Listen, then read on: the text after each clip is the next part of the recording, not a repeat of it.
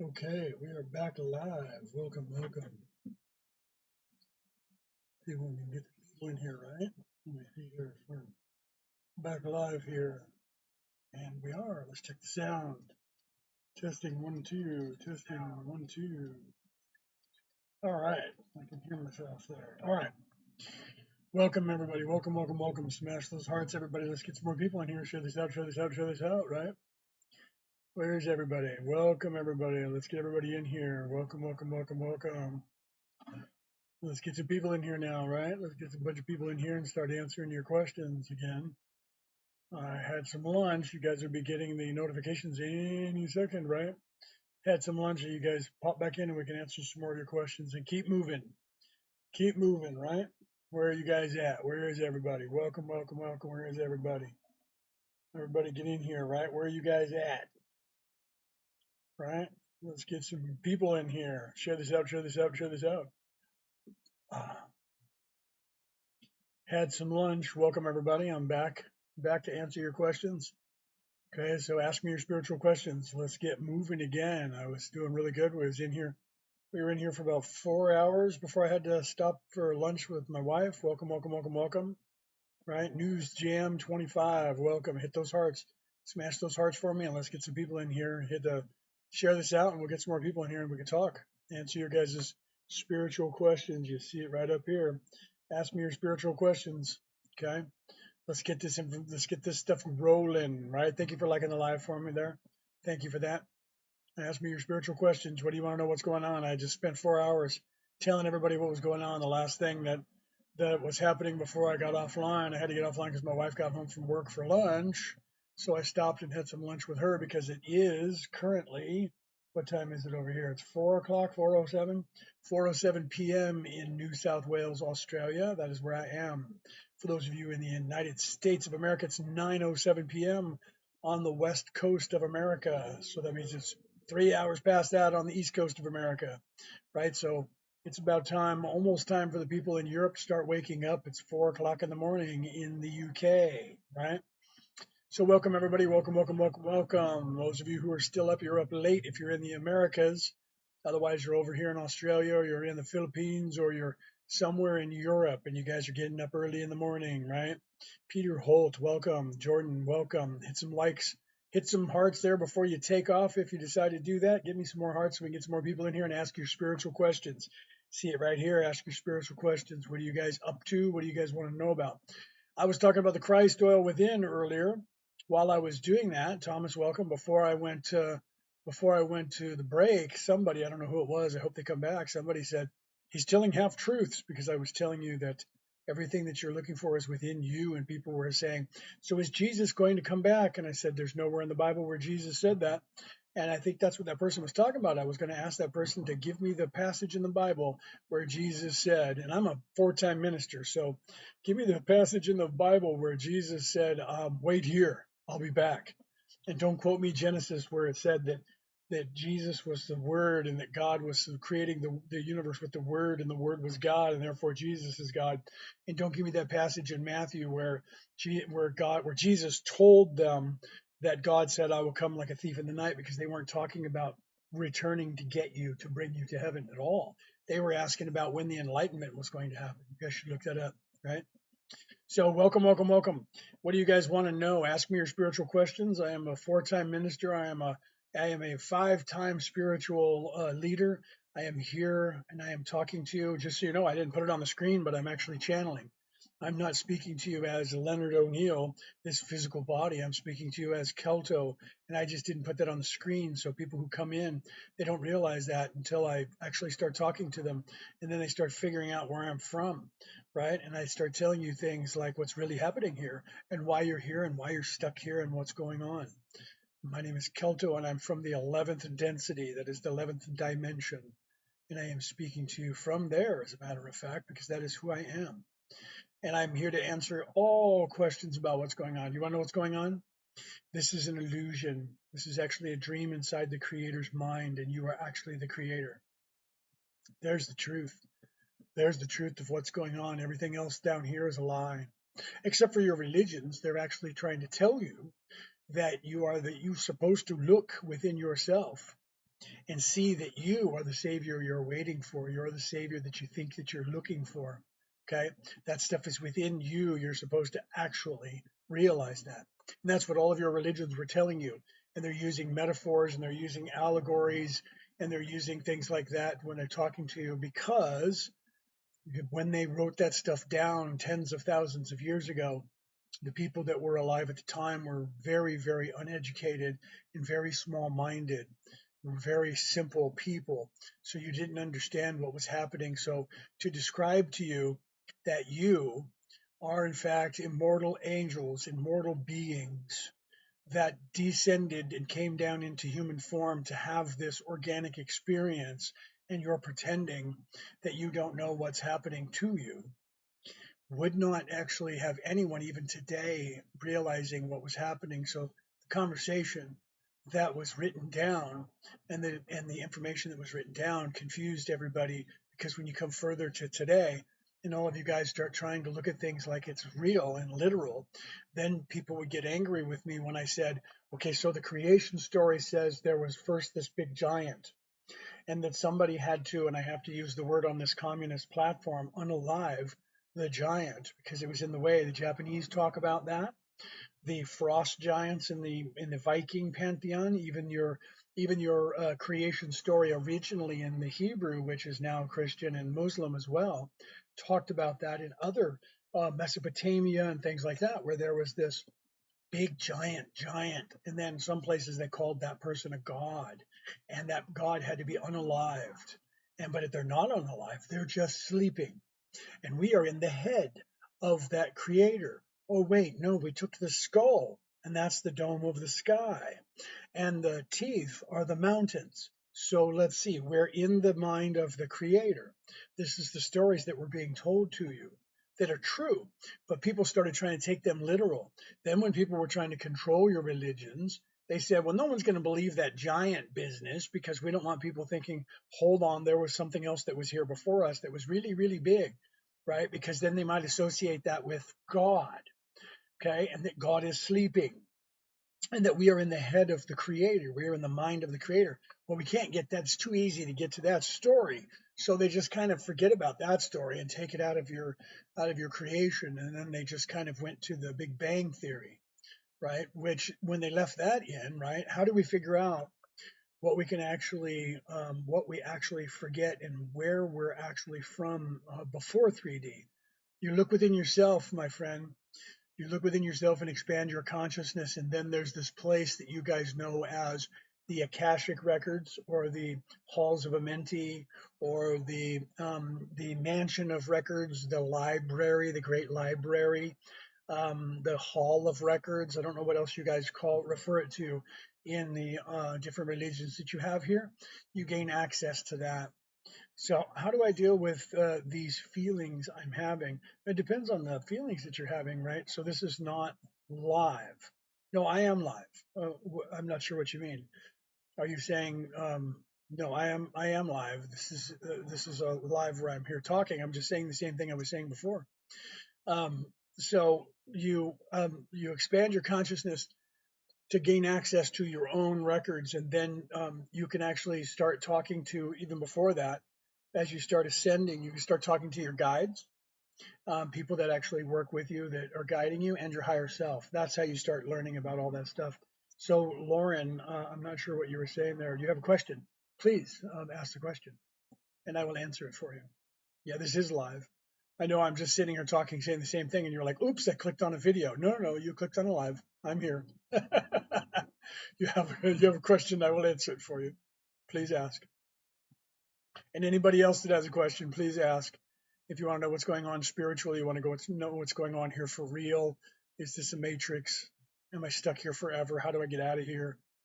How much of everything that's being told down here is the truth? How much is not?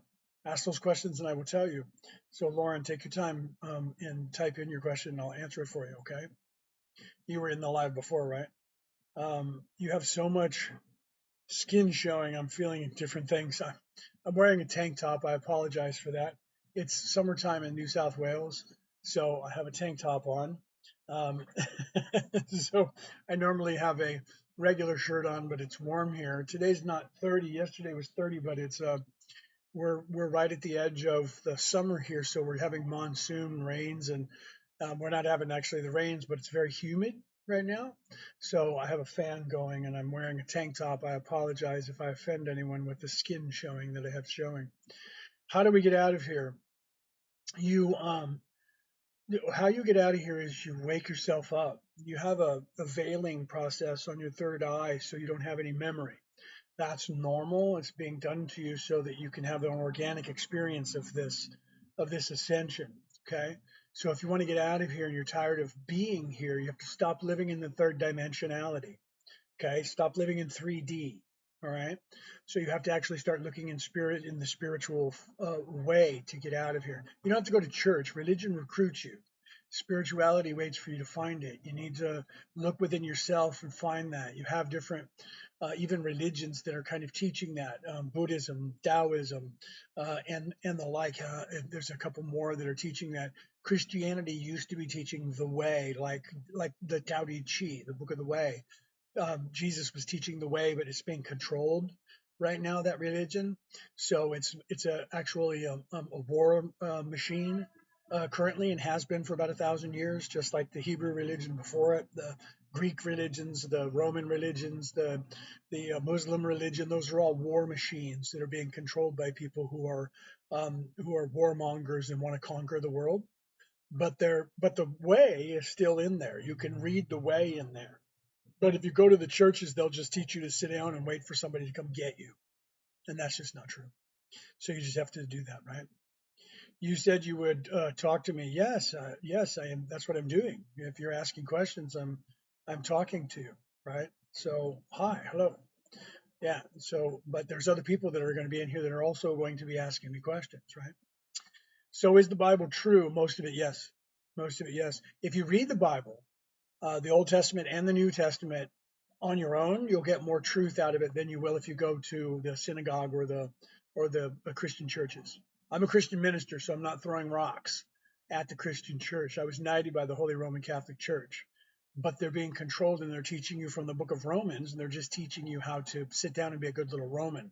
They're not teaching you the way, and Jesus was teaching you the way. Why aren't you answering my question? I did answer your question. What are you talking about?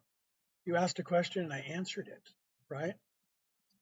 Should women? I didn't see that. I apologize. Should women do the same when we talk to men? I'm not sure what you're talking about there, right? You said that you would answer my questions and you just moved away from me. No, I'm answering other people's questions as well. You're not the only person that's here in this room, and it would be rude to think that I would only answer your questions. If you want to talk to me by yourself, you can book me by yourself, and I'll answer just your questions. I'm unfortunately I might miss a question or two, and I apologize for that. Don't get angry with me because I missed a question in here. Because if you get angry with me and start screaming, I won't answer any of your questions. There's other people that also want to know answers to their questions, right? Yeah, no, that's not tolerated. How old are you? Children act that way and start screaming because you were talking to me first. That doesn't mean I'm going to just answer your questions and ignore everyone else. Everybody gets to have a turn, okay? So, News said earlier you spoke about ringing in the ears, right? Could you discuss that again? Yes. The ringing in the ears, if you don't have tinnitus, if you don't have high blood pressure, because sometimes you can get that going on with high blood pressure as well. If it's ringing in one of your ears, usually that's your intuition, and you're actually getting intuition coming into your ears. You can usually, if you listen to it, if it's coming from the right side or the left side, know that there's a difference between positive and negative energies. So if somebody's saying bad things about you or talking smack about you, whatever you want to use that word, it usually comes from the ear on the left. And if it's somebody that's talking fondly of you, it's usually that you're on the right, somebody that you know. So if you hear a tone and it's like, moo or ooh over here, or sometimes a buzzing and sometimes a heat, right? And sometimes that's why they say, were your ears burning, right? Or were your ears ringing? Were your ears buzzing? It's because of that. What you do is when you hear that tone, then you go through who you think it might be that's talking about you. And you can't go real fast because you have to think, was that mom? Okay. If it still rings, it's not mom. Was it dad? No. Was it my brother? If I have three brothers, if it was, and you name people, when you get to the person who is talking about you or thinking about you, the tone will end, right? So you'll know who it was. You could always communicate with them at that point, message them, call them, something like that. You'll find that sometimes you do that. If you call somebody, they'll go, I was just going to call you. And you can go, yeah, I know, right? So it's a form of communication. If someone else is aware of that, you can actually start communicating with each other on purpose, and you could actually think thought form things like, call me, I need to talk to you. And they'll go, oh, someone was thinking about me and I better call them, because they'll get that. It's a form of telepathy, right? And you just have to realize that once you develop it, if someone else that you know also is aware of that, you can start hearing each other and trusting, especially if you trust them and there's somebody that's in your, husband, wife, brother, sister, aunt, uncle, mom, dad. We're more apt to trust each other a little bit faster.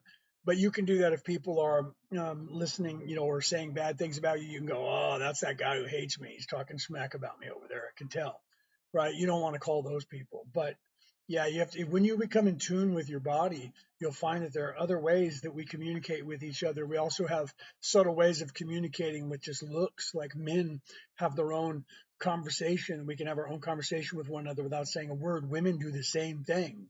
Women can have a conversation just by a glance of looking at each other. There's a language that each sexes kind of make up, because you're around each other a lot when you're small, and you're learning that. And then we humans have a conversation that we can have with people. Thank you very much, that we can have with one another. Thank you, Jenny, for that. And thank you, Flash, for that rose that you sent me. I didn't see that you sent me that. So we can communicate in different ways that we're unaware of. And then there's this telepathic link that we can have also out of body.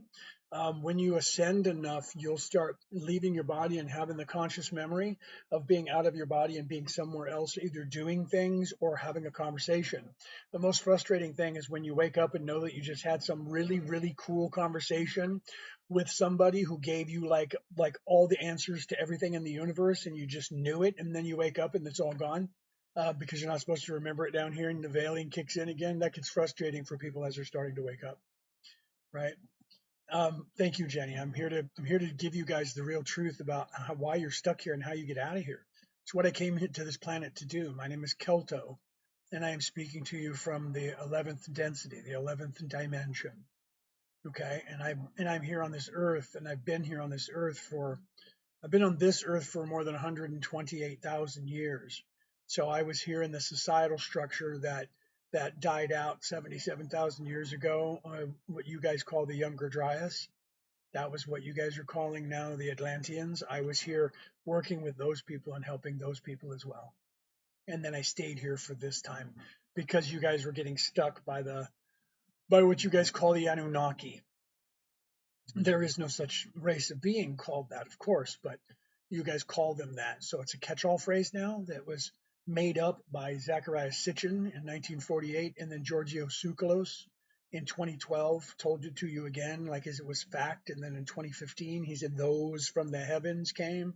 So it became a species, and some of your people working for Disney, the History Channel, and Prometheus are going around the world making themselves rich by telling you there's this alien race who created you called the Anunnaki, which is a storyline that didn't come from that scroll that they're talking about because it was translated wrong, but it does come from other scrolls that are out there that you guys hear of that are called the archons and stuff like that. So they took a couple of things and shoved them together and made their own story. And they're claiming you were created by aliens, and you weren't. You actually were created by the creator of the universe, and you volunteered to do this. You just don't remember doing that. And I'm here to tell you that. You just don't remember it. And the reason you don't remember it is because you're not supposed to. You're supposed to be having a organic experience. You're actually just in the mind of the creator, and the creator is dreaming all of this. But that might be too much for you to understand. Can we have outer body experiences? Absolutely. You do it all the time when you're dreaming. You just don't realize that when you're dreaming, you're out of your body.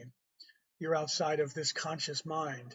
When you're daydreaming, when you're sitting here and you're imagining yourself somewhere else, you're actually there in a very real sense that you're unaware of. There is no difference between, I teach dream walking, by the way, and astral projection. There is no difference between this, what you think this reality is, a dream state when you're asleep, the daydream when you're awake, or an astral projection or an out of body experience. The only difference between all of those things is your perception of what you think is happening. That's it. That's the only thing. The only other thing that's slightly different is that in this place, in this illusion, in this part of your dream state, you're in time, right? You have a dilation of time because you're sped up. Your vibration is moving closer to the speed of light than anywhere else in your experience. So that what that does is it stretches what you call time, and it makes you think that there's a past and a now and a future, and it's just a perception because this place is moving really fast and you're outside of time, because you, the spirit, the immortal spirit that is outside of this body that you think is in this body, is in a place where there's no time. So when you put on these goggles of this avatar, then all of a sudden you think you have time. And so that slows things down and in a weird way, even though you're speeding up and you think that this place is real. This is how this place works. It's a matrix that was designed by the creator. It's just a dream. The creator's having all of these dreams, imagining what it would be like. How did it get here? It's trying to figure it out. Can we have, oh, that's the same question. Yes. So truly, let me take you to 8D, right? Let's go way up there. Let's go out of body, way up to the out of you're actually the creator of the universe. I'm the creator of the universe. This is all the creator of the universe, every bit of it.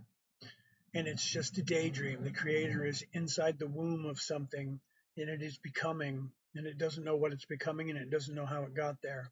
So it's imagining, trying to figure out what it was, what it is, and what it will be as it's evolving. And the universe is playing out exactly what's happening.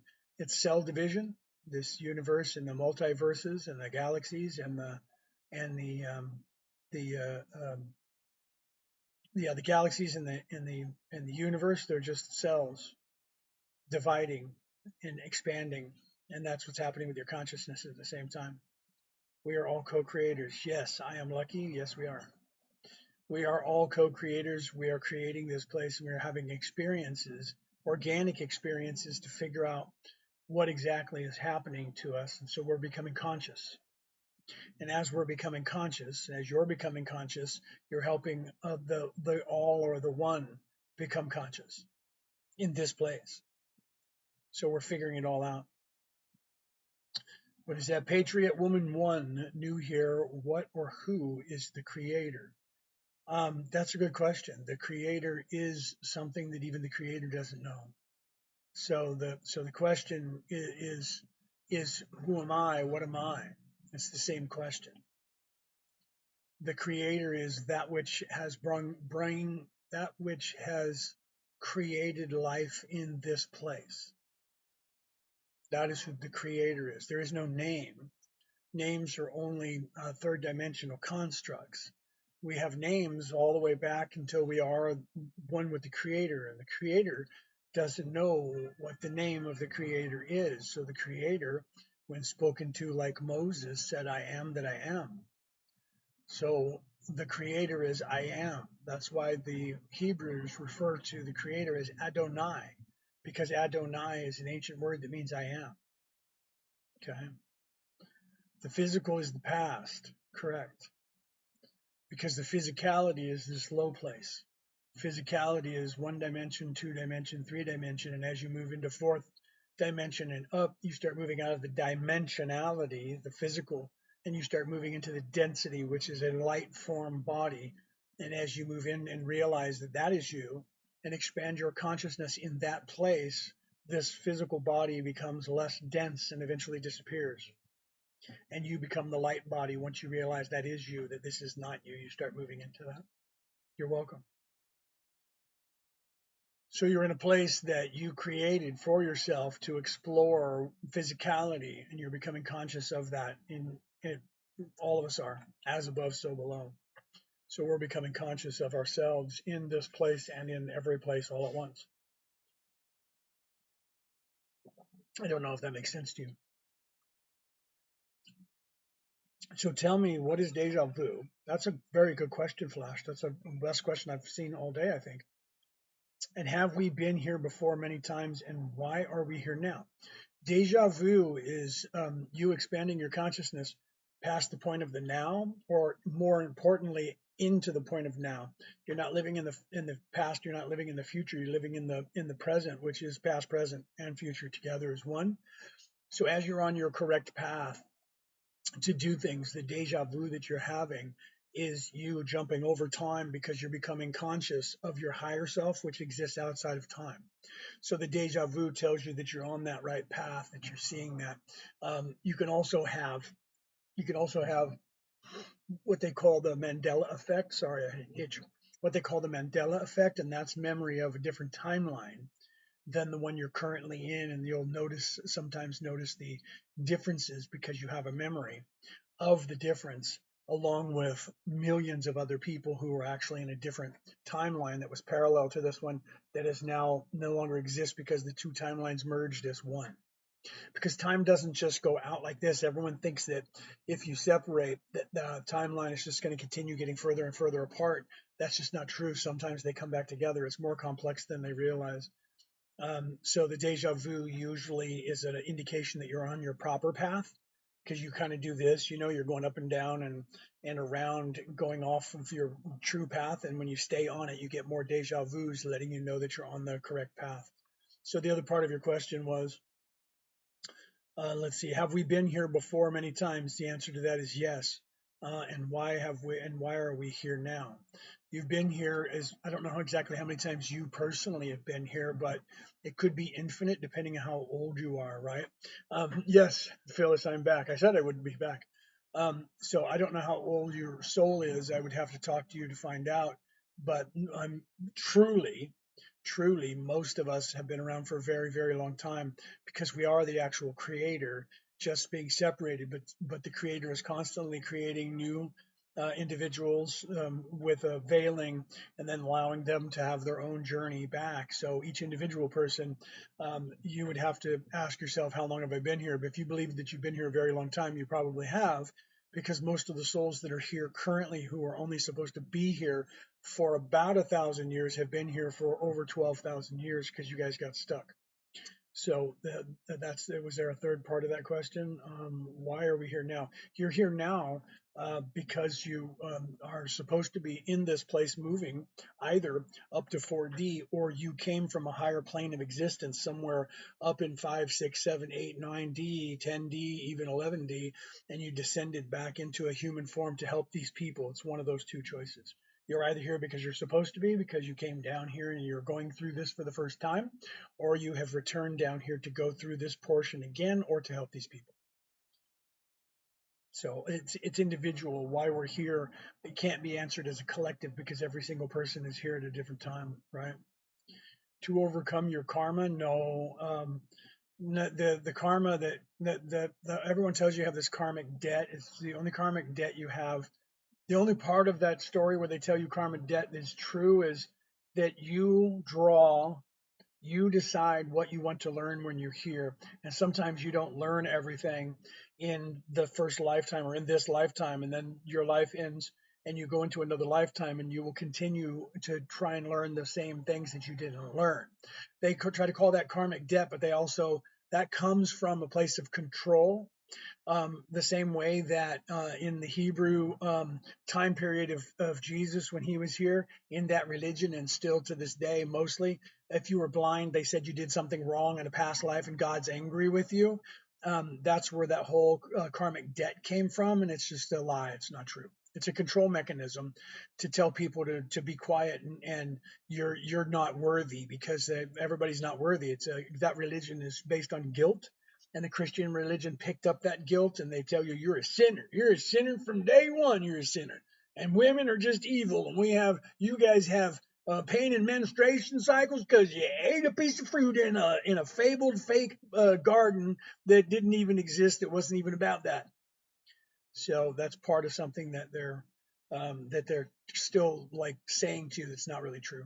You're here to experience things. And sometimes you don't learn because normally it takes between 7 and 10 lifetimes. So the first 1, 2, 3, 4, 5, 6 lifetimes, you may not learn like half of what you came here to learn, right? And so each lifetime you're going to be looking and going up against the same thing. That's not a debt that you owe. Debt is the third dimensional construct. Debt is caste system, and that's what that's your slave chain. Your slave chain is debt. They trap you here because they get you to believe that you owe them something all the time, your whole life.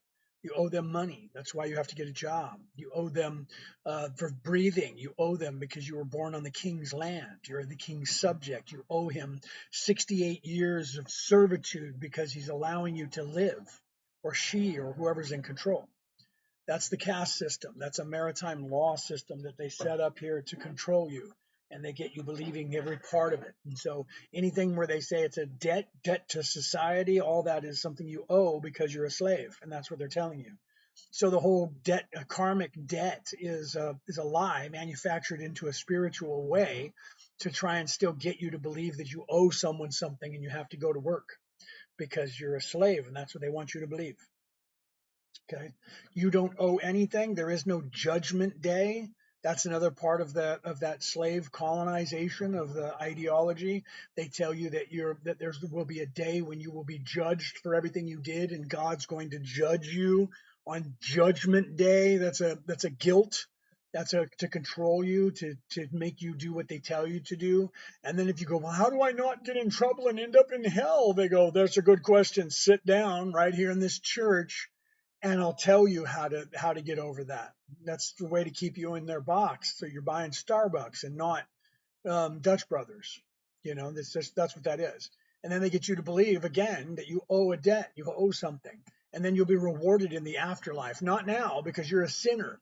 Later you'll be rewarded. So do what you're told, and then they make you slave. Go and dig my garden. Go and paint the thing, and they make you a slave in some way. You need to go in service to others. They even use that as a slave chain. You should be in service. So go out and knock on doors and recruit people and bring them back here. That way they can expand their church and they get you to do it for them. It's like when you go to the store and they have a self-checkout. You now work for free for the company that you're paying to give you food, and you're bagging your own material and you're running the register for them. So they don't have to pay somebody to stand there and do it for you. And they don't have to pay for their insurance. They don't have to worry about scheduling. They don't have to worry about sick days. They don't have to worry about anything because you're doing it all for free for them. You become their employee as their slave. You walk in the store, you go and pick everything up, you go and get the cart, you go over, you bag your own stuff, and then you pay it for them, and then just have someone watching you. That's a guard who's a slave master, and you work for them and you walk away. I don't want to go over there because it takes too long, so I'll go over here and wait just as long for people. No, the line's less. It's not, it's the same. You can watch. Unless somebody's writing a check or doing something crazy, it's the same. Unless they only have one cash register open. They have 8 registers open here for you to work on and one over there, and that one almost keeps up with you anyways. That's how they make you think it's faster, because they only have 1 or 2 registers over there and they have 8 over here for you to choose from. If they had 8 registers there and 8 registers here, there would be nobody in any line.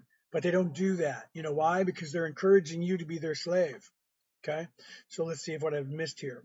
Okay, let's see, to experience, to overcome our karma experience. I see the numbers that you see, the 444, 111, 555. Whenever you see concentric numbers like that, that's your guides and your higher self trying to get your attention onto something. So you should look up those numbers, look up the angel numbers and see what they mean. But they're trying to get your attention to help you expand your consciousness.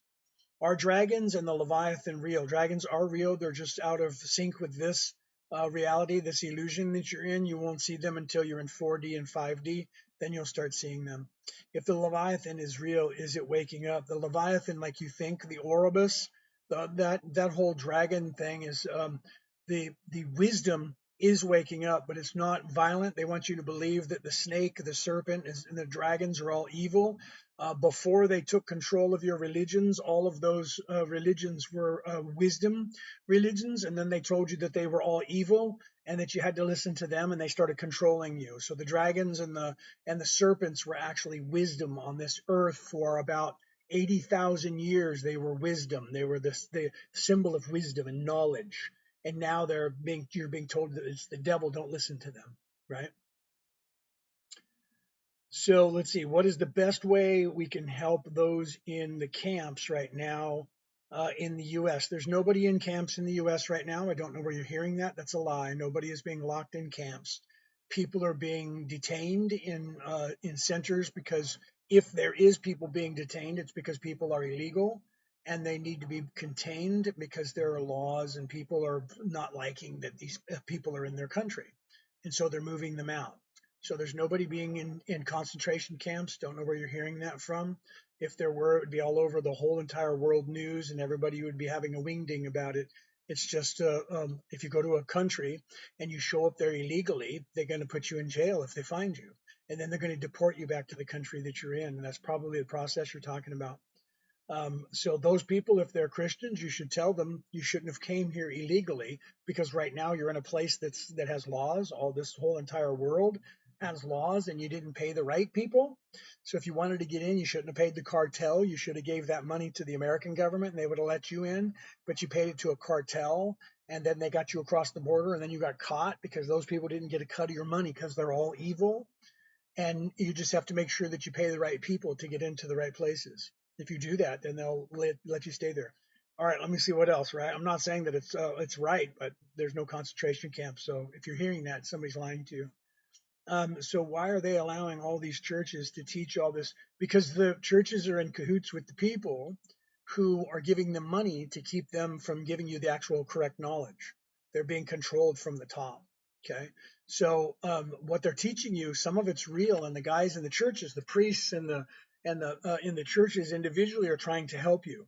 But if they say too much out loud, somebody will tell on them and they'll get in trouble. So when you talk to them one-on-one, you find out they're a little bit more awake than you think they are. Thank you for that. Blue 999, thank you for that. But at the top level of like the Vatican, right? They're taking a lot of money to keep you quiet because they're evil. When you get evil people look for power always. So if you have a structure like the churches, the first thing that's going to happen is somebody that's evil is going to try and take control of that. And the second they get in control of that, they don't want you going anywhere. So they're going to start treating it like it's a corporation and they're making money, and then they act as accordingly. And that's what the churches are doing. They're all now a Starbucks or a Walmart. They're not teaching you how to get out of here. They're teaching you how to sit down in their things. Repeat customers. It's kind of like your pharmaceutical companies in the United States.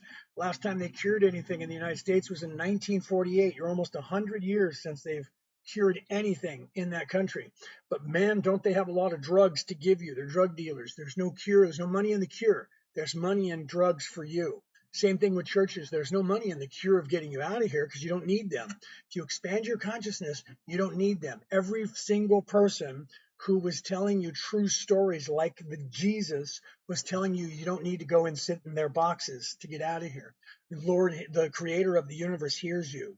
And it's within you. The way out of here is within you. They put him on a cross for it. Okay. Think about that. If you're a Christian, you were literally following someone who told you, don't listen to the people in the box. Look inside yourself and you can get out of here. And then they've nailed him to a cross. And then they changed the religion and said, sit down and wait. He's coming back for you. Okay. Springtime forward comes sooner than this year. Why are they hiding the sun from the chemicals in the sky? They're not hiding the sun. They're actually just putting chemicals in the sky because it lowers your vibration. Pass the donation plate, right? That's what they're doing. I think these days, aren't they saying that these days they got a thing you can swipe on the back of the seats and get and pay money, right? Is out of body the best solution? Um, out of physicality is the best solution. Into spirituality is the best solution. So you're not really out of body, but you're not. But I think if your concept is me becoming aware of myself here and then realizing that I am not this physical body, yes, that's the solution. Yes, that is what you're looking for, and that's what you're trying to do, right? Let's see. Nope. They said there's no Mandela. You have a direct line, and then the cross. Not quite sure what you're trying to say there. Nope. Jesus said there's no middleman. Correct. Jesus said there's no middleman. You have a direct line, and then they put him on the cross. Yeah, because that's the truth. you don't have to go to their church because God hears you. You don't need that middleman. You don't need to go to a church. I was actually in a church when a priest, who was my priest at the time, was actually, we were talking to people and showing them the church, and somebody said to him, Father, I'm so glad. This was a Roman Catholic church. I'm so glad you're here. And he said, the only reason I'm here is because you need me to be. And they were like, wait, what? And he's like, you don't need me. He was teaching true spirituality. Jesus told you that. You don't need to come here to get absolution. If you truly repent, the creator of the universe, God, will hear you. But some people need a human to tell them that they're okay. So I exist because you need me to. That's the only reason why I'm here. And that was a Roman Catholic priest telling them, right? So unveiled. Yeah. Well, his crucifixion was actually supposed to be showing you that dissension and then the resurrection, because he was showing you the becoming unalived in physicality and moving to spirituality by physically doing that was showing you you're supposed to be moving out of your physical body into the spiritual. So you're supposed to have a proverbial, not literal, unaliving, I can't say the word because it's a communist platform, unaliving of your physical body and moving into your spiritual. And that was an accentuation point or an exclamation point so that people would remember it. So when you see that symbol and you hear that story or you read that story of being tortured in the physical plane, you're being tortured in the physical plane. Right now, you are being tortured. You just don't have people hitting you, and sometimes we do have people hitting us with whips and nailing a thing to our head, but we are being tortured in this physical plane. So this physical plane, if you're living in it and you're staying in it, is becomes your hell. And that's when you are away from the creator and away from the creation and refusing that and just living in that, that becomes your hell. So for you, that is the dissension. You're supposed to realize that and then move away from that into the spiritual. And so that's a physical story to teach you that you're supposed to do the same thing. All the stories in all the Bibles are supposed to be allegories, not to be taken serious as a physical. But some of these things had to have someone come and physically do them for you so that it would make some sense to you. Because you're like, wow, that just happened, right? I have been in a relationship for 14 years and I want to marry, but he is selfish. What do I do? You have to make decisions on your own. You know what you need to do. You're just afraid and you're looking for somebody to tell you. Look within your heart and decide what you need to do. Doesn't matter if you've been in a relationship for 100 years. If that person is selfish and they're not going to change, you're going to have to make a decision at some point. You know the answer to that question. You don't need me to answer for you. Like the ego mind isn't kick our ass but enough. Yeah, right. Well, I mean, that's the whole thing. You have that going on in your own head. Then you have external, as within, so without. So you have it going on in your head. It's playing out in the physical. That's why Jesus and Marduk and Moses and Osiris and Thor all physically have a story of them physically going through what we're going through mentally.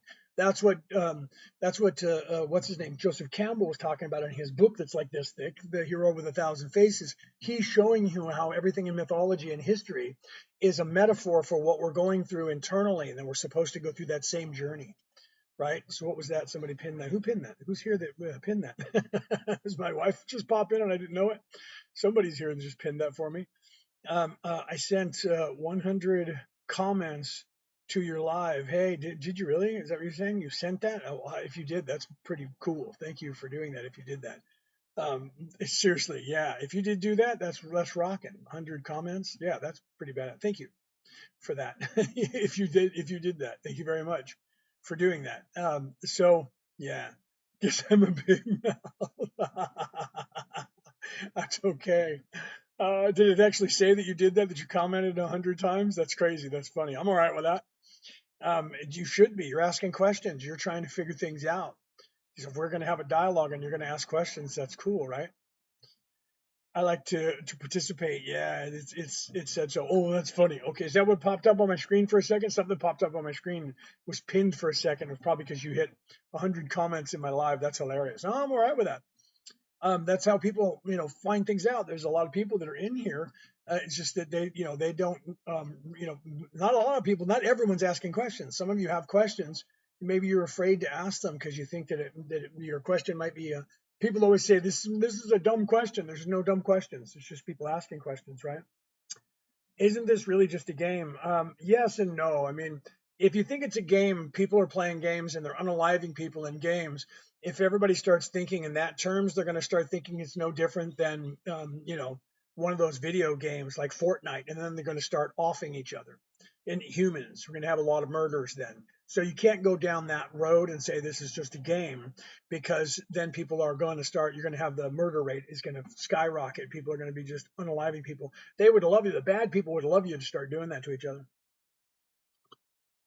I feel like I was here 40 years ago, right? I feel I was there like 40 years ago, and sitting scared out of me. What scared they scared the f out of you.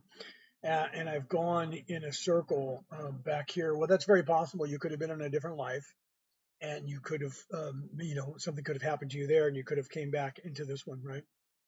What's the conversation about? We're talking about spirituality and how to get out of here, and the matrix, and how evil people are controlling everybody on the earth. And I am speaking to you from the 11th dimension because my name is Kelto. My name is Kelto. I am an 11th density being speaking through this physical form, and that is because it's my higher self.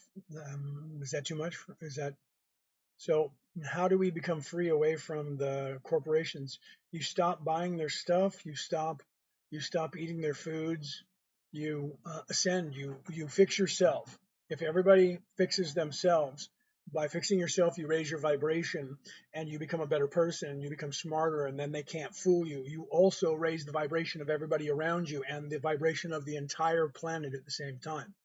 So by fixing yourself and uplifting yourself and being a better person and not being stuck, being angry and in fear and things like that they're trying to control us by, then that actually helps the all. And eventually, if everyone takes care of themselves and raises their vibration, then everybody wakes up all at once, and all of the bad people don't have any more control over everyone. And people say, we're going to put you in jail if you don't stop doing that. So stop doing it. And they'll stop doing it.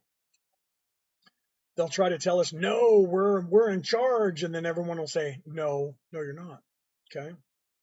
So what do you think about Dolores Cannon? I wish I would have met Dolores Cannon. Dolores Cannon was very awake, and you will hear her if you listen to her long enough. She says the same things that I'm telling you right now. Good. 20 star. Good. I'm on my spiritual journey now. Please ask questions. If you have any questions, then I'll answer whatever you want me to whatever you ask me, I'll answer you. Our body is our temple. Absolutely, our body is our temple, and our temple is what? Right? Answer that question. Who's Dolores Cannon? Dolores Cannon was a woman that was here on this earth. That she's passed now. She was as awake as I am. She probably could have been a Melchizedek, and she was giving you the same information that I'm giving you right now. And she was doing that for about 20 years before I was doing this. I'd have only seen her a few times on videos, but she's all over the internet. Look her up, Dolores Cannon. Like Alan Watts. Alan Watts was also another one. He's also gone. He's been talking like this. We talked about that on the other live a minute ago. All the people that came before me that were saying these things. Bashir now, who's alive now, Bashir, that guy that is channeling Bashir. Bashir's saying the same things that I'm saying to you. I know Bashir. I don't know Carl Anka. He and I have not met. Carl Anka has not met Leonard O'Neill, but Kelto knows Bashir, and Bashir is telling you the truth as well, just like Dolores Cannon was. You can look these people up, right? That's awesome, Kelto. We cannot afford to eat. Kelto, we are already destitute for standing up. Well, what you have to do is you have to play their game. If you're in the United States, there should be no reason why you're destitute, because they give everything away for free. Bashir is agenda driven by Anunnaki. There's no such thing as the Anunnaki. That word doesn't exist the way you think it is, and Bashir is not agenda driven by the Anunnaki. But I tell you the truth, that I have not heard anything come out of Bashir that is not accurate, right? Yeah, look her up. Look up Dolores Cannon. She's do that. You'll hear her say this stuff, and you'll go, oh man, she's saying the same thing. Are we here to create? That's part of why we're here. Yes, we're here to create, and we're here to experience. How do we get in touch with our angels, guardian angels? Are they around us all the time? Yes, they're around you all the time.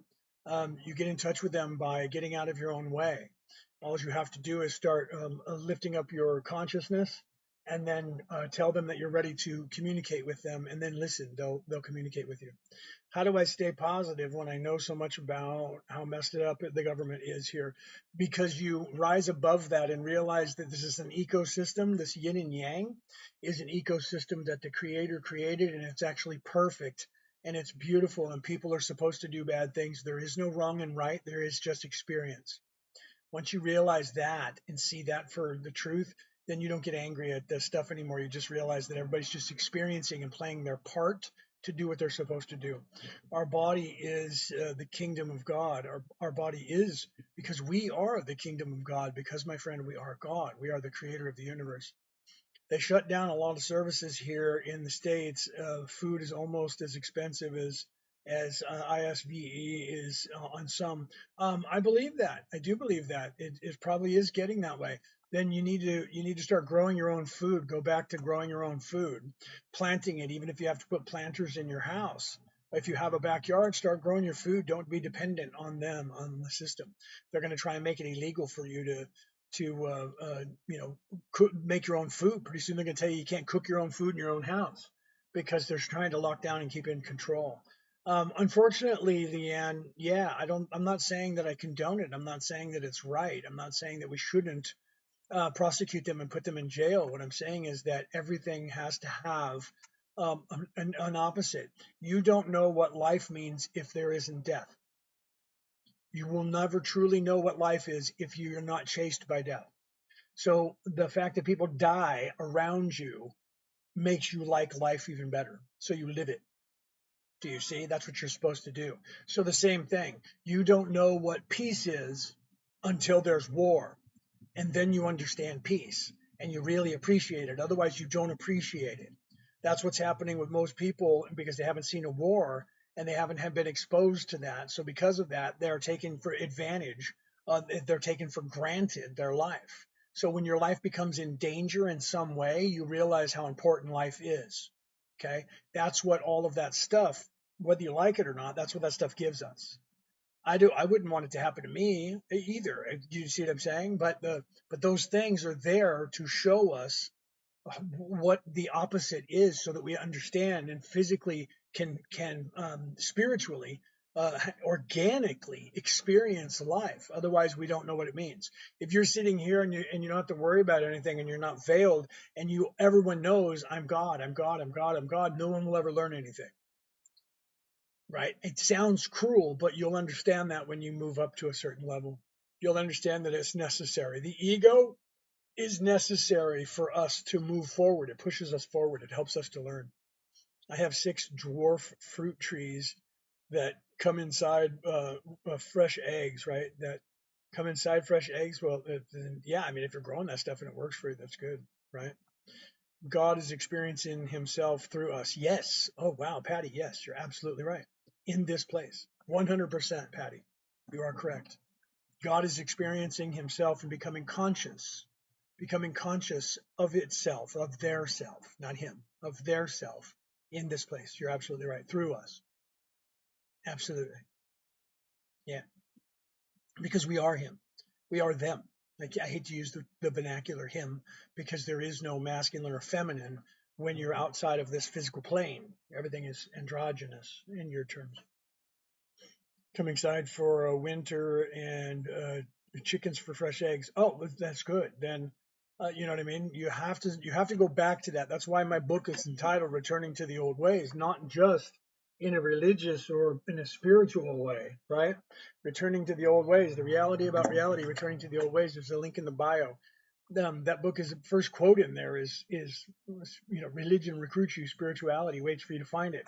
We have to get back to the old ways, not just spirituality, but geopolitical and the ways of taking care of ourselves. Because right now they're putting us all on in a slave chain of you can't grow anything, so you have to eat our food and you have to have our money and you have to pay for our houses that we own, and they're keeping you further and further in debt and further as a slave because they're losing control. and they can't, and they're trying to their death rolls. Okay, so let's see. What dimension am I from? Do you have access to tell me? No, it's hard to say because you're veiled here, so it's hard for me to tell. But in truth, all of us are from the Creator. So which part of you are you referring to? Because you have a higher self halfway through the sixth dimension that you're attached to right now.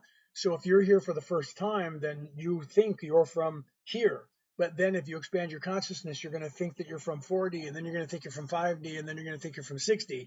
And when you get to that 6D light body halfway through, then you're going to have a realization that there's another higher form of you that's up higher than the 6D. Okay. And then eventually, when you keep moving back towards that and striving towards that higher form of energy, who you think you are, eventually you're going to realize you're looking at the Creator and realizing that you are the Creator. So worrying about where I am or where you are is just a third dimensional thing where you could, because it's okay because you're trying to look up from here, and that's what you're supposed to do. We are God in itself, and the Creator. We are one. Correct. That's my point. Do you see what she was saying there? Let's see. I like digging in the dirt, so that's good. That's always good, right? Let me see if I'm missing anything here. So, are there other beings here? Yes. Taking care of Earth and the animals and ourselves. Yes, good. Right. Let me get back over here. So, yes, there are other beings on this Earth that are not human. We have dolphins and whales. There's two that are just as intelligent. They're actually more intelligent than you. Not to mention the third dimensionals, who you would like to say are aliens. Like the Greys and the Nordics and the Draco, the Draconian, the lizard people. The Bible said, "He who finds his name, our Lord Jesus Christ, will be saved." It was actually will be saved, not will be safe. Um, well, that stuck out. Um, Yet that's part of. They like to tell you that in churches. I mean, that's part of it. The Bible said, "He who finds his name." Um, that's when if you hear that, that's literally telling you that you will find your true name, not his name. He who finds his name, not talking about Jesus, talking about each individual. You have to realize there's a lot more going on in the Bible than people want to let you believe there are. Because they told you Jesus said, wait here. And the reason they say that is because when they asked Jesus, when will the kingdom come? When will the enlightenment come? Jesus said, I tell you truly, that the Lord says, I shall come like a thief in the night. They use that phrase and tell you that that means Jesus is coming back. Has nothing to do with that. It was they were talking about their illumination, losing their veil and being waken up. When will that come? And he says, I tell you truly that the Lord says he will come as a thief in the night, meaning you will not know when that is going to happen. Okay, not I will come back for you. That's what they lied to you about.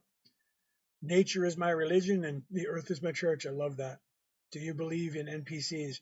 No, people keep asking me that. NPCs are a video game construction, meaning non-player character. There's no such thing as a non-player character in this human thing because you're not in a video game. Okay, this is happening, but not the way you think it is. It's not a video game. They're not non-player characters. And the more that everybody keeps telling you that, the evil people want you to believe that because they want you to start unaliving each other. And then using the defense, they're a non-player character. There's no soul in there. It's not true. But they want you to start doing that. And then they'll start pointing you at people. And they'll start telling you that everybody who's not like you is a non-player character. So they want you to start unaliving people like me who are awake. And they'll tell you that people who talk like me are in fact robots and AI. So we need to be unalived because they need you guys to do their work for them because there's too many of us talking like this to you and trying to teach you.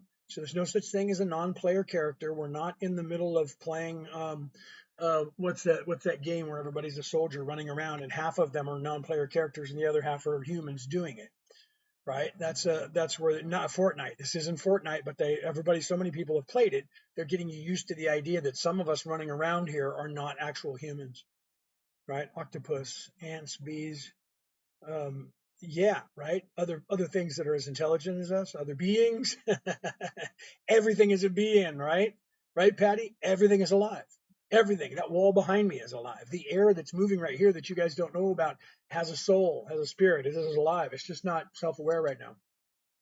Everything is life. Dolphins, they're smarter than humans. So are whales. They have a bigger brain. By the standard of humans, the size of your brain determines your intelligence. So if anybody has a bigger brain than humans, they're by their own standards more intelligent. Dolphins and whales have a bigger brain. His name is Yahweh. Yeah, that's one of those things. You can call him whatever you want. People translate it different ways, right? That's who we should be praying to or worshiping. You should not be worshiping anyone. Worship is a control mechanism by evil people. They tell you that you are ordered to, demanded to worship the Lord. It's not true. You have free will. So anybody that says worship to you, they're either indoctrinated or they're trying to indoctrinate you. Okay. Call of Duty, that's another one, right? Yeah, that's another one. They want you to believe that that's what's going on, right? So let's see. So we met these other beings. Yeah, they're all around you all the time. You just your governments don't want you to see them. There's Nordics living inside the planet. There's Greys. There's like 7 different species, 5 at least here right now. There's the Draco. They just won't let you see them. They tell you there's nobody but us humans because they are trying to control you. If you expand your consciousness to the idea that there's more people on this earth, more races than we have human, that's going to expand your consciousness to there's something going on out there. So as soon as you do that, you're going to look at your governments and go, you're not in charge. You're nobody. You're ruling down here. They can't have you do that. So they won't let you know that stuff. Energy in its creation of creator, right? Let's see he who finds his name. I looked it up. Should be prayed to him. Actually name. I don't think that's what that says like that. Are you typing that exactly the way it says in the Bible? He who finds his name, I took as we should be praying to him. Okay. So yeah, see that's most of the stuff that's in your religions, the stuff that's left in them. Thank you very much for that, Patty. Thank you for most of the stuff that's in your Bibles is being controlled so that you continue worshiping in third dimension. They tell you things like obey authorities. God wouldn't tell you that.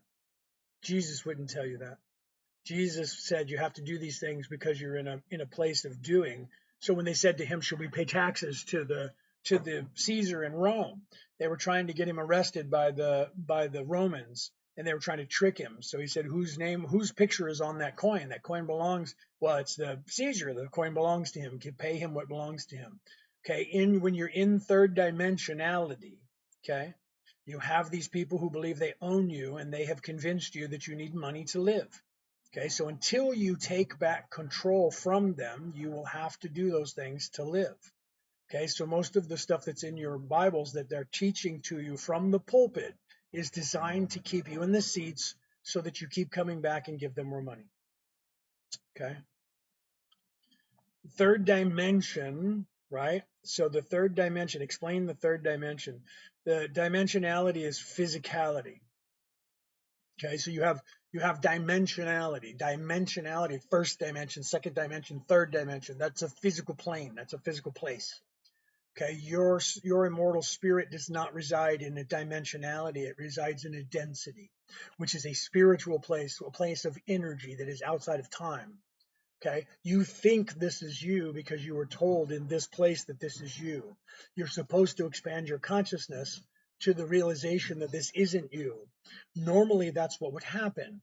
But because bad guys know that knowledge, they're distracting you with everything. Look over here, look over there, look over here. We have 10,000 channels for you to watch, all this music for you to watch, sports, porn, whatever you want. We have it here. You want men, women, children? We got that for you too, for a price. So now you have to go into the thing. Hold on. Now I have to put the puzzle piece in because I'm saying things that they want me to prove that I am in fact a human. And I've never figured out why it is that you can put the puzzle piece exactly in place and it'll tell you that it doesn't fit, and then you have to do it again, right?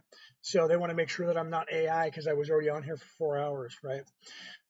So the dimensionality is where you start, right? Eddie, how you doing?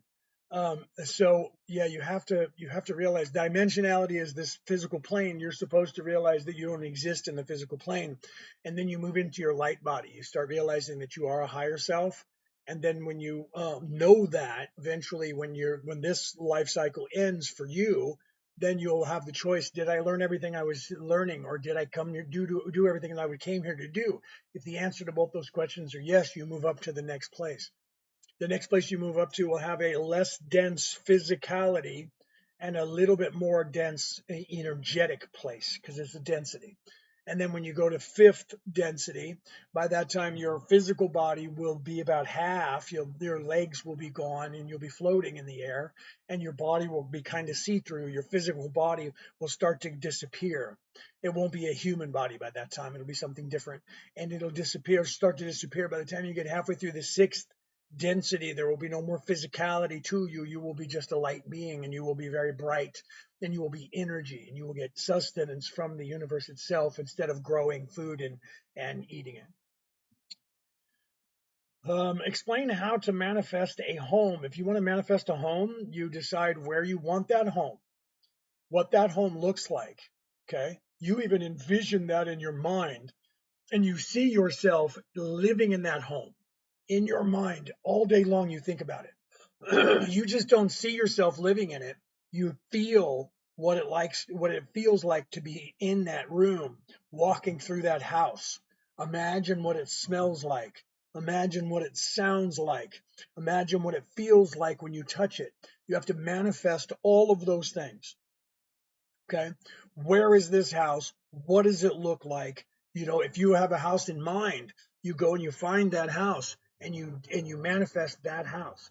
Other people are going to try and manifest that same house, right? You're going to apply for a house, and the person who has the quickest money to give to them are the ones that are going to get in there that also have the good credit. So if you don't have all of those things and you want to have a mansion that would cost $7 million, it's going to take you longer to get that. So you manifest that. If you really want to get it, I'll give you my life coaching skills right here. If you really want to get it, I would sit down with you and I would say, when is it realistic for you to be able to get that house and manifest it? Do you have enough money or equity in something that you can trade for it now? No. Okay. So is it realistic that you're going to have that house tomorrow? No. Is it realistic you're going to have that house in a month? No. Is it realistic you're going to have that house in a year? Maybe, if you borrow the right amount of money. What about 5 years from now? Okay. And then I'm going to tell you how to manifest it. And then I'm going to show you what you need to do in the physical to make that manifestation happen. And you can say, well, I didn't want to do that. I want to do nothing and sit on my butt and just make it appear around me. Okay. That's going to take a lot longer. You can do that, but the chances of that happening are pretty slim. You know why? Because everyone else in this place is trying to manifest things too. And eventually they get tired of waiting for it to just happen on its own, and they actually start getting up and doing things to make it happen. You can make anything happen that you want to make happen. You just have to go, what do I need to get into that house that I want? And then you go and do those things. That's my life coaching. It's the same thing if you want to get out of this physical place. You have to say, what things do I want to do to get out of here? What do I need to do? You have to identify where you want to go, when you want to get there, and how you want to get there. And then you have to go on that course, and you have to not be lazy, and you have to stay on that course and do the things that you set down for yourself and manifest them.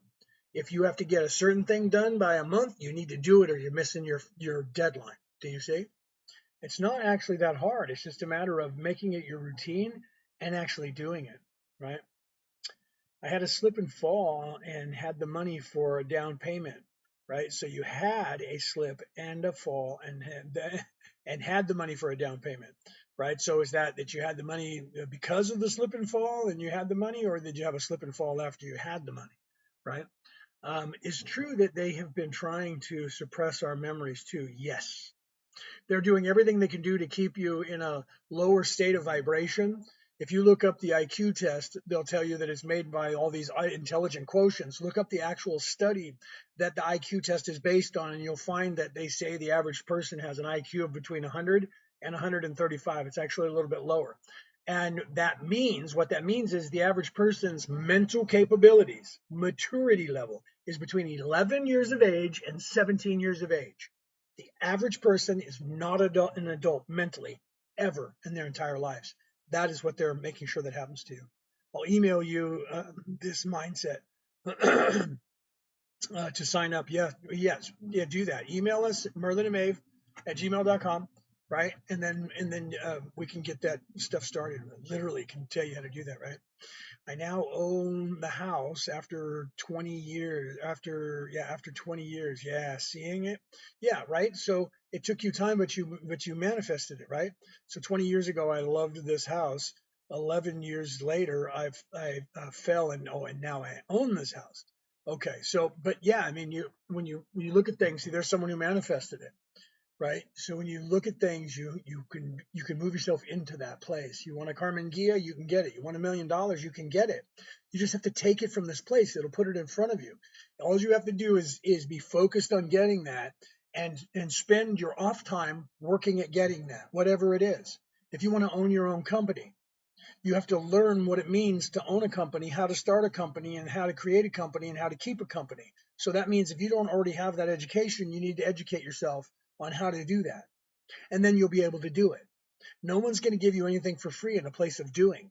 You can't sit here and wait for Jesus to come back because he's not coming back. You have to get up and meet him halfway. That's why in the basilica there is a paint where one the human has got their hand reaching up and God has got the hand reaching back down and they're about to touch their fingers because you're supposed to reach up halfway. God is reaching down to you, waiting for you to leave the physical plane and come up there. And that doesn't mean unaliving your life. That means realizing that you're already there. When people say, when am I going to wake up? My wife came home, Brooke came home for lunch, and she was starting to type that in the chat, but I had to get off of the chat. And she says, every time somebody says, when am I going to wake up? The second, these are her answers, and this is what I taught her, and this is what she tells you, teaches everybody.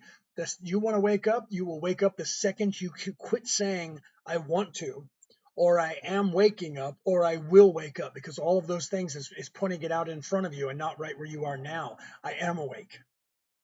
I am abundance. I am money. I am in that house. That house is my house.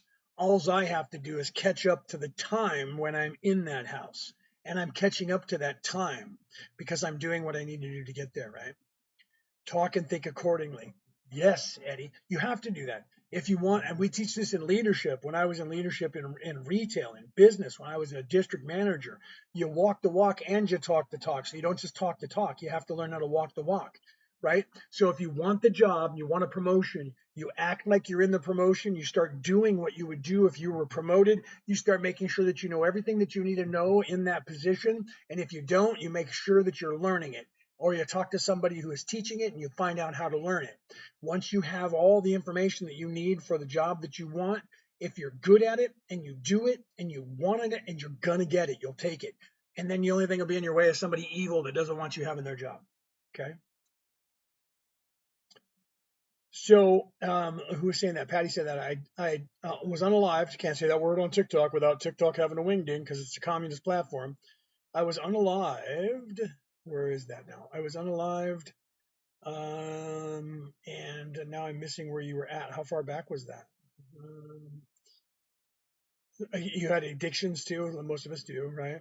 Then I talked accordingly. Oh, I was unalived, met God through the silver cord. Well, then the silver cord probably brought you back to the place of your body, right? When they said it's not time for you to be here yet, right? Because you can manifest what you don't want as well by behavior. Yeah, right. So yeah, and that's literally the silver cord. See, I always tell people when they go, well, what if I'm astral projecting and I get lost? Don't worry about it. You have a silver cord attached to you. You have a cord that's made of silver. You'll see it when you get out there. It's attached to your soul, to your spirit, and attached to your body. And if you're out too long, it'll pull you back. If you get lost, it'll pull you back. Sometimes you're out and you don't realize you're out. You're out when you're dreaming. You're out running around, or you're asleep, and then all of a sudden you get something happens. You get yanked back in your body really fast, and you come in hard, and you wake up and you feel like you're in the air, and you slam into your body, and you're like, "Whoa, what was that?" And you sit up, and that's because you were either gone too long or something startled you, and you got yanked back into your body, and you come back while you wake up. You start waking up as you're coming in full speed. I hate when that happens. Oh, crap. I hate when that happens. Right? So, yeah, it does it a huge white sleeve, right? Yeah, that's just, I hate when that happens, guys. It does happen.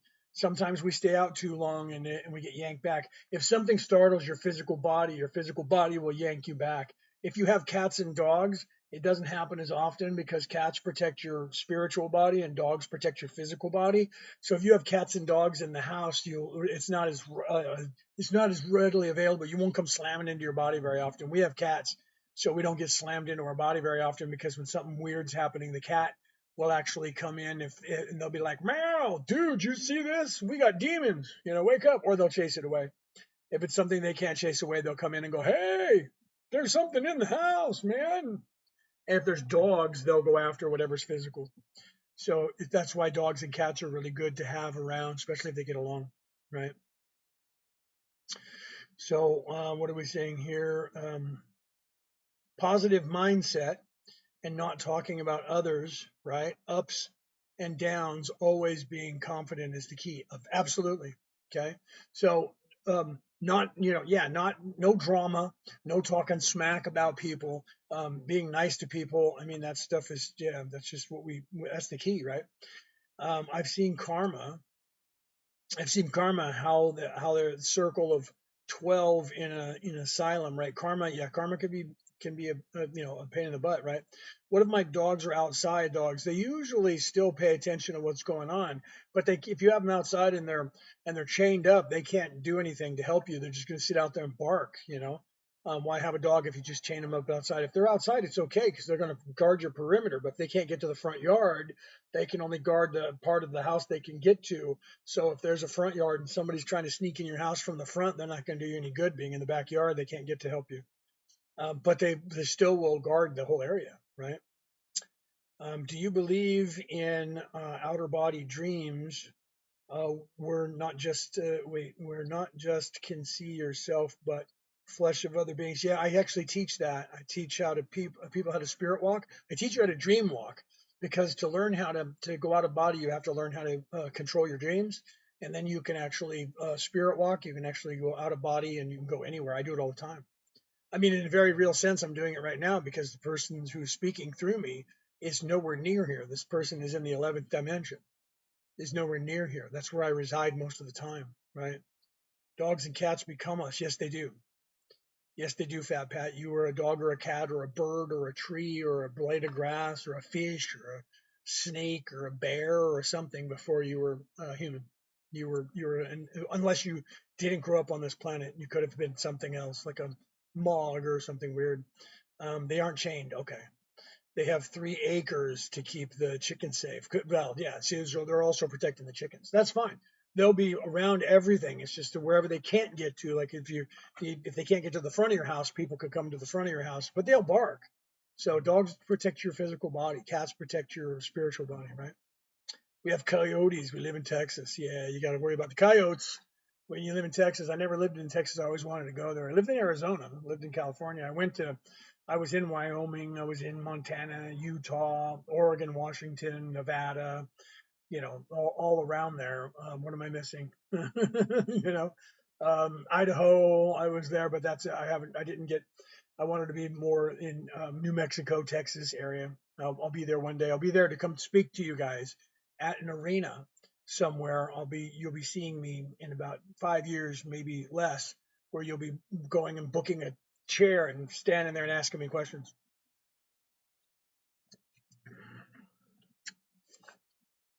What's this? Cats are the best. I love cats. I have a cat. I don't know if he's in here right now. He might still. I think I let him outside. Nope, he's on the couch. There's a cat over here called Luciano. He's right here. We're waiting for his playmate. She was just born. Her name's Orion, and she's a black cat. You guys will see her soon because we'll take pictures and put them up when we find her. My blue heeler sleeps in my window. That's always good, right? Yeah, that's actually always good. Sleeps in the front porch. That's always good. Hey man, I have coyotes on the east side of Denver. Do you? Yeah, you got to worry about coyotes. Utah is a spiritual place. I mean Utah's got some crazy stuff. You guys got the Blind Frog Ranch up there. You got the Skinwalker Ranch. You got the Utes, right? The Paiutes. You guys got a lot of spirituality in that state. So, in fact, there's people were saying that the Aztecs originated right at Salt Lake in that area. That was the place that they called the City of Gold, the El Dorado. May have been there, right? You guys were, if you look at it, then the stuff that they claim never happened at the Grand Canyon, where there was all kinds of stuff that is supposedly not really there, that never really took place in the area where they don't let anybody fly or hike, because there's nothing there. And if there's nothing there, there's no reason to keep people from seeing it. Might have been a lot of stuff, right? I have bones from the area around Skinwalker Ranch. Yeah, I used to watch that show, right? A lot. I watched that show for the first, what are they, like on season 9 or something now? I watched it all the way up until this last year, until 2025. Yeah. And then what's his name that was on there all of a sudden became famous and was running around as a plant by the U.S. government for the Ancient Aliens people. Disney pulled him over to run around with Ancient Aliens, right? Because his name was listed on but they got stuff going on there. There's stuff underground there that no one's going to be able to tell you about, right? They're not going to ever tell you anything. They're going to be like the Money Pit, right? The Curse of Oak Island. There's a lot of information that they're getting out of there, but they're never going to find anything because it's not there anymore. But they're going to uncover a lot. They'll do the same thing there. Blind Frog Ranch will too if they don't keep if the old man's health is going to cause issues in Blind Frog Ranch. We'll see how that series, if it continues.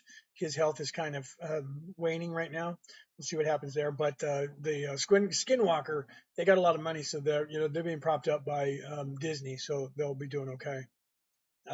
And so both of them kind of are. So we'll see what happens there. Same thing with the guys at up there at in Nova Scotia looking for the treasure of the Templar Knights. It's not there, but they're learning that, right? And so they're making a lot of money too.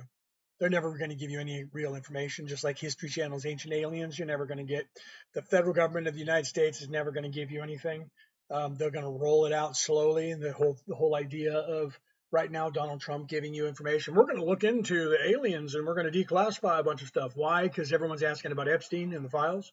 So now they're going to throw a bone at you.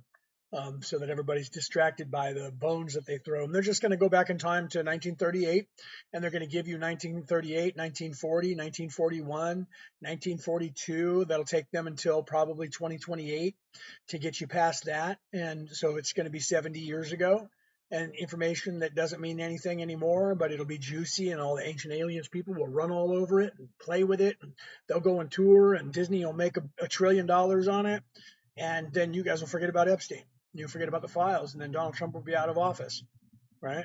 And then you won't have to worry about it. He won't have to worry about it. And then even if you say he was on the island, he won't care anymore because he'll be in his 90s. Right? That's the truth of what's going on there. That's just the right wing of the bird, and the left wing of the bird was in control before. It's all of the two wings of the same bird, people. You need to realize that. Instead of the bigger question, where are the children? Yeah, chances are if you go to my Facebook page and you look at my videos and you go back far enough, you'll see that back in 2015, 2016, 2017, I was part of the outing of the information from that Pizzagate thing. And all the stuff that you guys are just starting to realize, like the pictures of the prince with that woman standing at the Epstein thing. There was pictures of the Clintons with her at the same time taken that I saw back in 2015, 2016, and so did everybody else. So there's still a couple of those videos left on my platform that, for whatever reason, were never deleted. That were put together in Prague and a couple of other places out of the reach of the cabal at the time, Sweden, Norway, and the videos are still kind of out there for you to watch, telling about all of that when Obama was the president and when the Clintons were talking to them. We had some of their emails that we had showed you guys, and most of that stuff didn't make the light of day. When the prince got caught and with pictures of that girl made it to the light of day, I went, yeah, I looked at that photo in 2016, and the next photo in that slide was the Clintons with that same girl. Like literally, she stayed in place and they changed partners and took a picture. Okay. But that photo never made it to the light of day. But the one with the prince did, and the queen, before she passed, got rid of him and kicked him out of the clan. And I'm not talking about the king's sons, not those princes. It was the king's brother. that got booted out, right, for doing what he did, and she sued him over it. So that information was out there for the world to see in 2016, and it took 10 years before it even made it, and half of it didn't get out to the world. But there's videos out there still. You can find them about that and about what they do to answer the question of what do they do with the children and what they do with them. That is the last part of what you said, Star, is they were passed on. They do that with the children.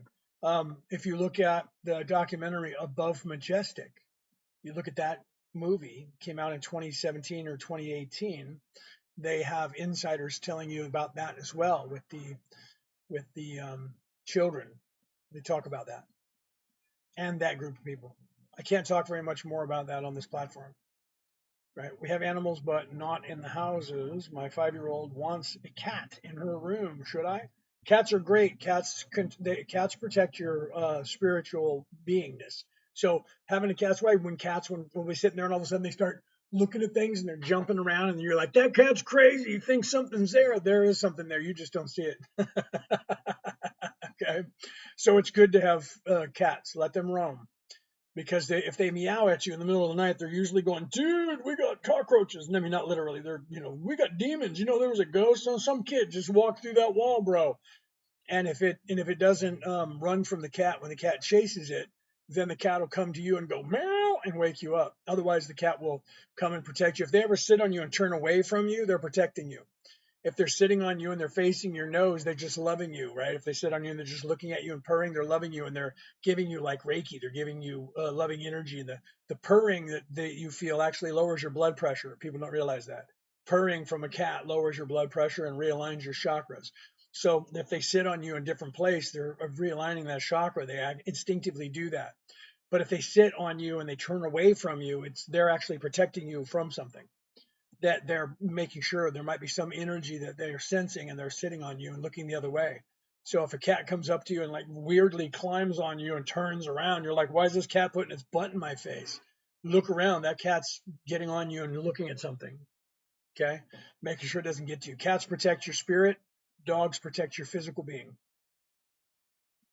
She's asking more and more about, and she's a smart 5-year-old. If she wants a cat, maybe she senses that she needs something to help her with energies to protect her. It's not going to hurt to have a cat. You just got to train them to go to the bathroom, right? Civil rights, Epstein, disclosure, distraction, distraction, distraction. Yes, that's exactly it, my friend. Distraction, distraction, distraction, Jeremy. Yes. I use 1, 2, 3, 4 all the time, as well as 1111. That's always good looking at those numbers and looking those numbers up. Yep, nope. Lived in a haunted farm house. Farm kitty and dogs. Hackles went up all the time, right? Yeah, that's why, right? Hey, you guys, but see, we right here, if you look, Defense Against the Dark Arts, right there. Okay, 2-day Zoom call. That everybody should be taught that from the time they're born, but people don't do that. We teach that. Okay, there's a course right here, a 2-day Zoom course. It's 88 Australian dollars. If you're on American dollars, that's only about 65 American dollars. 2-day Zoom course, and we literally show you everything that's happening to you on this world, including propaganda, Jedi mind tricks, all of that, energy vampires, disembodied spirits, people, with black magic, all that stuff. We teach you how to cleanse your entire beingness, cleanse and protect yourself and reflect negative energy from your house, your children, your animals, your vehicles, everything. You learn this, you take this course, and the only way you'll need a different course is if you're going to do exorcism, then you'll need Defense Against the Dark Arts too. Right? Otherwise, Defense Against the Dark Arts, that's our most popular class right there. 2-day Zoom classes. We schedule at least 3. We've been scheduling almost 6 the last 2 months of those classes. And Reiki is another one. I'm doing Reiki like all 1 week, and then I'm literally doing. We had Reiki in the morning and Reiki at night. I was teaching 2 Reiki 1 classes and then 2 Reiki 1 classes again. So going 2 days with 4 classes. And then right after that, doing Defense Against the Dark Arts back to back, same thing. 1 in the morning, 1 at night, 1 in the morning, 1 at night. Because this right here, everyone needs to know. all you have to do is email us right here at merlinandmaeve@gmail.com. We'll send you an invoice. Tell us who you are. Also, give us your name if you are interested, your handle on TikTok, and say, I want to get into that, or I want to become a Reiki also, or we want to know what, because this is up there, all the stuff that we teach. Okay. All the things that we teach is on this ad right here is on our website or on our sites everywhere. You'll see this with a picture of this so you can read it. It tells you all the courses that we have. If you're interested in any of those courses or you want to know all of them, go to the Facebook page or this page on TikTok or the one on Instagram or the one on YouTube. That thing's up there. Even on all of my pages, this thing's up there for you to read, or email us and say, I need the information, the price points, and then we'll email the entire stuff back to you.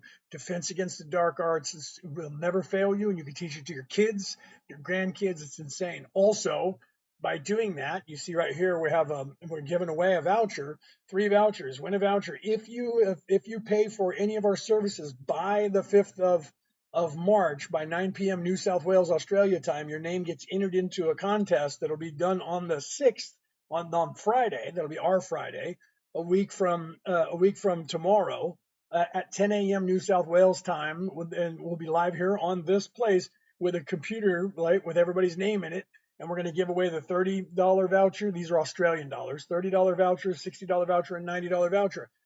Also, if you ever book us for anything for the rest of existence, for the rest of your life, you get 5% off of everything. So if you're on the American dollar, you get way big discounts compared to everybody. If you're on the pound sterling, you get a better one because that money's worth more, and the euro. So we're on Australian dollars over here. So that course, Defense Against the Dark Arts, is 88 Australian dollars. That's 63.65 US.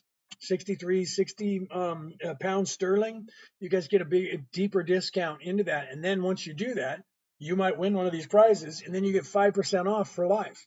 We put you in a file, and you get 5% off. Anything you do after that is 5% discount. Whatever the early bird price is, 5% discount.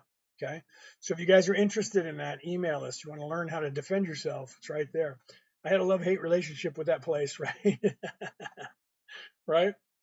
Nice to be a part of the awakening. How is everybody? Gilly Waken, Gilly's Rising. Welcome, welcome, Gilly.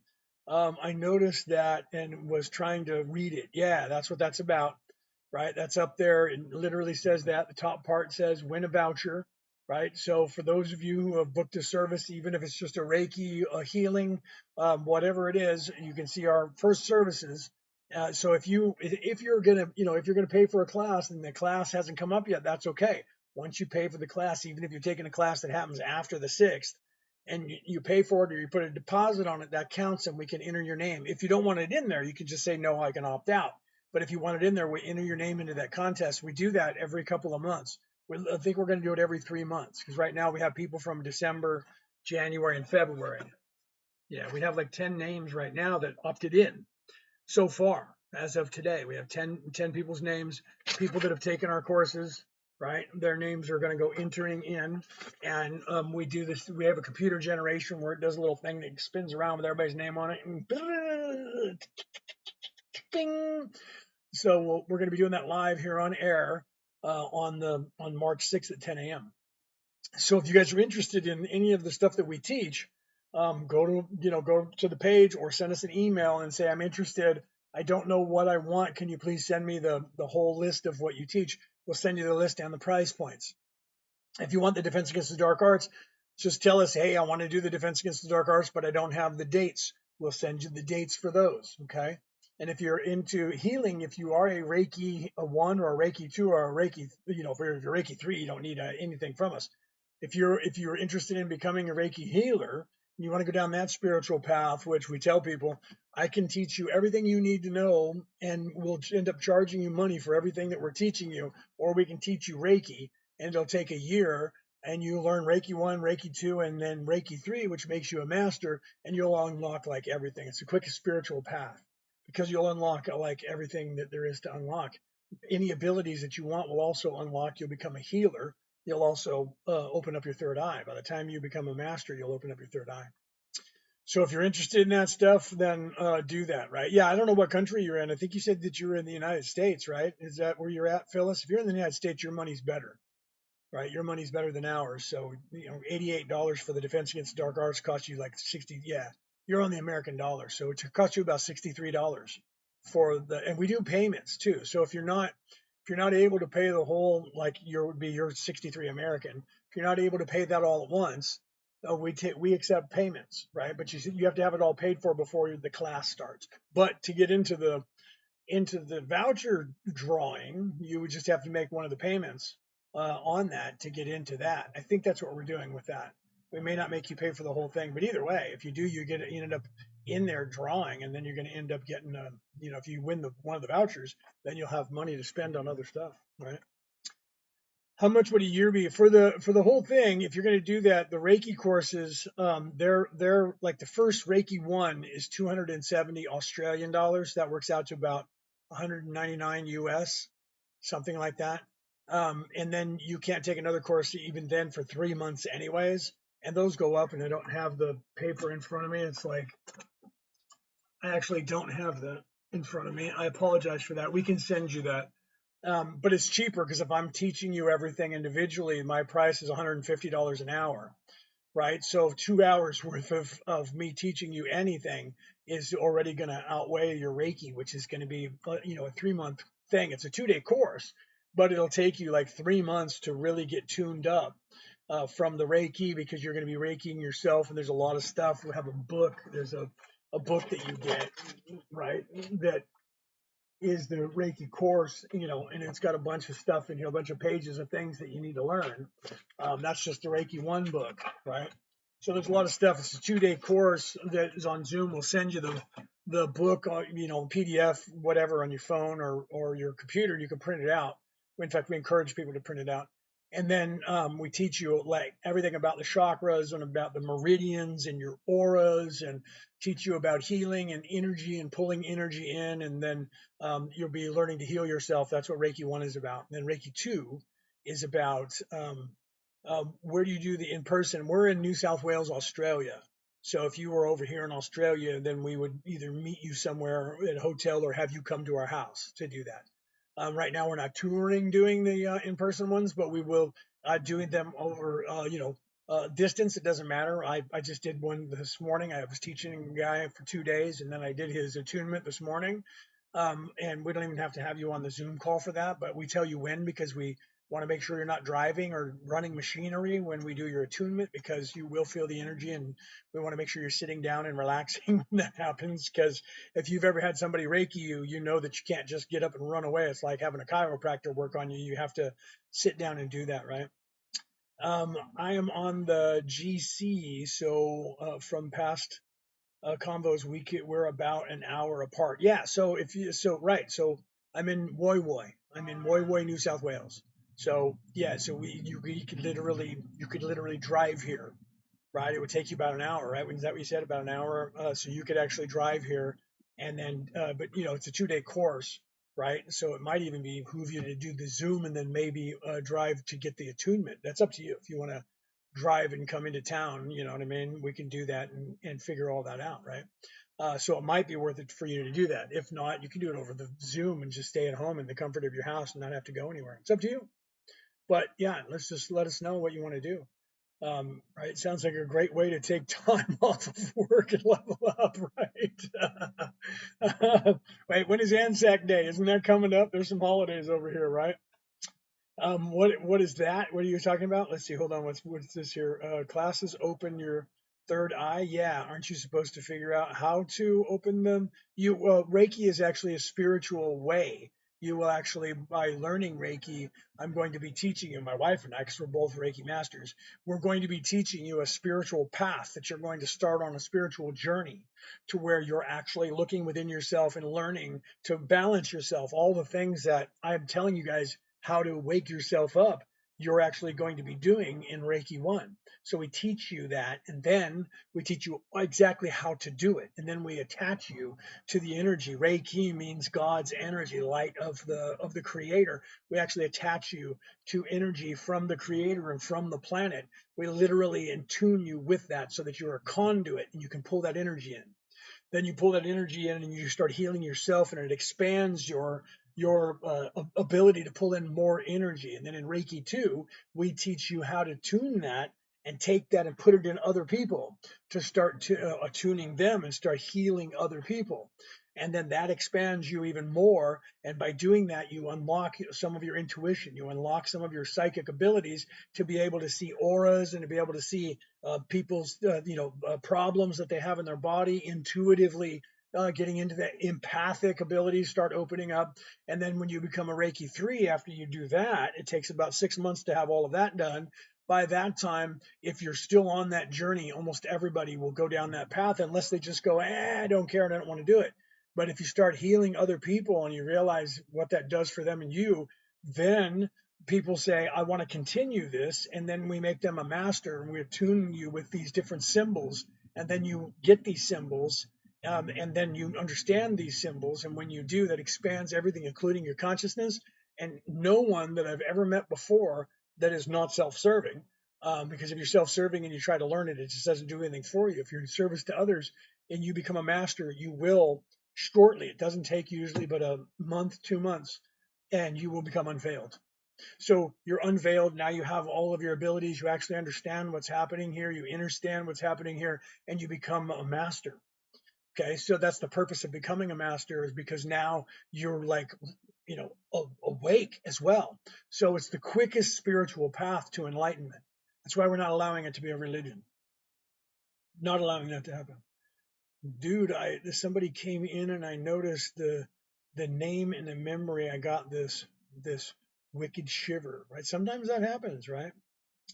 So, yeah, classes to open your third eye. Actually, yes, I can teach you how to open your third eye. It just takes a little bit of time. If you eat right, if you sleep right, if you stop putting crap in your body, especially if you're in America, and you stop stop drinking water with fluoride and using fluoride in your toothpaste that you don't need because that closes your third eye. Your third eye is going to open anyways. I just wanted the circle and feel complete, right? Same thing. I can teach you that. It depends on what you want to learn. Some people don't want to be a healer and they just want to like wake up and they need a spiritual guide to help them. I do that too. So does my wife. We're spirit guides, spiritual life coaches, life coaches. We're both mediums, we're both Reiki masters, right? Yeah, and if you're already a healer, then Reiki's perfect for you, unless you don't think you need to advance and do what you're doing. Some people are like, yeah, I don't care about Reiki. Okay, you know what I mean?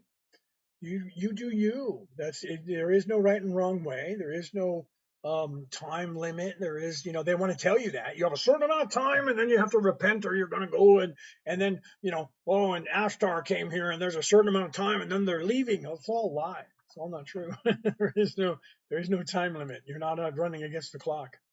I asked because I've been hearing about some dodgy practices here on. Yeah, well, there's people. 14% of the population is evil. So 14% of the population is trying to get over on you at all times on every platform, and they're trying to lie to you and take you for your money. You should never believe that every one of us is telling you the truth. You should always vet everybody, including myself. On my podcast, if you listen to it, the one thing that you'll hear me consistently say, besides good morning, good afternoon, good evening, and tomorrow, is don't believe a word I've said to you. Go and look it up for yourself, right?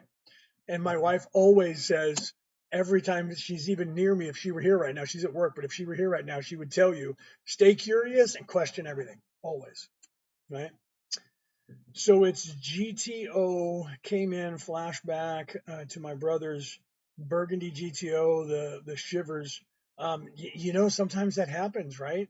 And GTOs, love GTOs. My uncle had a GTO when I was a kid. My father's my father's younger brother had a GTO. I fell in love with them. I love GTOs. I want one even today, and I'm in Australia and I want one. Those things are fat. I love those things.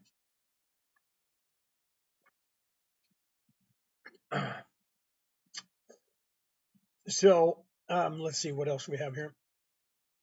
Intuition, discernment, and gifts of higher self, right? Oh, I missed what you were saying there. No, talk about the Burgundy, right? You can get them here. I bet you can, right? I bet you. I saw when I got here that you guys have Harleys here, and you have Indian warriors. You have Indians here. I don't mean like natives. There's a motorcycle in America that is older than the Harley, and it's called an Indian. They stopped making them for a minute, and then they started it again. Thank the gods, right? They compete with Harley Davidson. They're a beautiful motorcycle. And I came over here and realized, well, I looked it up. I was like, I can get an Indian and a Harley in this country. So I see people driving around with Fords all the time, Toyotas, everything, right? But then there's cars over here that I've never heard of. And I'm like, why didn't we have that in America? We drive a car. I don't even know what it's called. It's a nice car. It's little, tiny, but it's a good car. I don't know what it is. Is anyone getting big energy pulses today? Today's been weird. Today's been weird, and I'm staying in my higher self. And Brooke said, you're like Kelto today. And I said, yes. She goes, no, I mean you're Kelto today. And I said, yeah. She's doing the same thing because it's been weird for a couple of days. There's been some weird energy yesterday and today. And today she's up. She usually tries to stay somewhere in between, and today she's just Satori. So she's doing the same thing. So there's something weird. We just had a timeline shift that I don't know if it's settled properly. We discovered that. We discovered on Sunday, I discovered that music seemed a little different. And I thought maybe Spotify just upgraded a few things, right? So I didn't think anything of it because we were on our way to work a booth at a fair here in Gosford.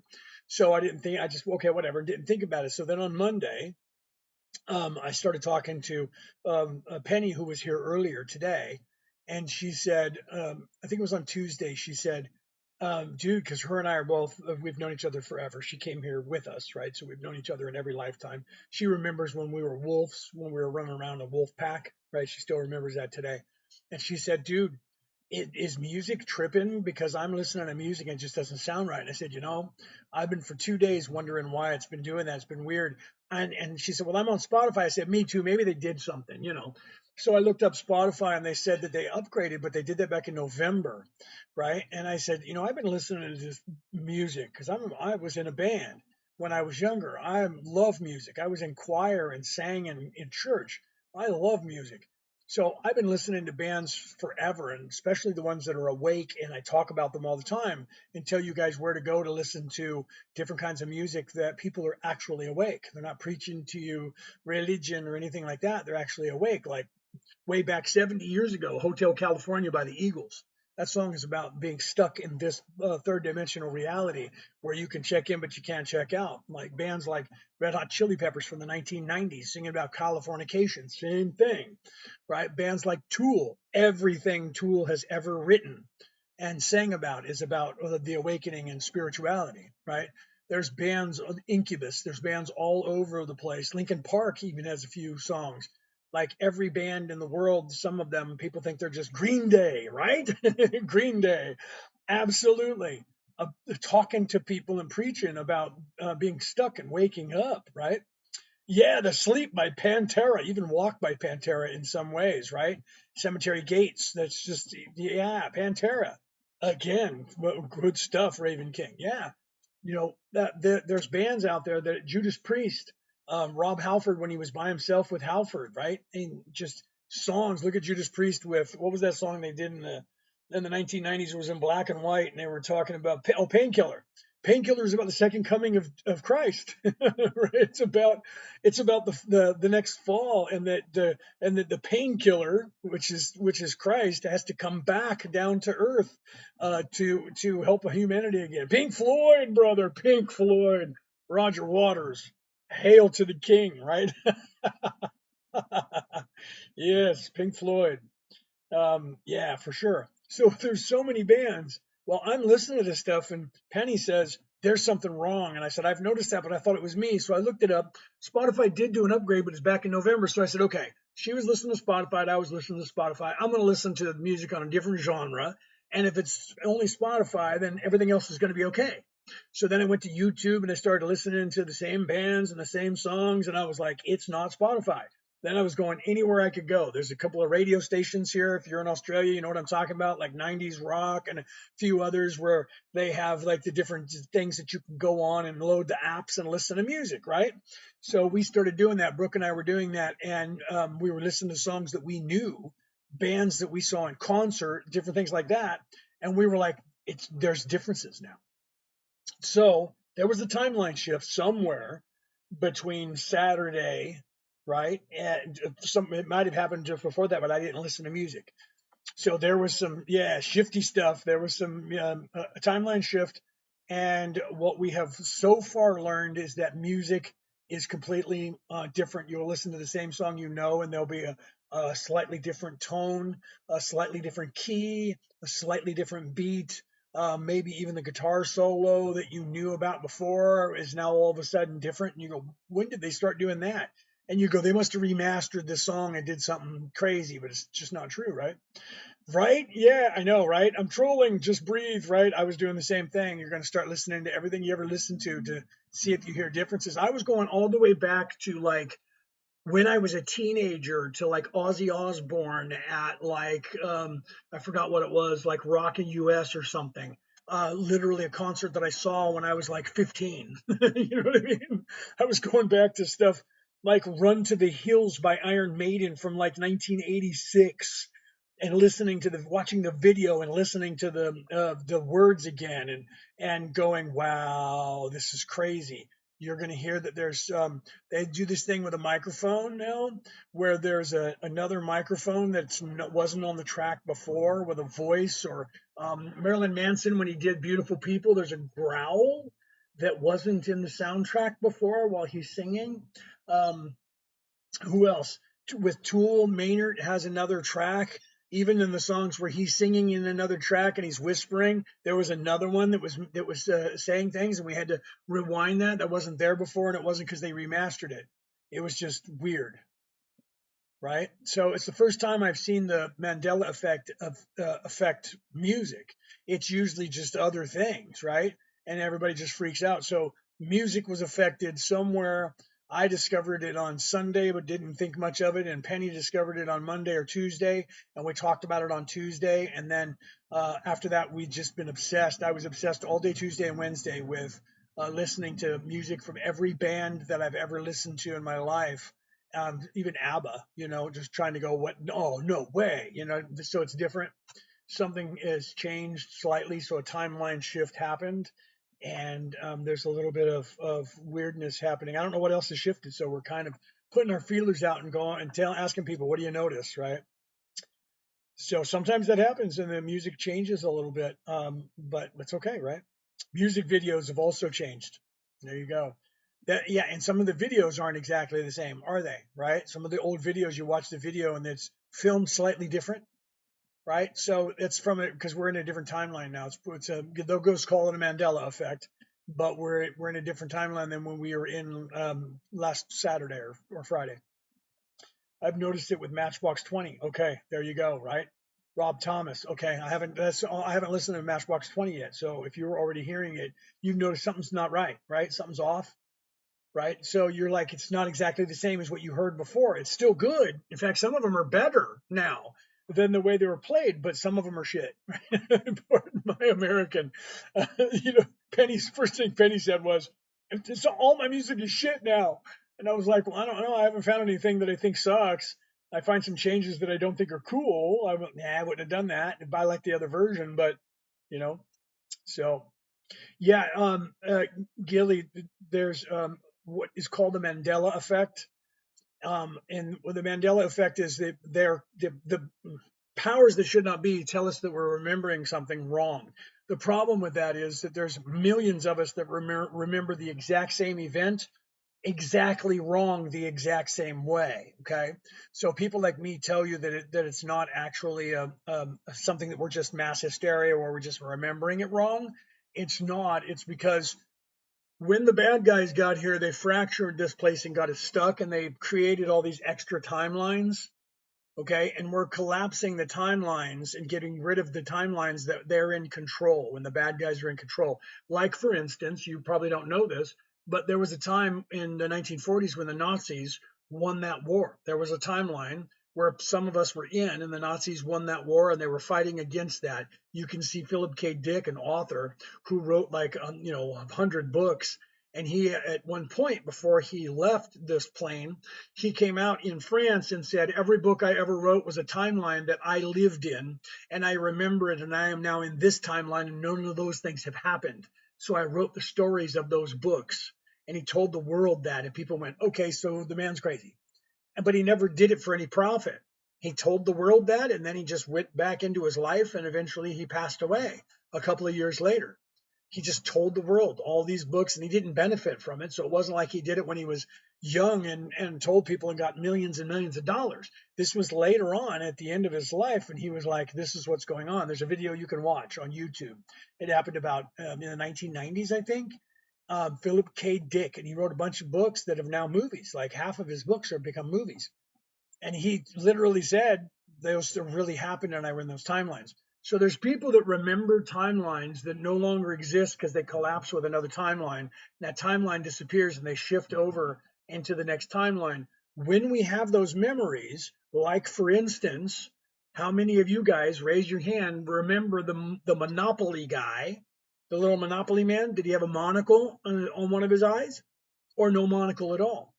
That's what they call a Mandela effect, because Nelson Mandela, if you remember him at all, there are three different distinct memories that people have. Not, oh, I remember when he was purple and I remember when he was 12. Just, did Nelson Mandela go to prison and die in prison? Did Nelson Mandela go to prison, die in prison, and his wife became the president of South Africa? Or did Nelson Mandela go to prison, get out of prison, become the president of South Africa, eventually die, and his wife became the president of South Africa? You have one or two or all of those memories, or maybe none because you don't know any of that. Monocle, right? Yeah. So some of us remember that. So who and what are the bad guys? The powers that should not be are the bad guys. There's two kinds of souls, two kinds of spirits on this planet. Those that are in service to others, which is 86% of the population, and those who are in service to self, and that's 14% of the population. They are evil. Of that 14%, 1% believes they own all of this. They believe they own you. They believe they own me. They believe they own every country. They believe they own every corporation. They believe they own everything. Those are the people that I'm talking about. They don't want you to know about that stuff, right? So so the Golden remembers that he died in prison. Archons, and there is no archons in the archons. That word archon, you think it means something? It means archangel, and the word Ajiji that is attached to that same pantheon in that same scroll means angel. And the word Anuna that you think is the word Anunnaki, that you think is a third dimensional piece of people who came here in a spaceship.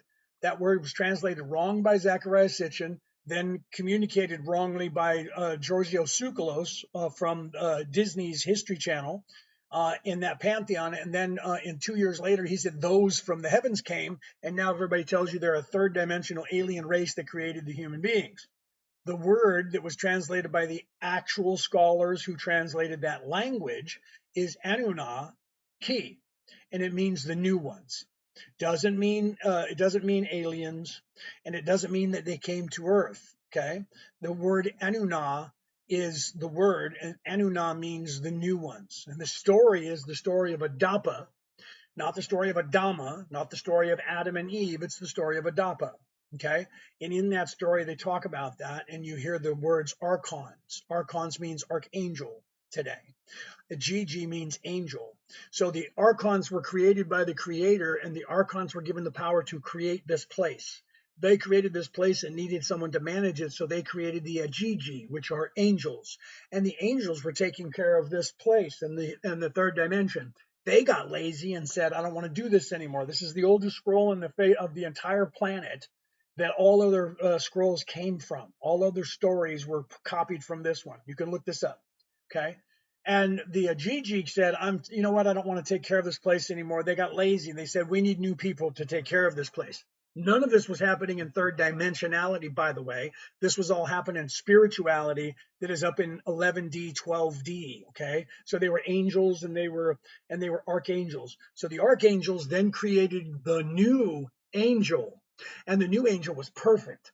And it was so perfect that it actually had better skills to create than the Ajiji. So the Ajiji got jealous. So you have Enki, Enlil, Enki getting jealous, right? The Ajiji got jealous and said, wait a minute, they're better than me. I can't have that. So they supposedly, which is still a parable, they took the Anunna, and then they mind wiped them and put them down in physical form on Earth. So that would be humans. Okay, so the Anunnaki that you think came here and created the human race is actually you. That's what that story's telling us. But Zecharia Sitchin translated it wrong because he didn't know what he was talking about in 1948. But he got rich off of the lie. And then he said that they needed gold for their atmosphere. The only place in any of those cuneiform tablets that it talks about gold is when they say in there, and some of the people went into the temples and left offerings for the gods, and some of them left gold. That's it. No other story of creation, none of that stuff. You can look that up and find the actual translation. So you have History Channel, Disney, Giorgio Tsoukalos, and all those guys running off of that, making a career out of it, and they know that it's wrong. But they're still telling you that it's true because you're paying for it and you believe it. So the Archons are not evil. They were the angels of God. And the Igigi are not evil. They were the angels of God. And the Anunnaki are not evil because they're you, my friend. And there are other people besides me saying this. There's archaeologists that are out there. Look up the man by the name of Matt LaCroix. You can go to my Facebook page under Leonard O'Neill, my Facebook page. You'll see my face there. And you can see a link to Matt LaCroix. He just wrote a book about it, and he's right now the most famous archaeologist in the world. And he's telling on all the podcasts that he's been on 3 in the last month and a half, he's telling the people the same story that I'm telling you right now. And he's the most acclaimed, accredited person in the industry who is unlocking what's going on around the world. And right now, currently, has a best-selling book that just hit the market and has a documentary coming up right now that'll be coming out. I don't know when it's coming out, but it's coming out. I've never met him, and I would love to meet him. You should go look into that. There is no such thing as those things that you think. They're all been translated wrong. Okay, let me go and find out what you guys were talking about while I was running around here, right? And they say nope, and I'm remembering the Mandela died, right? So Mandela, he actually in real life, in this reality, Mandela lived through prison, got out of prison, became the president, eventually was unalived, and then his wife became the president of South Africa. That's the reality that we're living in right now. Okay. So what's your spiritual path? Me personally, I have 4 religious titles. I was knighted by the Roman Catholic Church. I am a Christian minister. I am also a Merlin in the Druid religion. I am also a Jedi master, and I am also a Reiki master. So 5 spiritual practices, and I teach this. I'm also a theologian.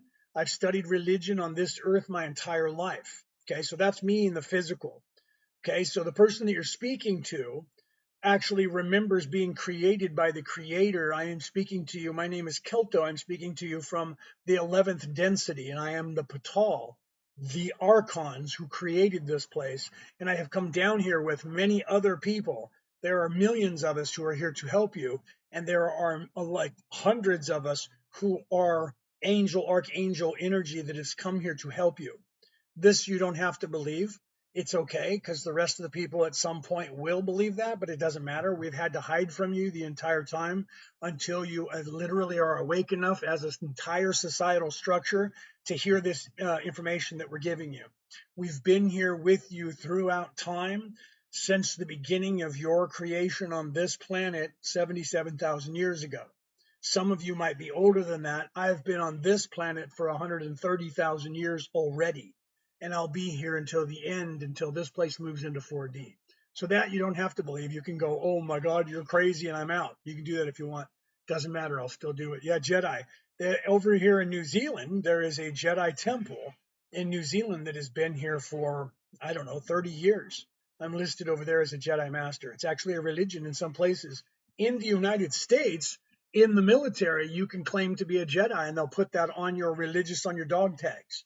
In England, you can do the same thing, and in Australia. It's actually a spiritual way now. It's not just something that is from a movie. It's actually, if you look at their spiritual path as a Jedi, it's actually just like a bunch of things pulled together: Taoism, Buddhism, Shintoism, and samurai kind of put together. And the samurai is not violent, so it's more Bushido. They kind of put all that and grouped it together, and it's like Taoism. It's the way, and it's light and dark, the balance within. They're actually telling the same story that every other religion is actually telling you. So it's actually accurate far more than anyone realizes. Theologians, when you read it, if you study religion, you realize that that was a great combination of all the positives, but also the negatives. But then they tell you that there's only one negative, and that's the same concept that people will gravitate to because they think of the devil. So they gravitate towards that one Sith Lord. Oh, that must be the devil and his minions. Do you see?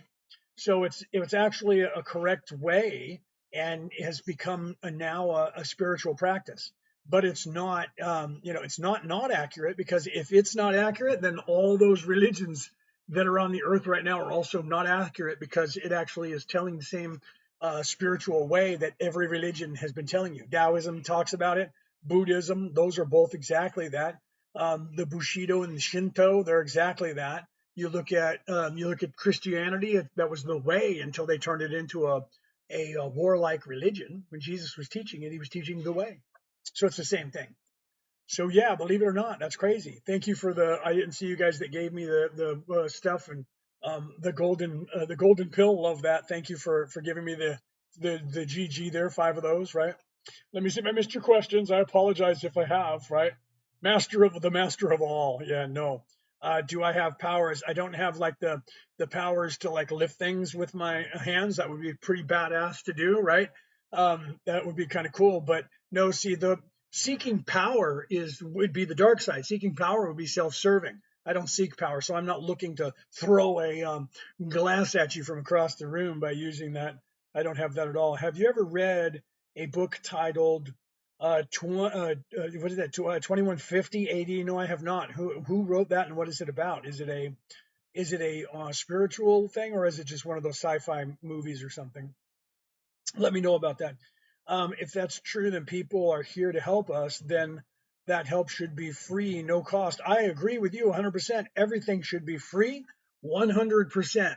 Right? And I tell people who say that, when they're like, "You should be giving us this information for free." Yes, and the guy at the gas station should be giving us gas for free. And the guy at the restaurant should be giving us food for free. And the guy at the grocery store should be giving us food for free. Okay? I agree with you 100%. Everything should be free on this planet, but until it's not free, I have to have a place to live, just like you have to have a place to live. And since my skill is teaching you what you should already know that they're keeping away from you, and the fact that I have to come here to teach you that, the only way you're going to believe that what I'm telling you is worth a shit is I have to charge you money for it. Otherwise, you're going to go, he's just making crap up. Because if it were true, he'd be charging people money for it, because it would cost money, because that's the training that you get in this place, where they tell you get what you paid for. So you can, if you like, you want to spend the time, I have a podcast called Orion Rising. There are over 560 episodes of me speaking like this. If you want to spend the time to listen to it for free, you can learn how to get out of here and never come back just by listening to what I've given you for free forever. Or you can buy this book, the ebook version, for $4, and put it on your phone and learn the exact same thing on how to get out of here. Or you can tune in whenever I go live and ask me questions, and I'll give you answers for free. And if you ask the right questions at the right times, I'll give you the secret to get out of here. Earlier today, I did just that, if you were here. Okay, Leah Thompson. Let me Google that. Leah Thompson. Leah Thompson's in it? Is that what you're saying? I know who Leah Thompson is. Okay, so facts, and his prices are good for the. Thank you for that, for the info given. Thanks. Thank you, TV Quest. Thank you very much for that. 2015 AD by Thea Alexander. I'll have to look in. I'm going to put that in my phone. Maybe I'll take a screenshot of it right quick. Oops, I closed my phone when I just needed to change to another app, because I'll look into it and see what it's about. I mean, if it's a sci-fi thing, then then they'll make a movie out of it if it's really good. You know what I mean? I can't get my phone to respond. Why is my phone? Oh, it's just being slow. I'm moving too fast. Okay. I move too fast sometimes for my phone, and it becomes annoying. Zoom in. Yeah, my phone's being really slow. Why is it doing that? Okay, took a picture of it. Good. I will take a look at that and see. It's fictional, but okay, I'll have to take a look at it. I love doing stuff like that, because a lot of times movies or books are people telling us things that we need to learn. No, it's okay. I wasn't getting annoyed with you because I get that all the time, right? I think I agree with you. Everything should be free, and it will be one day, right? I wasn't trying to disrespect you by saying that by no means. I just meant that I just need to know, I just need you to know that. No, everything should be free. I agree with you 100%. And it will be. By 2050, everything will be free. Greetings, immortal human beings, supreme natural. That's weird that you put supreme natural. I like that, right? So I wasn't trying to offend you either, and I apologize if I came across that way. But I agree with you 100%, 100%. And things should be free. Then they convinced us we need money. That way we have to go and work for them. That's why they do that, right? Who are all those clones down there? What are you talking about? What is the name of the book? My book, it's The Reality About Reality, unless you're talking about the book she was talking about. My book is The Reality About Reality, Returning to the Old Ways by me, Leonard O'Neill. And there's a link in the bio. I'm going to have to turn the light on in a minute. It's starting to get dark. It's raining outside. There's a link in the bio. It'll take you to Amazon and you can get it there. There's a soft cover, hardcover, and ebook. I think there's been some weird thing happening in America because it was supposed to be on ebook and some people said they couldn't find it.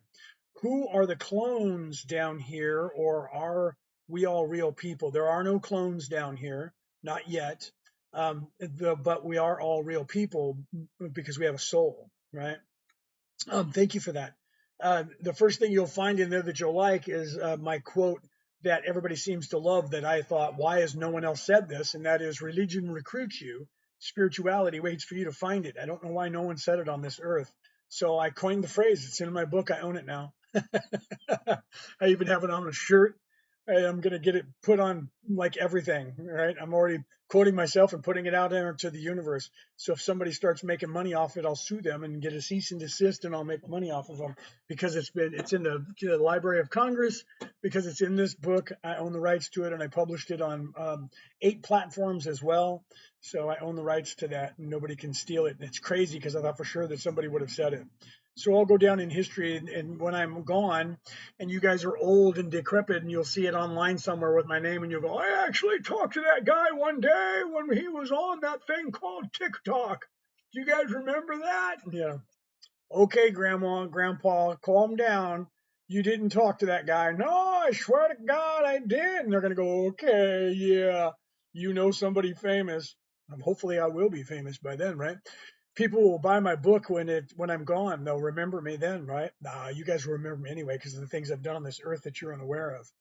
Eventually, you'll wake up and realize what you've done as well, because the stuff you're doing here is actually pretty intense. You just don't realize how intense this is, and that you volunteered to do this. I'm drinking coffee. Okay, ask your spiritual questions, guys. And think about things like the defense against the dark arts. We teach that. We teach all kinds of stuff. This is also on the page, so if you go to follow us, you'll see this up as one of the reels, and it tells about all of our stuff. I'm probably moving it around too fast. It tells about who we are and what we teach, right? If you follow us everywhere, it also tells you about these different things, our price, some of our price points, the things that we do, and the things that we teach. Okay, and there's the courses that we teach. That's over on the page. You guys can look at it there. If you guys are interested, email us at merlinandmaeve@gmail.com, right? What does the name or title of Alta mean? Anything in your knowledge of spirituality? Alta could mean anything. It depends on the language that it's in. Like if you're saying Alta Beta or Alta Betum, not ultimatum or even ultimatum. Alta usually means like above, or I would have to look up the actual etymology of it. It's probably Greek, or guarantee you it's Greek or Latin, because the English that we're speaking comes out of 3 languages. It's mostly Latin and Middle Norwegian. The language that you're speaking, or alphabet, is Norwegian. It's Viking, and so we have Latin and Greek mixed in with because we come from Spanish, and Spanish is Latin, and Italian is Latin, and Portuguese is Latin, and Russian is Greek Roman. So let me look it up here and see what it says. Okay. Let's see what the etymology is, and then we'll look at the spirituality behind it as well. This is always good. If I don't know it, I'll look it up, right? So, what's that? I hope I'm doing stuff. Volunteer for my effing life, right? Hold on, let me look this up before I do that. So Alta, etymology. Whoops, spelled that wrong. All right, let's see what old AI has. That primary originates from the Latin word altus. Told you I knew it had to be Latin. High or tall. I was saying above, right? Or lofty, right? So let's see what the also in Norway. So I was right about that, right? Just off the bat. I'm a linguist too, by the way. I'm currently speaking 28 languages. I'm not 100% fluent yet in all 28, but I'm actually learning 28 languages. Every language in Europe and like Japanese, Chinese, and let's see, what else am I learning? Navajo and just all kinds of stuff. Hawaiian, all kinds of stuff. Okay, so altus means high, high place. So let me look up what it means in religion, right? Spiritually. Let's look up alta, spiritual. Let's see what the meaning of that is in spirituality. The Alta Major chakra. So we're looking at that's weird because I call them the arcana, right? So I guess that's where they're getting the word ultra. Ultra and spiritual contains a reference primary to two distinct concepts: the ultra major chakra, that would be your seven chakras. I teach that, but I always call them major arcana, not ultra major, ultra major, an energy center, blah blah blah, and the dreams, or the traditional red dye used in Hindu rituals symbolizing purity, fertility, the one they put on the here on the forehead, right? Fertility and divine feminine energy. So also they're showing a person with red painted toes and a red dot on the top of the foot. So in the spiritual, that was a great question. I got the etymology weirdly on the linguist part of it, that meaning above or high. So I got that place, but I didn't get the other part of that from the Hindu. I got the chakra part because I call that the major arcana. Even when I teach it in Reiki, I teach that as the seven chakras are the major arcana. I use that word instead of ultra arcana. Okay, let me go back here and see what you guys were saying. So that's kind of cool, right? I hope I'm doing this stuff volunteering. Oh, I read that one. Why you F's, right? High priest possibly that helps you transition into the life of the other life. Well, right. See, there you go again with the ultra, the high, the same kind of concept from the Hindu. There's my wife. Hi, baby. I love you. I'm missing you too.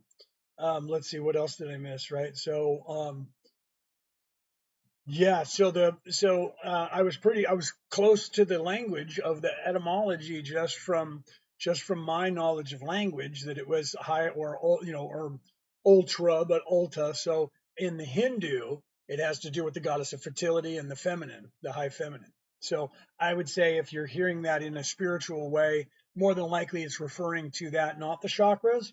But it could be. That's the first time I've heard it actually referred to the chakras, but I knew that it meant high, right? So like high priestess or whatever. So I kind of got that part. I didn't realize the Hindu part, which is weird. I should have realized the Hindu part because you know how they use that red dye that's on the dot here, and they're showing it also like they would do with like henna. So instead of the henna, they're using the red for that, and that's to show the sacred feminine. I like it because I learned something just then, right? There's my wife pinning stuff. Follow Brooke. Follow Brooke. She's that's my wife, Brooke. She's a Reiki master. Everything that you see that I told you about that we teach is because she does too. She's a medium, life coach, spiritual life coach, Reiki master teacher. The only thing I haven't gotten her to get yet is a minister title. I want to though.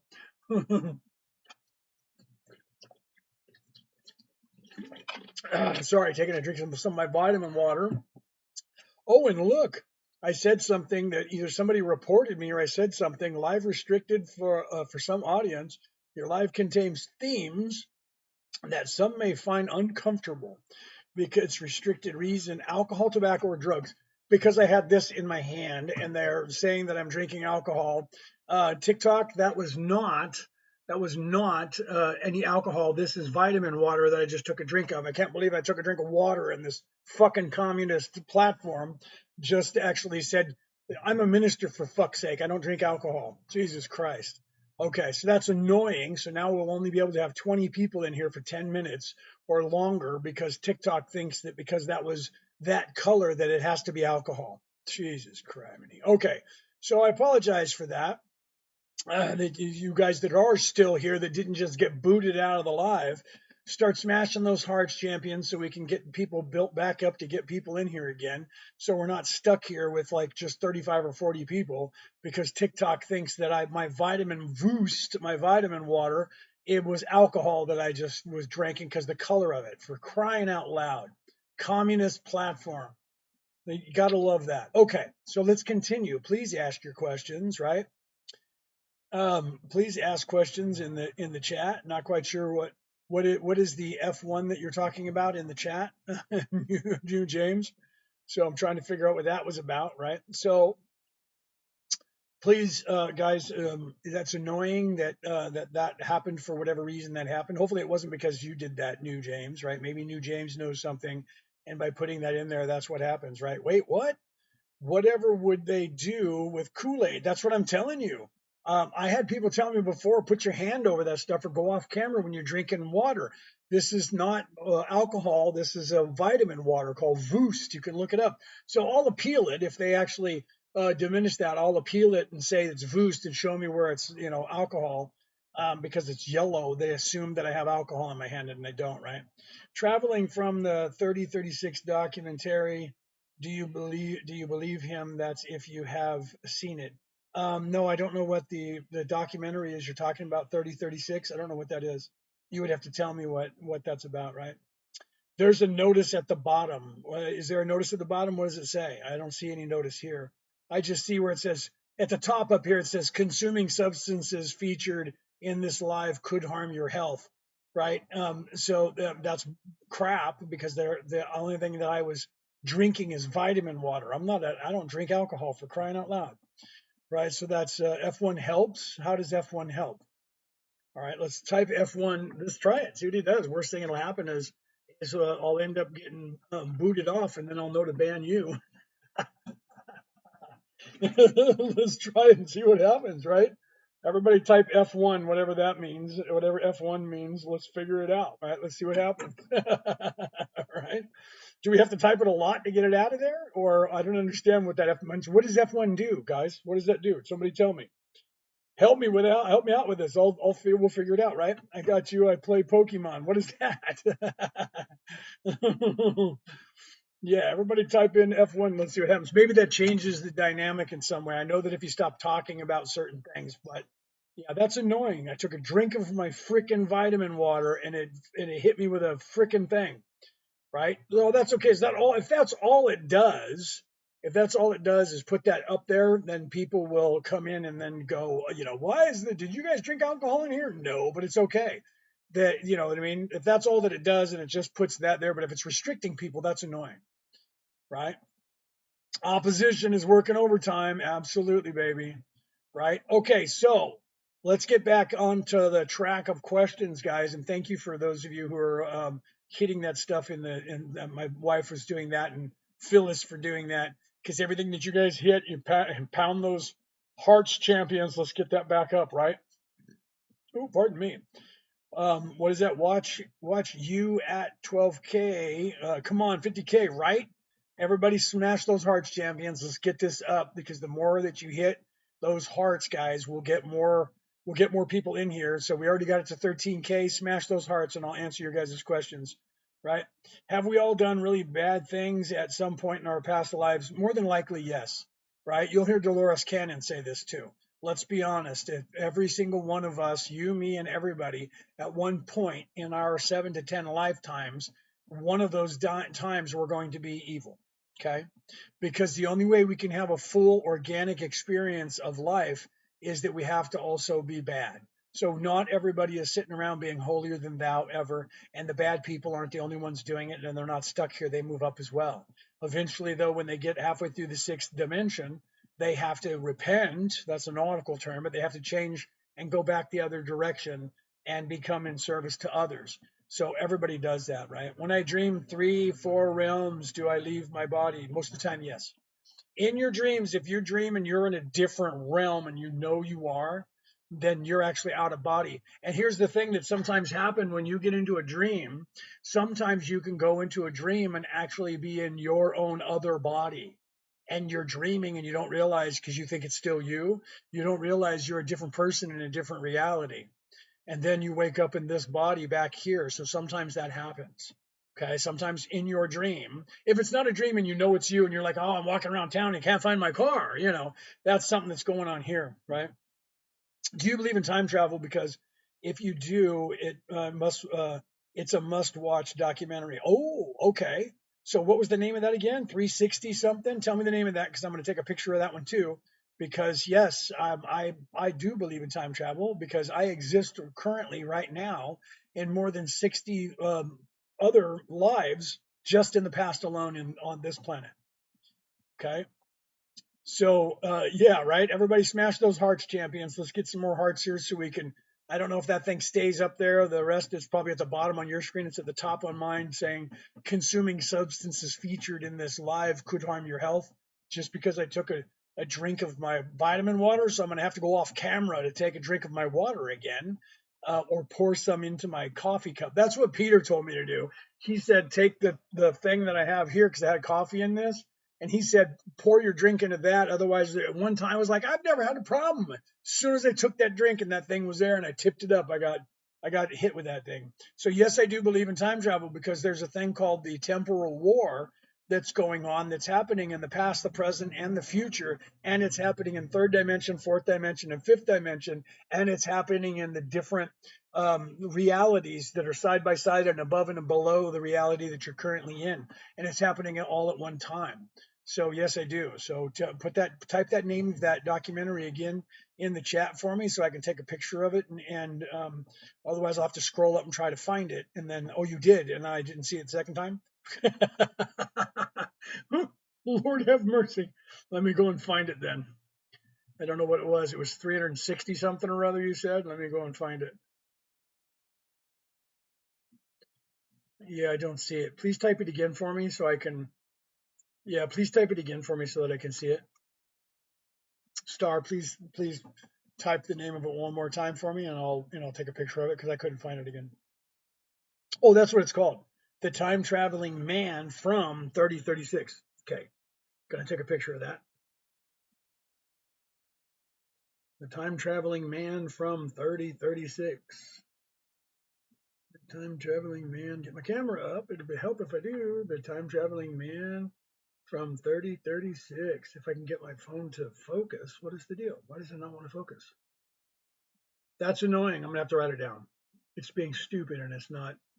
There it is. That's dumb when it does that. Hopefully it just took a picture of that. Yes, it did. All right, we're good.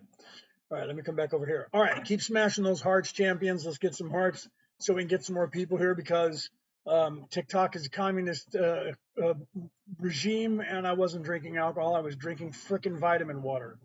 For fuck's sake. I can sit here and say all kinds of craziness and cuss words, every word under the sun. I pick up water that's yellow and they think they assume I'm drinking alcohol. I'm going to pour some off camera into my cup over here so that I can drink that and not have TikTok, the communist regime that's running this place, get mad at me for words or the color of water, for fuck's sake. Okay. Put in some caps with, oh, never mind. I've heard that. 15K, I know, right? Come on, people, slam those hearts for me. Let's get it up. Let's get this up so we can get some more people in here now that they've lowered me for a while. Usually they lower you for about 10 minutes. Tanisha, welcome. How are you doing, girl? Welcome, welcome, welcome, right? And so there we go. Who did that? Did that do something or just something weird happened? Oh, look, it was done. 10 minutes and we got it done. Okay, note to file, Leo. Don't pick up your freaking vitamin water and drink it. Put it in a cup, for fuck's sake. Really? Hit those hearts, champions. Let's keep going. I got 16K up there. Let's get people in here. Tanisha, I was just Literally, you just popped in at the end of me being in trouble from TikTok because I picked up this, which I'll show you just the tip of it, that, which is clear, and inside of it I have vitamin water, Voost vitamin water, and I picked it up and took a drink, and TikTok said I was drinking alcohol. So now I have it in here, but I have to go off camera again because you can see the color of it, and I'm going to get in trouble. Hold on. I am not an alcoholic, I tell you truly. I was right. And would you say I was at a tarot read live, asked what deck she was using, an RSVP violation. Oh, Lord have mercy, really? You get me, right? Wow, that's just crazy, chick. Yeah, Joe, communist. Gotta love them, right? Gotta love. Now, I mean, you're in America. TikTok's half owned by some American. What's the deal? They're still communist. I'm in Australia, so I'm still on the communist version over here. So now and Peter told me, put your drink in the freaking thing with a holder so that they can't see it, because if they see that color, and I was like, nah, I've never had a problem. And here I take a drink of it, and I got a violation for 10 minutes. They lowered the amount of people that we could see in the chat. You got here just as it disappeared. That's so annoying. Okay, I don't drink alcohol. I was an alcoholic. And I tell you truly that on the 2nd of March will be my 4-year sobriety from alcohol. Okay, so if I were drinking alcohol, I would be like, yeah, okay, they got me. Just not a thing. Okay, I quit drinking 4 years ago because it almost cost me my foot. And I said, that's enough of that. I went into the hospital and I did not lose my foot, and I quit drinking alcohol and I never looked back. Okay. 4 years sobriety on March 2nd. So I have like a week and I'll be at my 4 years, right? I didn't have a whole campaign about that, right? Yeah, it's annoying. Right. Second in your birthday, right? There you go. Good for you that you're also clean, right? I drank a lot. I used to drink like a fifth of vodka or gin every day. I would drink a half gallon of vodka in 3 days, a half gallon of gin in 3 days. I didn't drink all day. That's the scary part. I would start drinking at about 10 o'clock at night, sometimes a little bit earlier, right? At night, 9 or 10 o'clock at night, and I would be up until like midnight. So, like in 4 or 5 hours, I would drink over a fifth of hard liquor every day. And I stopped doing that. I was very functional though. I didn't miss any time off work or any of that. I love spice rum, 9 spice rum. Well, I miss that. I love dark rum. I love Captain Morgan. Oh yeah, oh yeah. I once walked down to the store because there was a liquor store where there was a Captain Morgan guy dressed like that, standing out front with a barrel and his foot up on the barrel. And if you walked up to him and you did the Captain Morgan pose to him, he'd give you a voucher for a couple of free packs of cigarettes. So, and then he said that if you bought some Captain Morgan rum while you were in there, he'd give you a voucher for 2 more packs. So I was already drinking. I walked down there.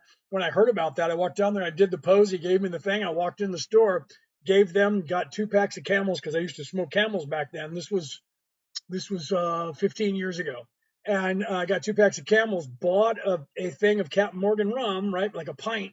Went outside, showed it to him, did the pose again. He gave me the other one. I walked in, handed those over, ended up walking away with a pint of Captain Morgan and 4 packs of cigarettes, and walked home and drinking the Captain Morgans. I love spice rum. My buddy Paul, who's no longer with us, he was my best friend. I knew him since we were 18. I was 17 when I met him, and I'm 58 now. He just passed away 4 years ago.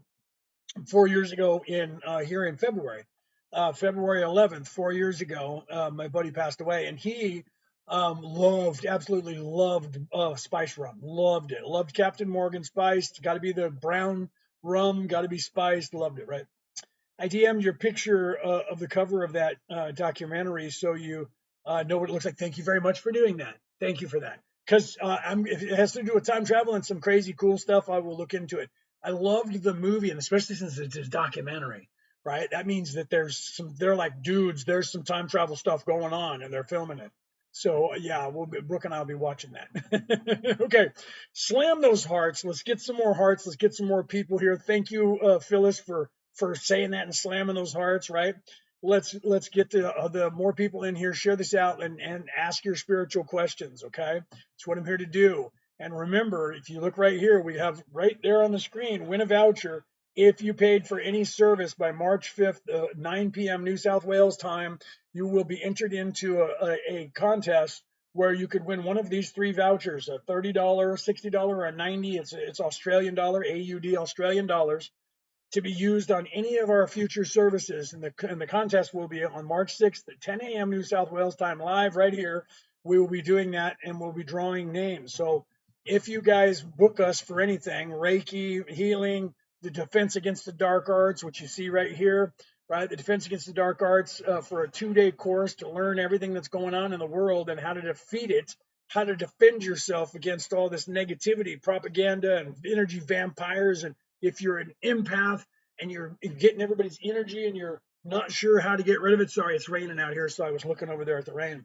Literally 88 Australian dollars. So if you're in America, that $88 is about 65, maybe 63, depending on where the American dollar is. If you're on the pound sterling, it's probably a little bit less. If you're on the euro, somewhere between them two, right? So you guys can literally, it's a Zoom call, 2-day Zoom call. We'll give you the dates. If you don't know what the dates are, email us at merlinandmaeve22626prt2 Tell us your TikTok handles so we know who you are on TikTok, as well as your email address. Tell us you want information, even if it's just what all do you guys do, which is on this thing here that you can see on Merlin and Maeve and on all of our channels. It's up there for you to read. That doesn't have the pricing. If you want all of that, just email us and say, give me more information. Give me this kind of information. This is what I want. We'll send that to you. Okay. If you want to get in, we have courses coming up here in March. Before that and right around that, if you pay for the course before and even haven't done it yet, but you paid for the course, your name will get entered into this contest as well, even if you haven't done the course by March 5th, as long as you have paid for something. Know that also anything time that you buy something or have us teach you something, you pay for something, you become a wayfarer. Okay, that's our, instead of a fan club, that's our actual club. You become a wayfarer and you get on that list. You get 5% discount on everything, even early bird prices.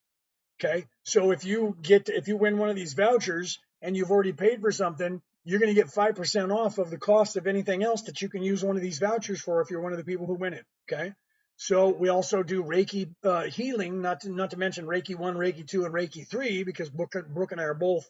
And then, yeah, if you're buying my book, I love you. I love you for buying my book. If you're doing that, right? I love you. I love you. I love you. My book is, I love my book. I spent a lot of time, spent most of my life learning the information that I wrote into the book. Somebody asked me that when I was publishing it. How long did it take you to write this? I said, well, to pen it or to write it. To write it took me my entire life to learn what I learned, to know this information so that I could give it to you. And I wasn't going to tell the publisher. Actually, it didn't take me much, because in this life, I'm completely awake and I know who I am. That might have had him freaked out, so I didn't tell him that, right? So thank you for Star for buying that book. I love you for doing that. Trust me, you're not gonna read the book and go, nah. I'll tell you that right now. You're gonna read the book and you're gonna start highlighting stuff. Okay? Everybody does. Here in a second, I'm gonna have to put the lights on here. It's starting to get dark. It's actually raining. We're in the middle of summer. Well, we're coming to the end of summer. We have about another 3 weeks of summer, and we're going to start moving. Right? Yeah, let's go, Phyllis. Tell them. Let's get it up to 20. We hit 20K, guys. We just went from 12K to 20K. I love you guys for helping smash those hearts, champions. I love you guys for that. Smash those hearts. Let's get it up. I'm even smashing hearts. My other hand is on my phone over here on my account, Leonard O'Neill. I'm in the audience and I'm smashing the hearts. I'm over there. Look, I'll even give myself a rose so you guys can see that I'm actually in there. There I am. I gave myself a rose. Isn't that crazy? Let me say hello. So you guys could follow me on this. This is my account, right? That's Leonard O'Neill. That's my account. Brooke was in here earlier. You should follow her too. That's my wife. She'll be home from work in about, if she gets off on time, in about an hour, right? Thank you for that rose. Thank you, Star. I love you for that. Natalie, you gave me a rose a little bit ago and I didn't say thank you, so thank you, unless I did say thank you and I didn't realize that. Okay, so what didn't I answer? Guys, ask your questions here. While you guys are thinking about that, I am going to turn the light on because that rain's not going to let up, so it's not going to get lighter in here. There's not going to be any sun coming out, so hold on. I'm going to turn on the overhead light, right? And so you guys type in your questions. Let me go over here and turn on the light. I'll be right back, all right?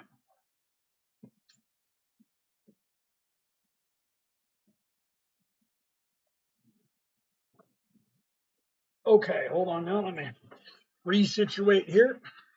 Get in my chair. Okay, yeah, I got the door open, front door. It's nice and cool in here now because the temperature went down. Okay, all right, guys, what are we talking about, right? Come on, people, tap that screen. Thank you, Star. All right, smash those hearts, guys. Let's share this out too. Let's get some more people in here. Ask me your spiritual questions. What do you guys want to know, right? What are you guys trying to figure out? Okay, so sorry, I'm also messing around with everything over here, moving things around. So where were we? Okay, I must say that it is dry. Red flag warning. Daily dry. Where you at, Colorado? Is that where you are? And a dry day in Colorado. Well, it's winter for you guys, so it's probably cold. I'm summertime over here. We have probably about 3 weeks left of summer, and we're going to start going into fall, right?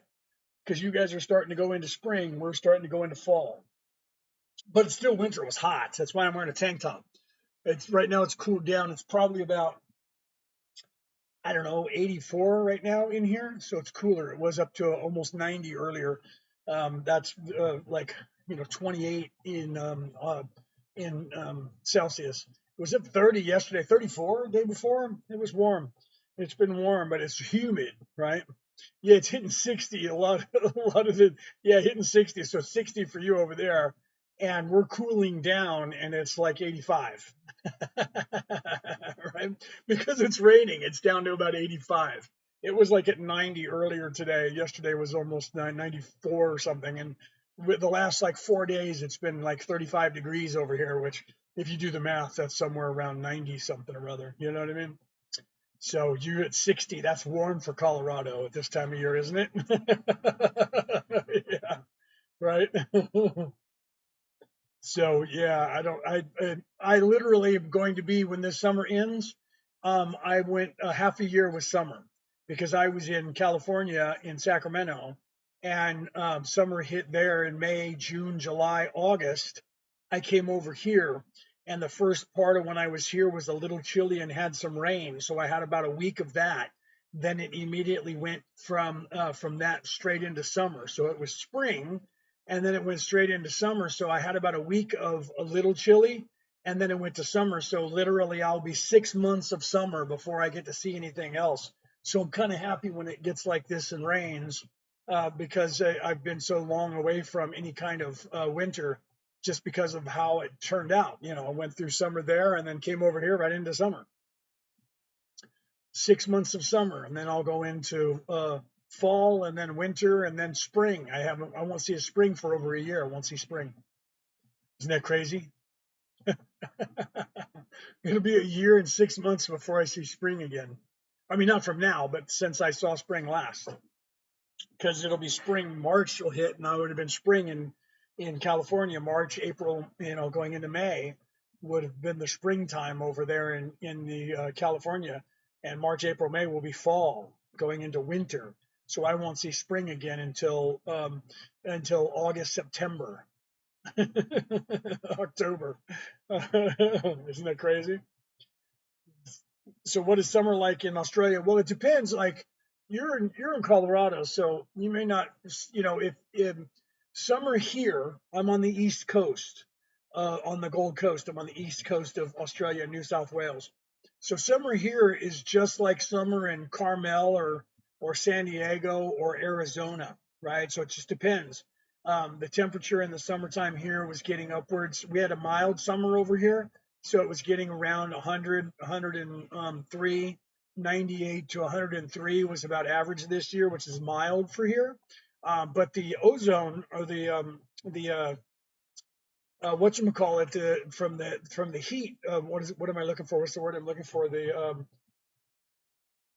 The sun, what is that called? I can't think of what it's called. It was up to like 12, so it's really hot. You can get sunburnt in like 10 minutes, right? I forgot what that's called. UV. So the UV was at 12 most of the summer. That's the way it is in Arizona. In Arizona, it could be 115 degrees, and they'll tell you if you stay outside for more than 10 minutes, you could get heat stroke in 15 minutes because the UV is so high. So I come here, even though we're at sea level, because we're on the ocean. The ocean is like a half a mile away from me. The bay is like 200 yards away from me.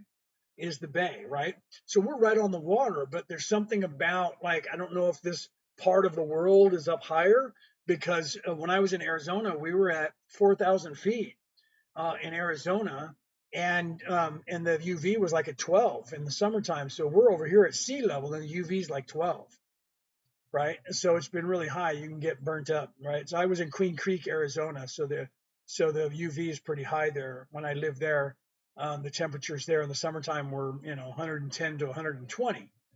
You know what I mean? And so here it's, I guess it's comparable, because the summer here at mild summer was hitting 98 to 100 degrees and then humid.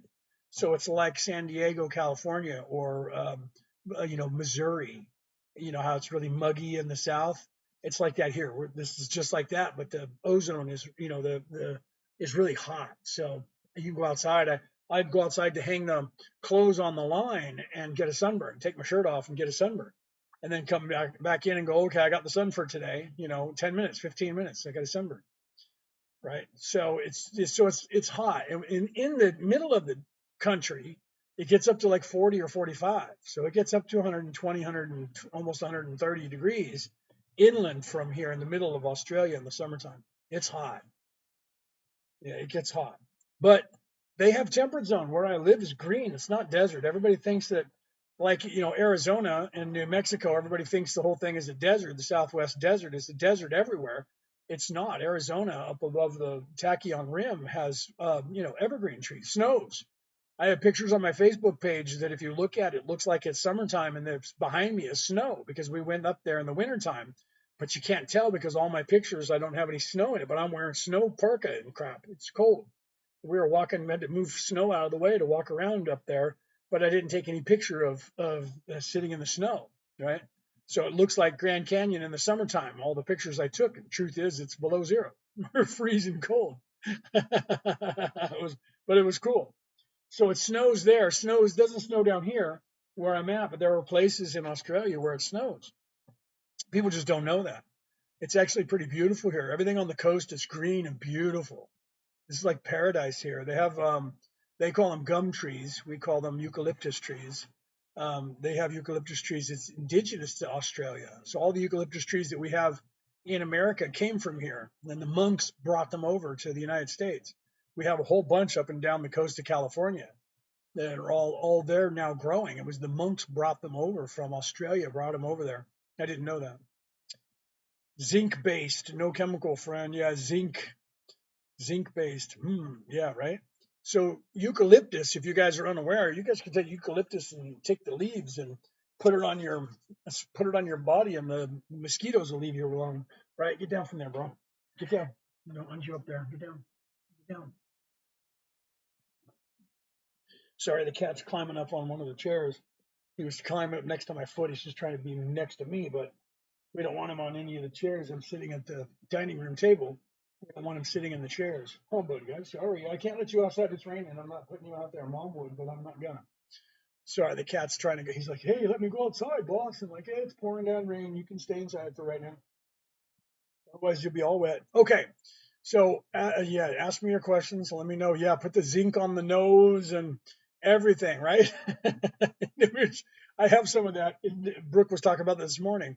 And I said, isn't that zinc? She goes, yeah, that's the stuff that you see them put on the beach, when they cover their nose. It's all zinc, right? Cover the nose, man. Zinc everywhere to keep yourself from getting burnt up. Okay, so let me know what you guys want to talk about, and keep hitting those, smashing those hearts, right? Get down from there, bro. Get down. Stop that. Stop that. He's clawing on the screen door. I'll let you out. You're going to get soaking wet. You're not going to want it like it. You want me to let you out? All right, I'm going to let him out. He wants to be wet. So he's going to be a drowned rat in a minute. Hold on. I'm going to let the cat out. he's looking at me like, no, really, I don't care that it's raining. Let's see how long he stays out there, right? Oh, I'll have to look at that. If you already actually commented and asked a question, I didn't notice it. Hold on a second. I'll find it.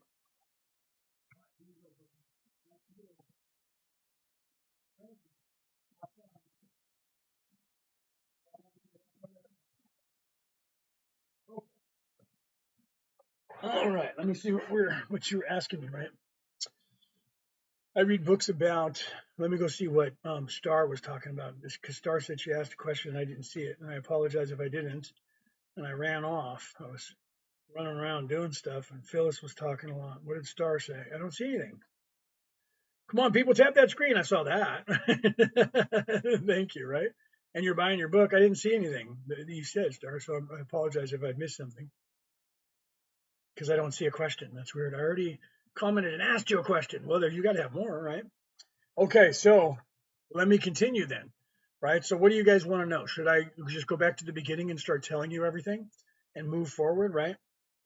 The ocean all day and no burns using zinc. Yeah, if you put zinc on everything, you just won't get burned. It's really good. People put that on their nose and everything, right? Okay, so let's see. Let me explain to you what's happened here because a lot of people don't understand what has happened. Okay. What has happened here is, let's go back to, some of you were here when we were talking about what's going on. What's going on is that the creator is becoming conscious of itself in this place through us. That's what's happening. Okay. You volunteered for this. You just don't remember that you volunteered for this, right? That's the beginning of it. That's why I say when people talk about the fall of angels and the war in heaven, those were all parables. Okay. Those were actually just parables. They're not actual to be taken literal.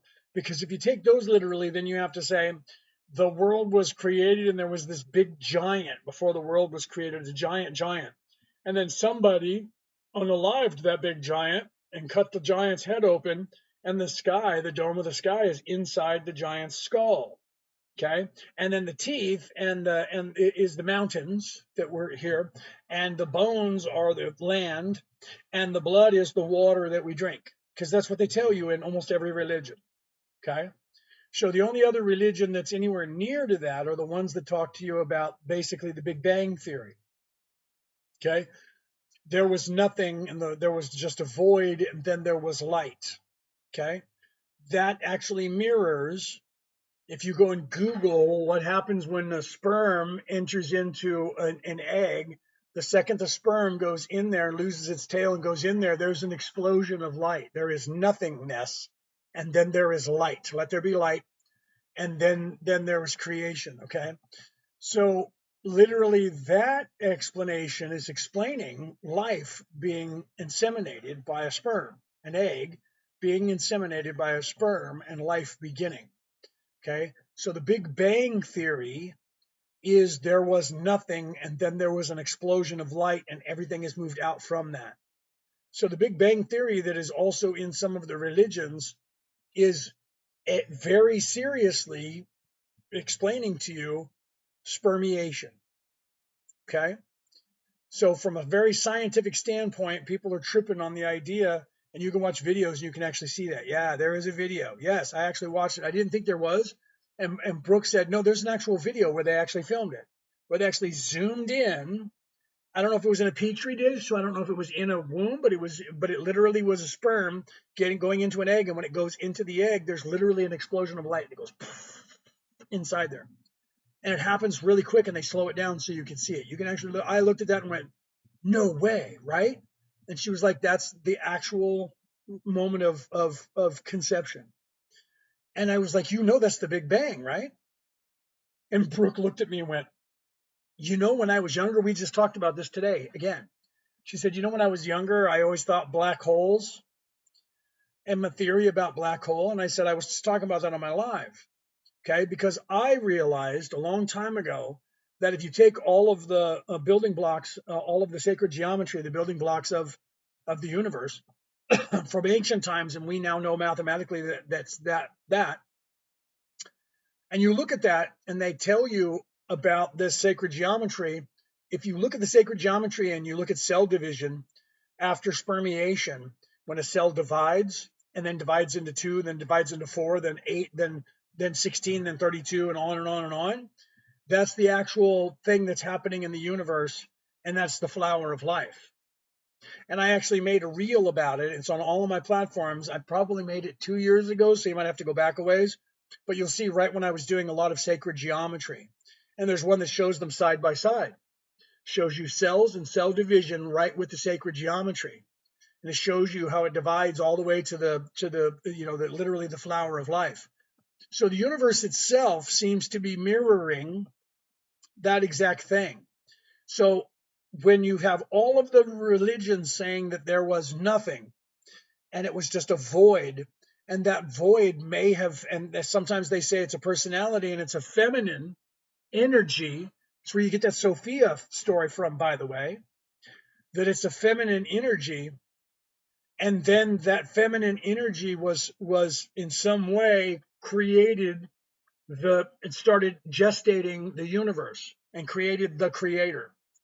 Okay. So when you read those spiritual practices, if you think about it from that standpoint, it's the creation of spermiation. And people say there is no empirical proof of that. And I say, yes, there is, because you can Google it. I put it on the beginning of my podcast when I actually have if you watch the MP4 version where you hear the music, where the music starts, I give you visuals. And in those visuals, there is one picture that has a radial image of one single brain cell on the screen. Next to it is a radial image of the universe itself, and they are identical. Let me say that again.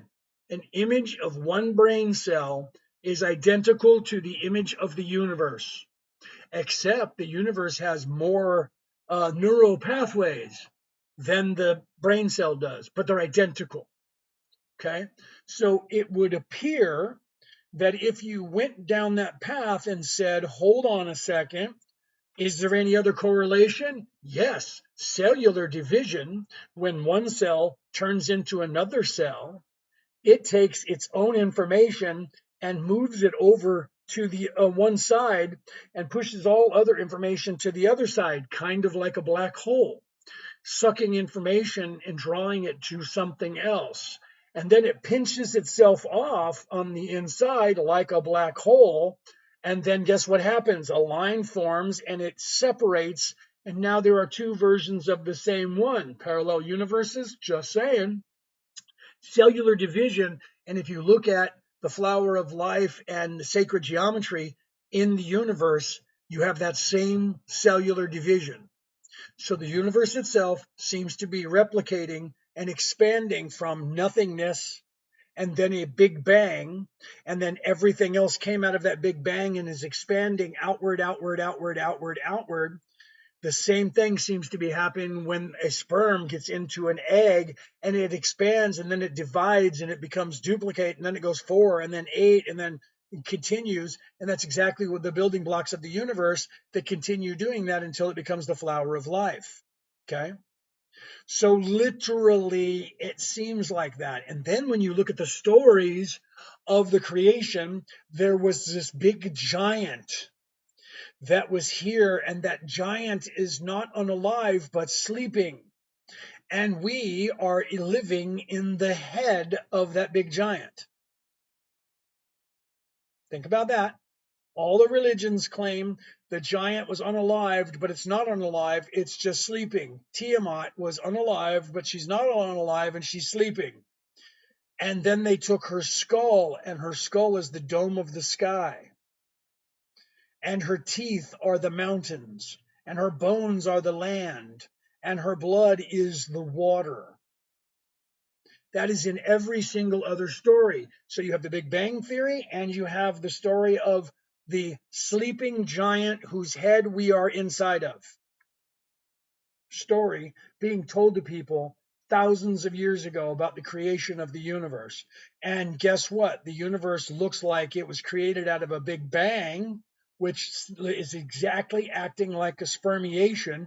And then cell division is exactly the building blocks of the universe. JC says, nah, you can deny it, bro. But science is actually starting to get onto that, and they think it's true.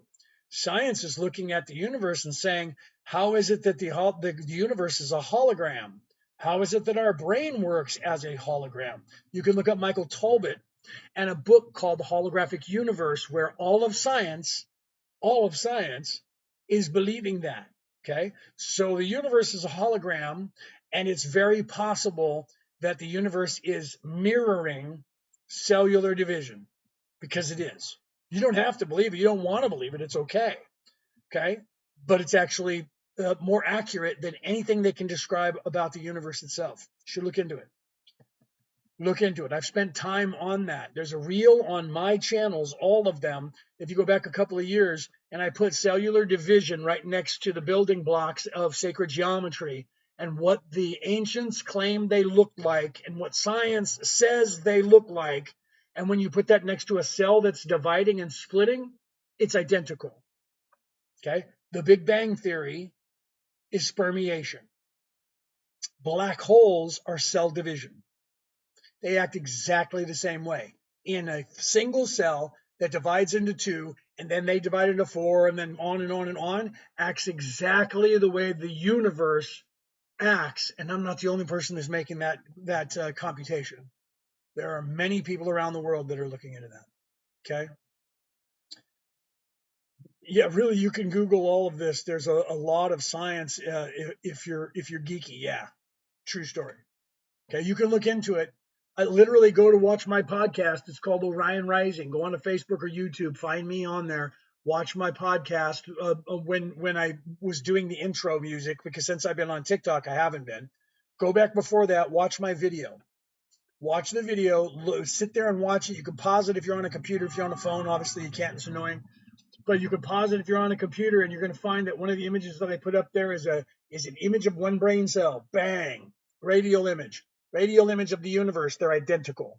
Okay, science knows that. They're all over the internet. Hi, by the way. Right? But why does it all matter?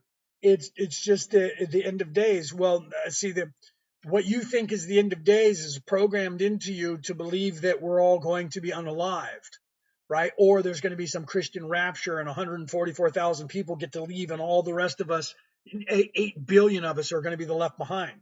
It's just a lie. That's just not true. Okay. So when you hear the end of days, or the Kali Yuga, or the time of troubles, or the Ragnarok, everybody thinks, because they want you to believe that we're all going to be unalived. Why do they want you to believe that? Because they know that what the end is that's happening is the end of their rule. What the end is the time. The devil will rule the earth for a time. That means there's a beginning to that, a middle to that, and an end to that time. That time is over. We're past that time. Okay. They know that, and they're trying to get everybody to believe and manifest a third world war so they can unalive everybody. That's what they want to happen. Or they want you to manifest AI being sentient and have AI take us all out, or have you manifest AI and cryptocurrency and all kinds of chips that we put in ourselves that they can control us with, and then they can unalive most of the population and get us down to about 700,000 people, so they're easier to control, so they can stay with their legacy money for all of time. Okay. They want you to keep manifesting what you're manifesting, because if you wake up and you go, yeah, I don't care, it's not going to end, because we're in charge and we're not going to let it end. And they know that we have the power to do that, but they don't want you to know that we have the power to do that. Okay. I'm drinking vitamin water, TikTok, not alcohol, vitamin water. Okay. So they're trying to keep you away from that, so you guys don't know what's happening. That's their plan. Anything but your realization that we're doing anything, right? Excuse me for saying this, but FAI. No, I'm all right with that. There's a dystopian society. There's a timeline that's currently running next to ours, where AI is in charge right now. Okay, and they have that chip. You have to have a chip in you. There's your mark of the beast, where you have to have the chip in you so that you can spend money, which they're trying to do here. There's a societal structure that's happening currently next to ours, that's actually right now, that's coming over here, and it's going to collide with us. And we're taking that's going to end. We're getting rid of that, and all those people are going to shift into here. And AI is going to be defeated. And when they come over here, the people over here are trying to make us go into that one, the bad guys. Those of us are ending that, and we're also over there, and we're going to have that one shift into this one. When it does, the people from there who survived that one, because some of them are already here, they're going to go, like you said, FAI, bro, we need to stop that stuff, because they know what they just lived through. And some of you will remember it, and some of you won't, right? Some of Len's theory blows my mind. Right, right.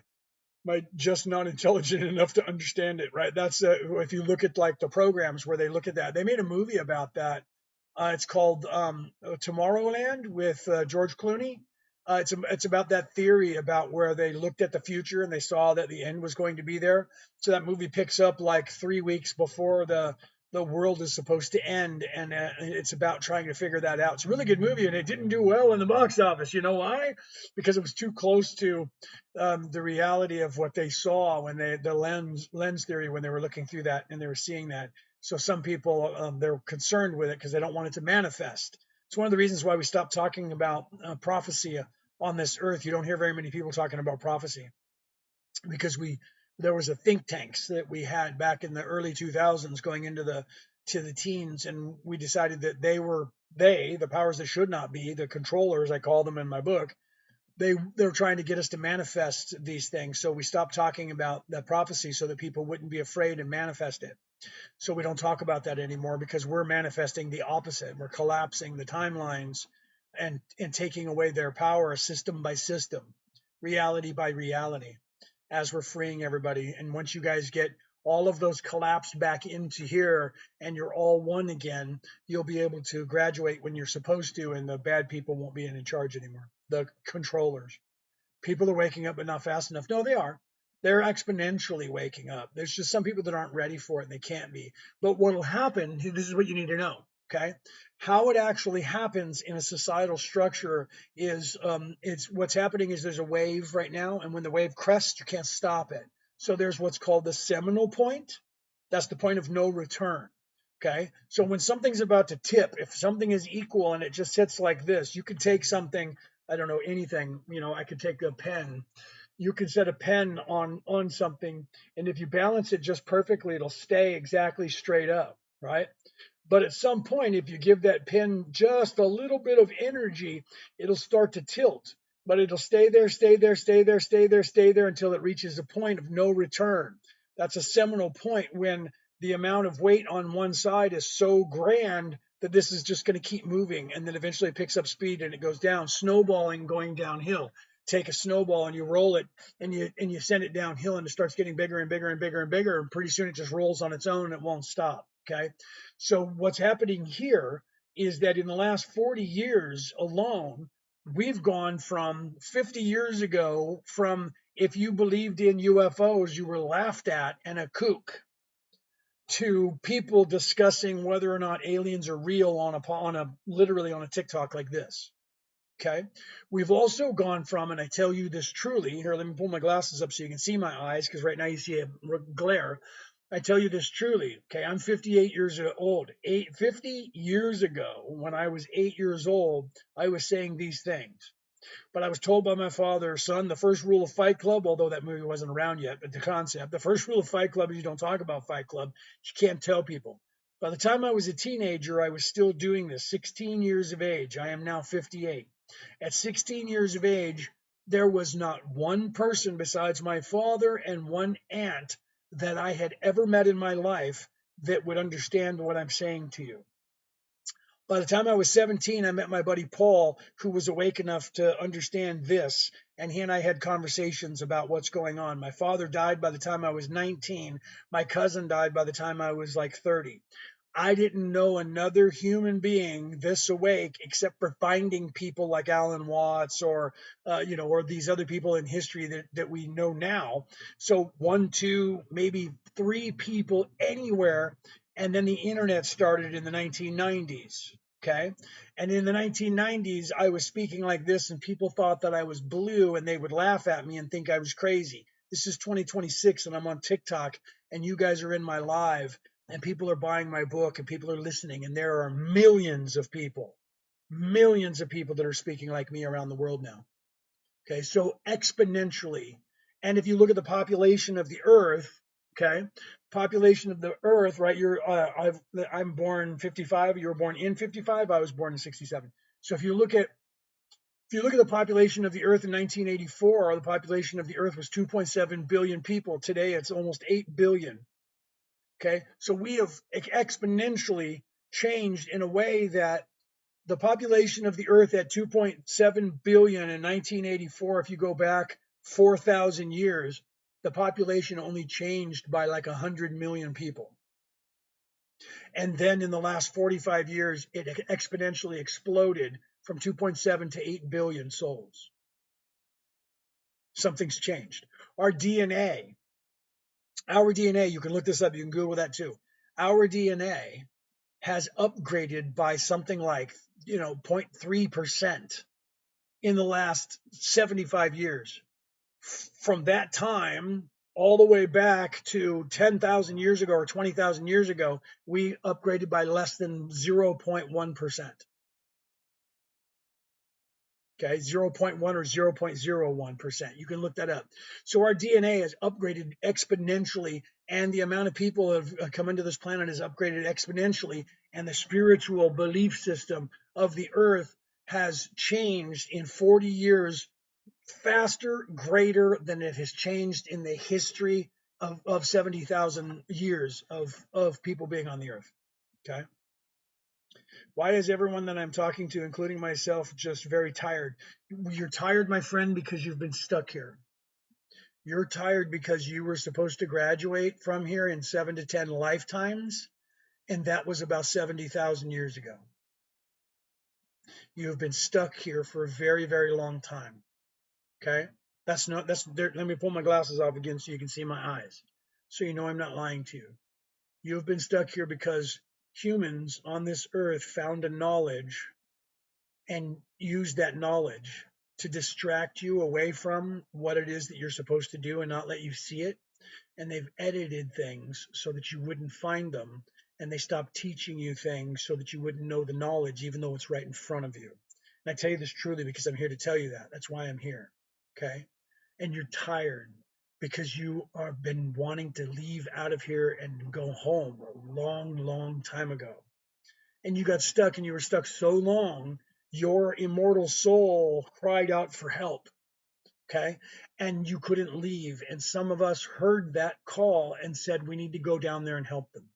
So we came down into human form and got stuck with you. And we couldn't tell you that you were stuck and that you were stuck by the people that were here because of the laws of the universe. We had to wait for you to be awake enough to know that knowledge. You're now awake enough to know that knowledge, or I wouldn't be able to speak these words to you. Because the way the universe works, if I try to tell you something that is above the knowledge of this entire species, I will go to say it, and my mind will know that I want to say it, and my body won't say it. My mouth won't. And if I try to tell you that anyway, I'm going to tell them, the universe takes the memory out of my head away. And then I go, okay, I couldn't tell you that. I'll have to wait. And sometimes you hear us say that when we're talking and we go to say something, and you hear, especially us Melchizedeks that are awake, we'll start telling you something, and then literally you'll see the people go, oh, okay, hold on, I can't tell you that right now because there's something else that you need to learn before you get to know that. One-on-one, I can tell you one-on-one more than I can say in this setting, because this setting is going out to the world. But there's still one-on-one, there's things that I won't be able to tell you because you're supposed to learn them organically. You can ask anyone who's ever worked with me, my wife, anyone else, my friends, if they were here, they would tell you that. They would tell you that I work with them, and they'll say, I know you know the answer to this. Why can't you tell me? And I'll say, because you have to learn this lesson organically. I can't tell you that. Okay, here's an example, and I wish Brooke were here, okay, because she would tell you this story. Here's an example. When I met Brooke in this lifetime, when I saw her for the first time on camera, I had already been speaking to her in a chat like we're doing here, but didn't know who she was. But her name was intriguing me, and there was something about the way she even typed to me. And I was looking for my spouse, the woman that I have been with in every lifetime for thousands and thousands and thousands of lifetimes. And I hadn't found her yet, and I didn't understand what was happening. Why is she not here?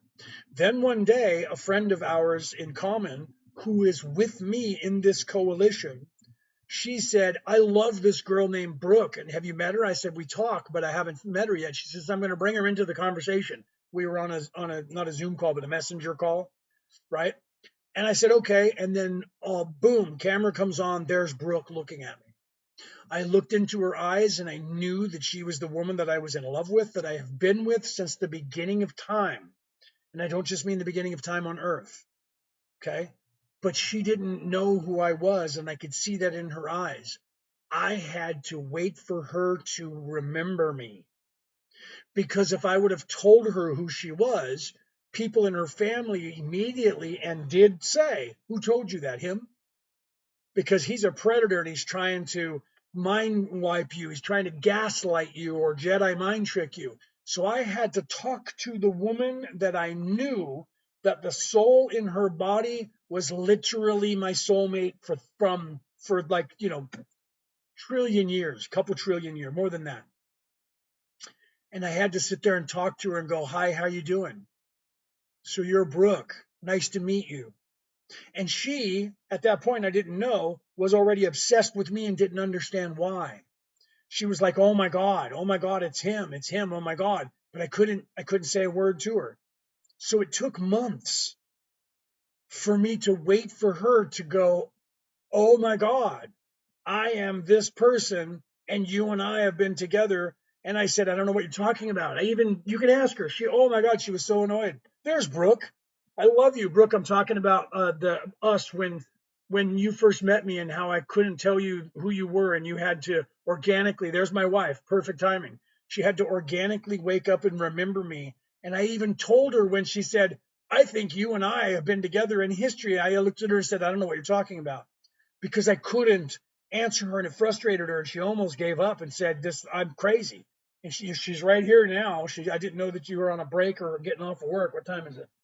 Right? I guess she's off work probably. Hopefully you're off work, baby. Don't tell me you're like coming in to tell me you're going to work later.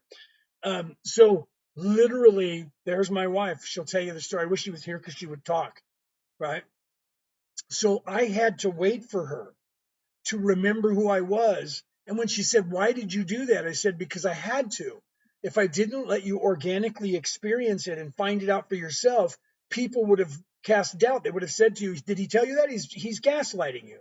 He's a predator.'" And guess what? Some of her family said that. And she went, "He didn't tell me any of that. I figured it all out for myself. He didn't even lead me. Trust me. You can ask her. I freaking made her angry at me because I wouldn't tell her anything." Okay. So I don't. She must have just popped in because she's not saying anything, or she's driving. I'll have to see if she's driving. Right. So if she talks, she'll tell you that. Right. So Francisco, I love that if you did find yours 4 years ago. Oh man, that's good stuff, right? But sometimes you can't let them know what's going on, right? There's certain things, even some of the people that are working with me in the coalitions, and I knew that they came here with me from another place, from the belt of Orion. When I first met them, I couldn't tell them that they were from there. I had to wait for them to discover that. And some of them knew that I knew stuff. And like Ray, you don't know who she is because she's never been in here. But Ray was like, "I know you know more about than what you're telling. Why are you not telling me?" And I'm like, "Because I can't. You have to discover this on your own. Because if I don't let you do this and I say this, people are going to say I just told you this and I'm lying to you. So you have to learn this on your own. I can only help you wake up." Okay.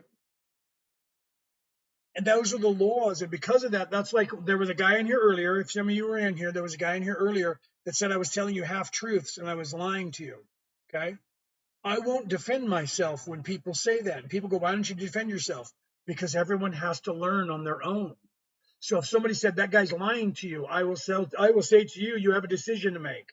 Okay? You can believe that person or you can believe what I'm saying, but you should not believe me or him. You should do your own due diligence and learn and read and go down that rabbit hole for yourself. When people say, "I don't think you know what you're talking about," I'm like, "Good, prove it." I used to say that on my podcast all the time. If you can go down that rabbit hole and come back to me and say, "I can prove you were wrong," I'll put you on my podcast and you can tell the whole world. I've been doing this for more than 10 years, and no one in 10 years has ever come back to me and said, "I got you. I got you. Put me on your podcast." And I'm not saying that because I didn't let them. I'm telling you because if you go down the rabbit hole, you become me. So I can't convince you of anything. The only thing I can hope you to do is to get you to start thinking for yourself. If you do that, you're going to wake yourself up. Lenny, welcome. Welcome. Right? Hi, Leonard. Happy. I see you, right? I see you. You see me? I see you. Thank you. So truly, people, people we're in, we have groups, chat groups, right? I have chat groups on like Facebook Messenger and stuff. We had a couple of different groups where we had people in there, and then somebody would start accusing like me of lying or something, and usually behind the scenes they start working on people. Okay, so people then go, why do you allow those people to do that? And I said, there's no reason for me not to. So Brooke was driving because she's just pulling up right now, and the garage door is opening up, so she's going to pull up and back into the garage. She was on her way home. I love you, baby. So literally, even Brooke said, why are you just allowing them to do that? They're going to get people to leave with them. And I say, that's because it's their choice. I'm not going to defend myself because I am me. I am who I am, and I'm going to continue being me. And people will either vibe with me or they won't. Okay. I keep doing what I do, and I let my friends list sort itself out.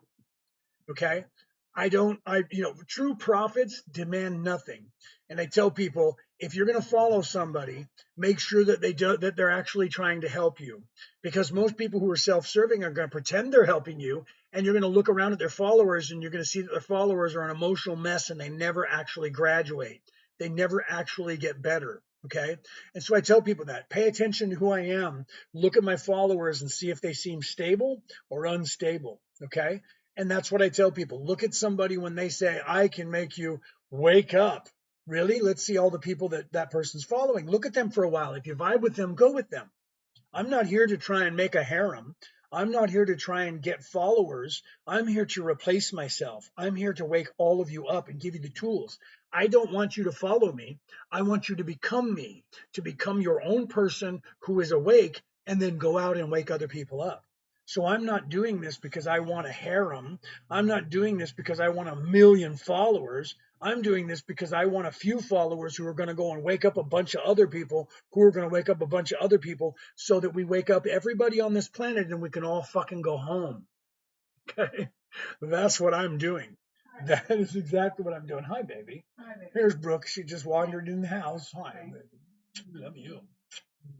Love you very much. Yes, he did frustrate the hell out of me, because I was like, I've been with this guy. I'm in love with this guy, and I don't know why. I'm seeing things from the past. We've been together for hundreds and thousands of years. Why is it he's denying it? Maybe I'm going crazy. I don't know. Maybe I'm going crazy. And then we had a telekinesis. We had a what do you call it? A chat. Our higher selves had a chat. And I said to him, I had a chat with somebody, right? I had a chat with somebody, and I swear it felt so real. And he denied it. He denied it and denied it and denied it. What are you talking about? I was so angry. She was so mad at me. She had to organically figure out what was happening. And then when he felt it sucked. Away from him, he finally said, "You're not going crazy." Then when I thought I was going to lose her because she was like, okay, then I'm out of here. This is just crazy. I finally said to her, you heard her. I finally went, wait, you're not going crazy. But it had to be on that term, because literally her ex said, who told you that? Him? Right? Other people said that to her. Oh, you guys, and then because we got together real fast, everyone's like, that's too fast. That's too fast. And I'm like, so which exactly is it in your mind that is the time that people should be doing these things, right? So that people, individually, everyone judges everybody by themselves, right? So literally, I was like, you guys do you, we'll do us, right? You guys do you, we'll do us. But now she knows for a fact that we've been together going all the way back to our creation before time itself was invented. Okay, she knows that. She knows who we were in every single lifetime on this planet, not because I told her. Some of them, she came to me and went, this is you. And I was like, really? You think so? You can ask her. I was like, what? You think that's me? And she's like, I know it's you. I can see that it's you. And I'm like, uh-huh. And she's like, well, then who am I? I'm like, I don't know. You need to look around, see what's going on. Ooh, Mars bars. I'm going to have to eat one of these. Yummy. Oh, and Mars and Morrow, right? That's not what I told you. Yeah. So America, right? In America, Mars bar, we know what that is in America. There's a bar over here in this country that's better, that's called Morrow, right? So I said, I'm gonna have to try one. So she got a Mars bar, so I could take a bite of that, and a Morrow, so I could take a bite of that, right? So Mia, welcome, right? Welcome, welcome, right? Francisco says, I try to be non-judgmental and understand your situation for your, what is that? Feel your shoes view. I'm not sure what you were typing there, bro. Right? So yeah, it's, if you tell people some things about themselves too soon, then negative people will use that to their advantage. Okay. Because this is how negative people usually work. Okay. What they would do is, if I were evil and I was trying to get Brooke wooed onto my side, okay, I would talk to Brooke and I would go, and I would say to her something like this: when we go over there to those people, they're going to warn you about me and they're going to tell you that I'm evil. This is what evil people do. They're going to tell you that I'm evil, but they're not, but I'm not. Okay. I'm your friend. They're the ones that are evil, but they're going to try and blame me and they're going to try and say I'm evil. Okay. Evil people do that 100% of the time. In some version, they're not your friend. They're not your friend, but I'm your friend. Okay. And that's what they do.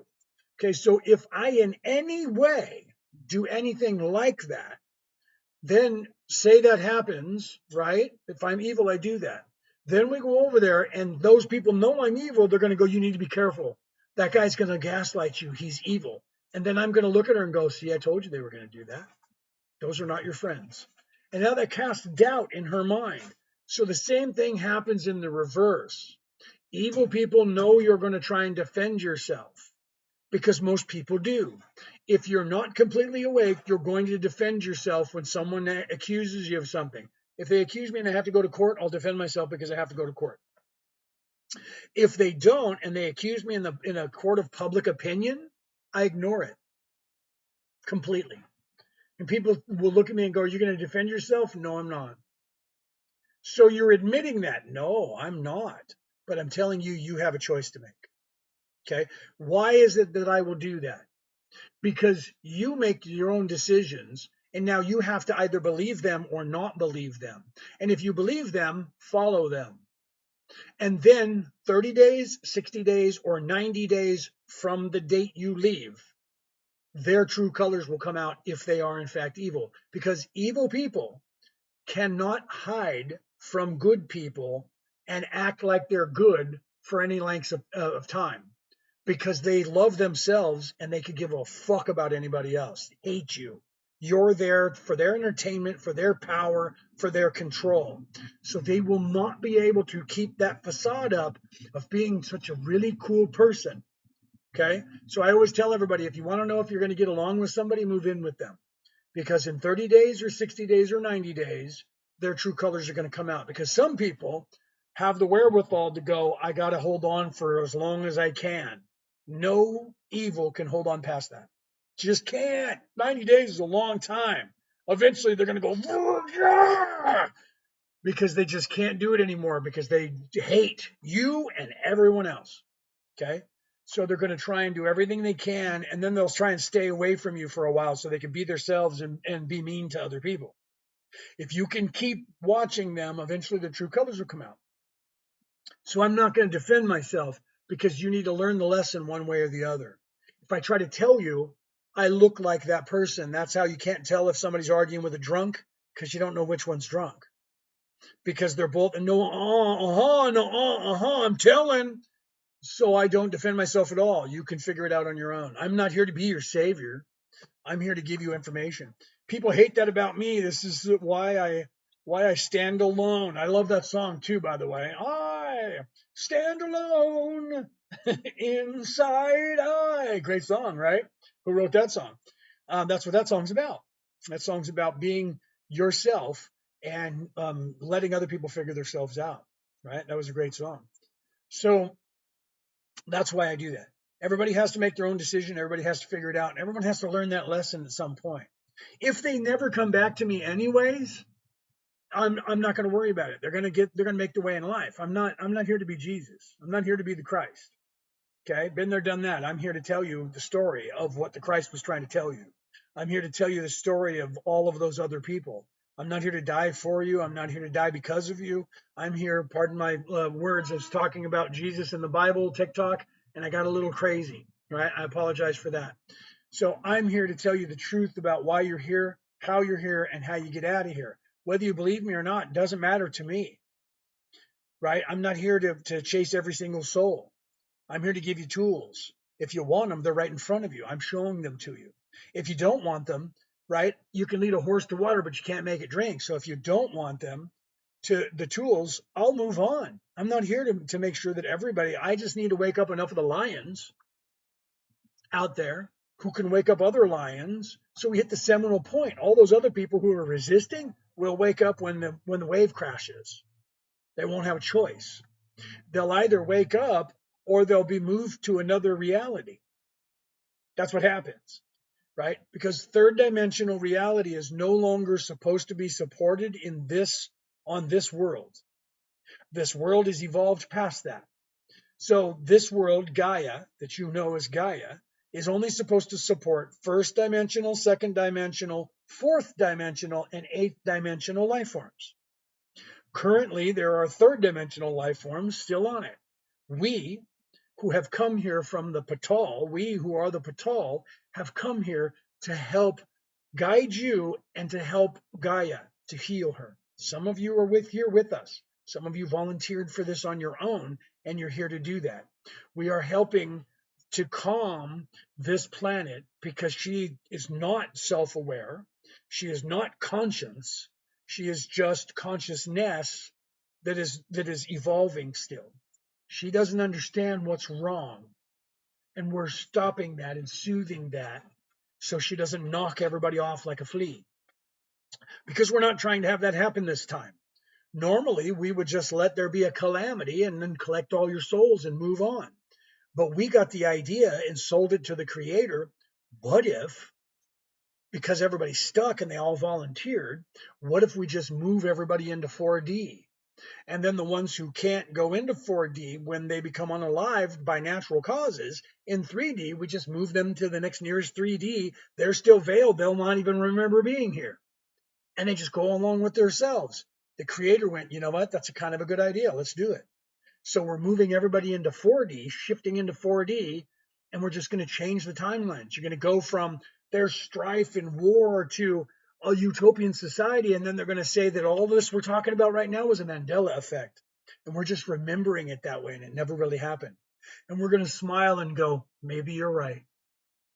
And then we're going to hang out on vacation and eat pie and live out our lives until the end of it. And then when we decide to go, we're going to leave, and then we're going to go back to where we came from.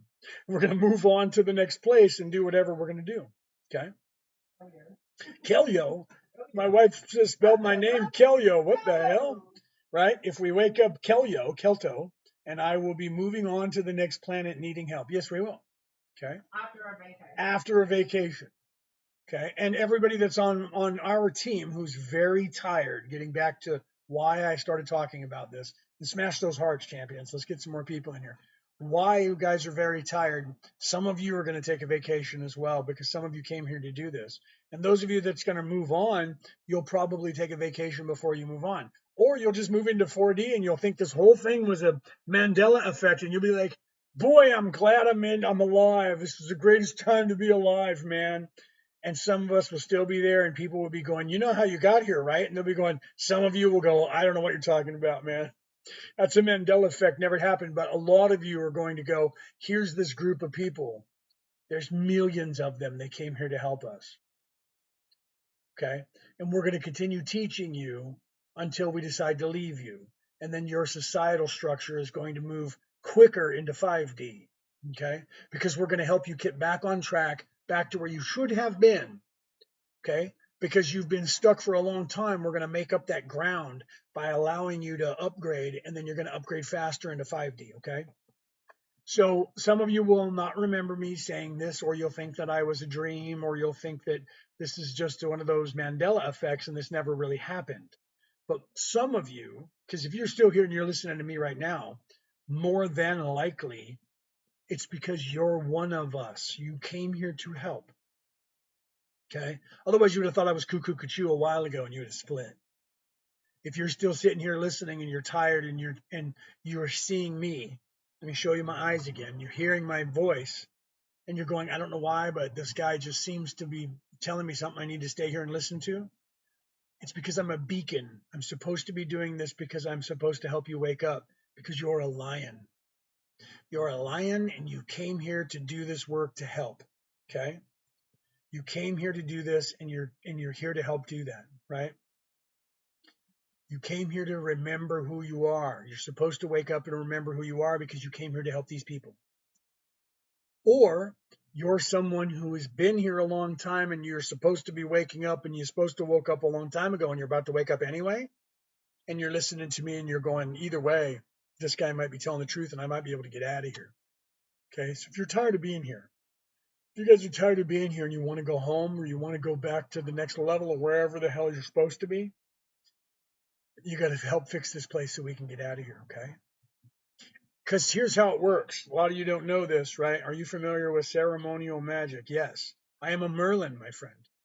I have a Merlin title. I am a spellcaster. I am a wizard. I am a spell writer, and I teach it. I even went to Oberon Zell Ravenheart's online college, if you know who that is. Yes, I am aware of ceremonial magic. I'm also aware of sexual rite alchemy. I wrote about it in my book, The Christ Oil Within. And I'm a Merlin. Did you hear my wife? Did you hear Maeve? There's a reason that we're called Merlin and Maeve, and it's not because Merlin was a magician who was some guy. Okay? Because Merlin is a title. It's not a name of a dude, right? So many rituals and sacrifices that we have made to get to this place. Yeah, you don't even know that, right? One time I laid down in the dirt and was unalived by my wife and buried so that it could be a sacrifice so we could change something in the timeline that you're in currently. That happened about like an activation that happened at about 1100 years ago. And I volunteered and I laid down and a bunch of people decided to ceremonially cast a spell and unalive me. And they put a stone on my chest that's been found. And they found me. Yeah. You guys can look that up. Yeah. And they found me and I know what it says on that stone and I showed it to people and it activated them and they said, I know what that says. Right? No joke. You guys can look that up. That was me and my wife. And she had to unalive me as a sacrifice so that we could change the course of history with magic. She had to watch me perish too many times. Ask her, she's right there. Okay. She had to endure me sacrificing myself over and over in different lifetimes to change the course of history for you guys. Okay. I'm not here to be somebody I'm here to be who you need me to be, but I'm here to help you. Okay. I'm not here to try and gain like power and glory and fame or any of that. You didn't know who we were most of the time. And the only reason I'm telling you now is because we're about to cascade. And some of you won't remember me anyway. That's the beauty of it. I can tell you guys this and leave it on the internet. And then the timeline shift will happen. And all of a sudden, this will be a utopian society. And I'll be sitting with with a glass of tea, drinking a glass of tea, going, whoo, that was rough. And people will be going, what are you talking about? And I'll be going, oh, that timeline where the Nazis won the Second World War. And people are going to go, wait, what? That never happened. You're right, it didn't. What about that timeline when the communists took over the world using this thing that was, they told everybody was a planet killer? And they'll go, I don't know what you're talking about. You're talking about that flu that happened back in the 20s? Yeah, that's the one. And they'll go, that didn't happen. It was just a flu. And I'll go, you're right. It sure was, wasn't it? Take a drink of my tea. Right? And everybody's going to be sitting around going, this is a beautiful time to live. Look at this place. It's so beautiful. And I'll go, you don't remember when the bad people owned all the governments and they owned the oil industry and they charged you money for everything? And they'll go, money? Wasn't that something that my great great grandmother had? I don't know what you're talking about, bro. Where are you from? You're not from here, are you? And I, no, I guess I'm not. Okay. I missed the ceremonial magic thing. No, I wasn't actually talking about that in this chat. But I have done all of that, the ceremonial magic. Oh, or maybe the Christ oil. I can go into that and tell you that if you would like. Okay, so it's in my book. It's also in other books. You can look it up. Okay, so in this book called The Reality About Reality, Returning to the Old Ways by me, Leonard O'Neill. Okay, In that book and in another book called God Man, the Bible Made Flesh. I don't know who wrote that. I had it. I don't have a copy of it here because I left it in California when I came to Australia. That book is taught in theological colleges and referenced in there. You can also go to YouTube and look up the Christ Oil Within videos, and you'll see other people, doctors, talking about what I'm about to tell you about. Okay. So this is Sexual Right Alchemy. There's a video that shows Jim Carrey talking about that when he knew about it, but he didn't know 100% about it. Back when he was talking about it, it was probably about 10 or 15 years ago. And he was talking about it on a talk show, and he was kind of trying to figure it out. And he didn't have 100% of the knowledge back then. He does now, though, because he's awake enough. Okay. So inside your body, there is an oil, two oils that are secreted, one from your pineal gland and one from your optic thalamus. One is a milk-like substance, the other is a honey-like substance, the land of milk and honey. That oil is secreted and it goes down your intricate system, goes down your Inga and your Pingala nerves that go down your spine, in the middle of your spine. And that oil, one of the oils is charged with electricity and the other oil is charged with magnetism. And those two oils go down those two nerves. Those are masculine and feminine oils, masculine and feminine energies in those oils. And in the ancient time, 5,000 years ago, 4,000 years ago, they were called, guess what they were called? Joseph and Mary. Okay. And those oils went down, they go down your spinal column. 33 runs of your spinal column, 33 vertebrae, 33 years of Jesus's life, 33 runs in the Jacob's ladder. Goes down your spinal column to the bottom 5 vertebrae at the bottom of your spine that are fused together, which in the ancient times was called Bethlehem. Okay. So those two oils from Joseph and Mary then get together and become one oil at Bethlehem, the breadbasket. That's the sword and the stone story, by the way. Okay. And only he who is worthy can draw the sword from the stone. It's also the story of Santa Claus. Okay. And we'll get to that in a minute. Then that oil goes back up your spine, going across Bifrost, the Rainbow Bridge, the same way that Thor did after he descended to earth, got unalived, and then resurrected. The same way Jesus came down and got unalived and was resurrected. Okay.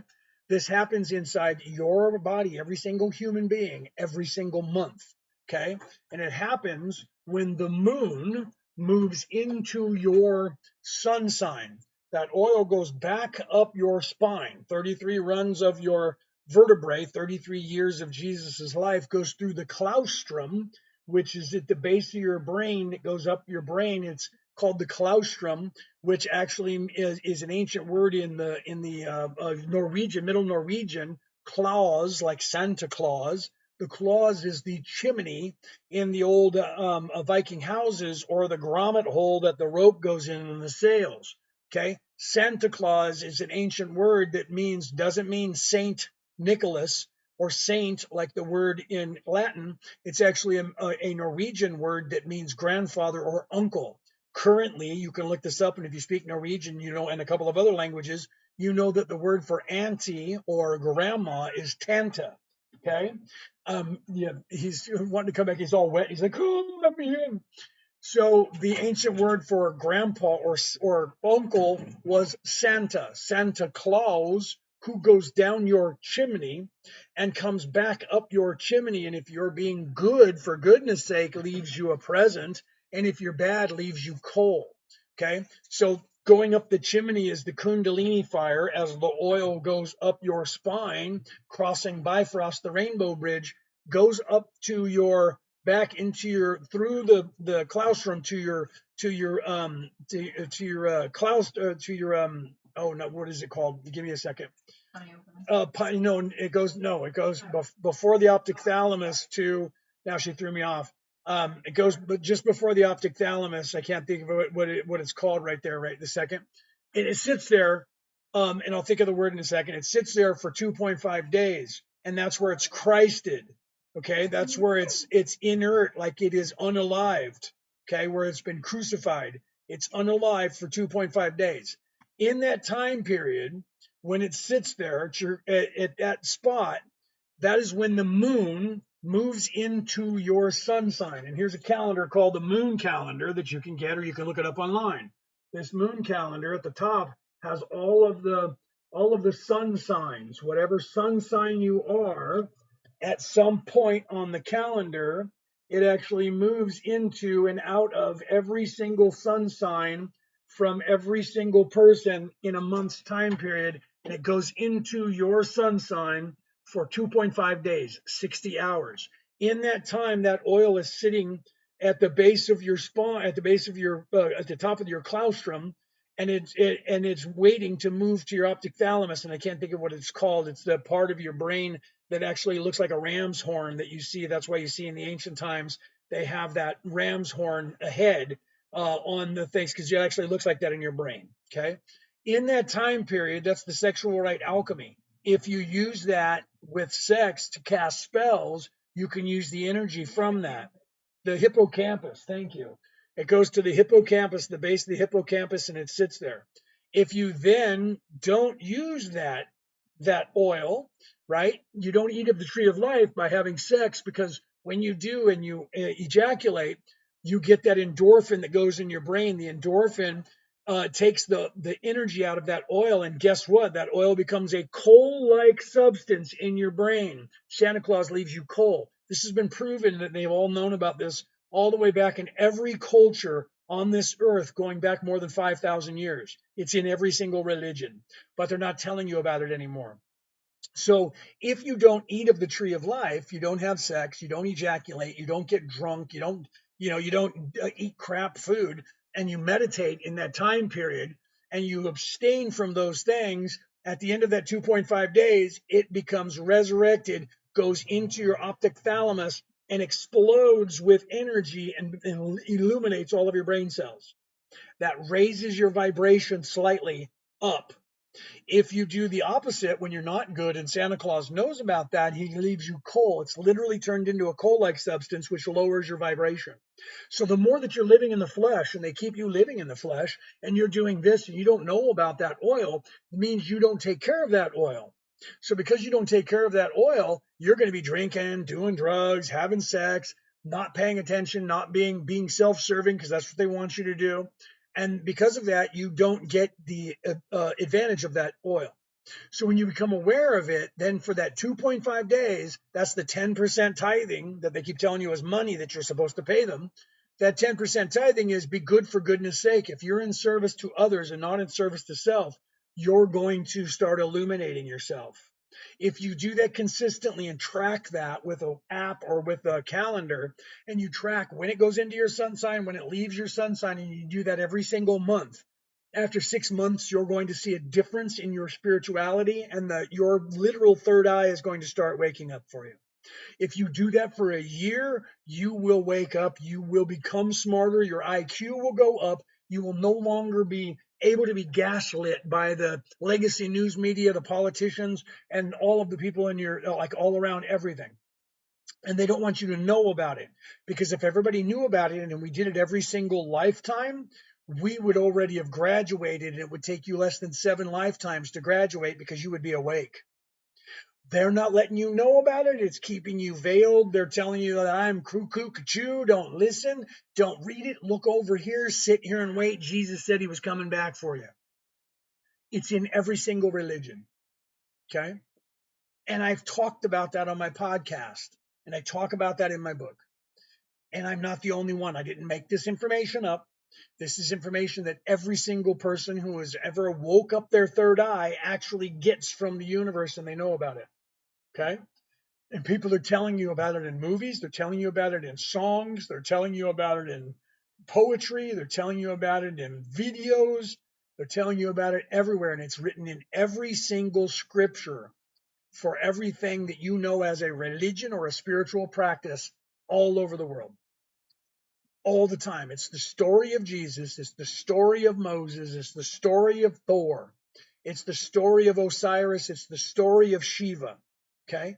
Every single story, it's the story of Marduk. Every single story that you've ever heard of anyone who was sacrificing and then going up, and all of the stories that are there, even Enlil and Enki.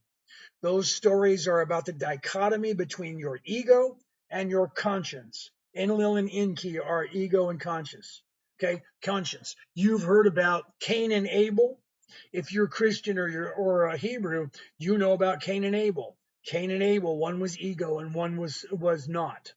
Okay, so Cain unalived Abel because Cain was ego. Cain was evil and he unalived Abel. That was the supposed first one. That was being told to you because you're supposed to learn that dichotomy.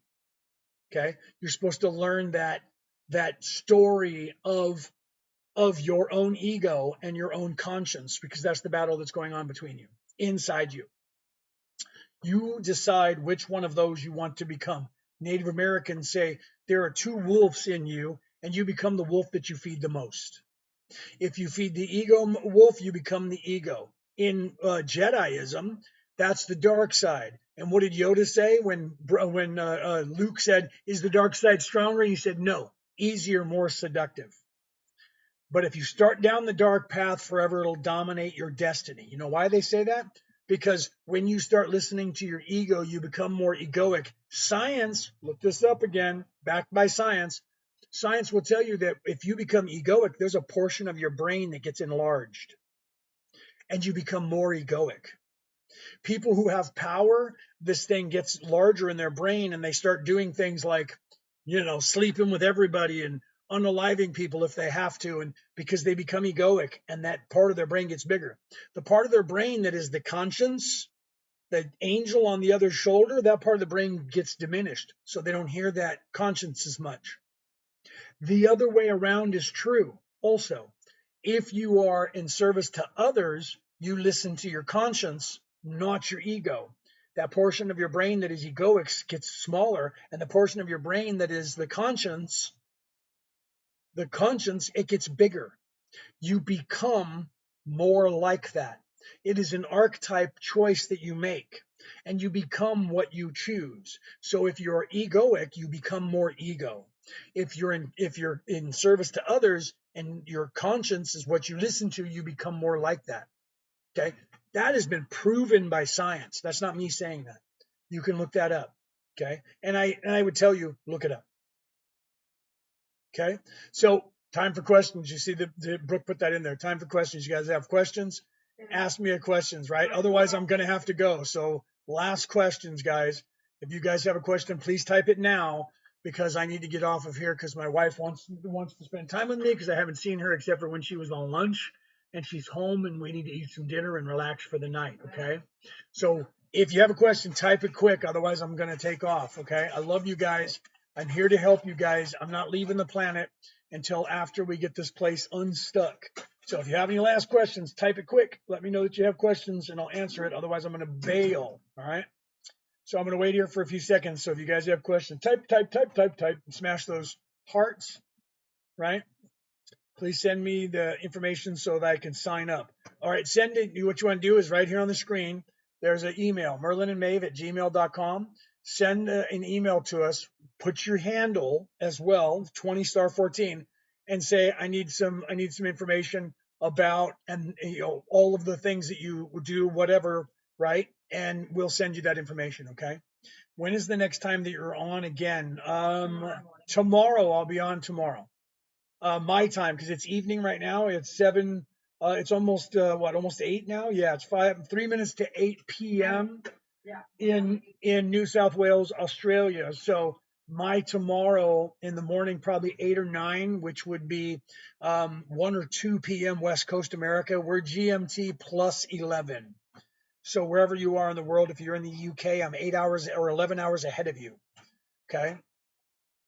So you're in Canada. What part? Almost 4 a.m. in Canada. What part of Canada? Jersey side.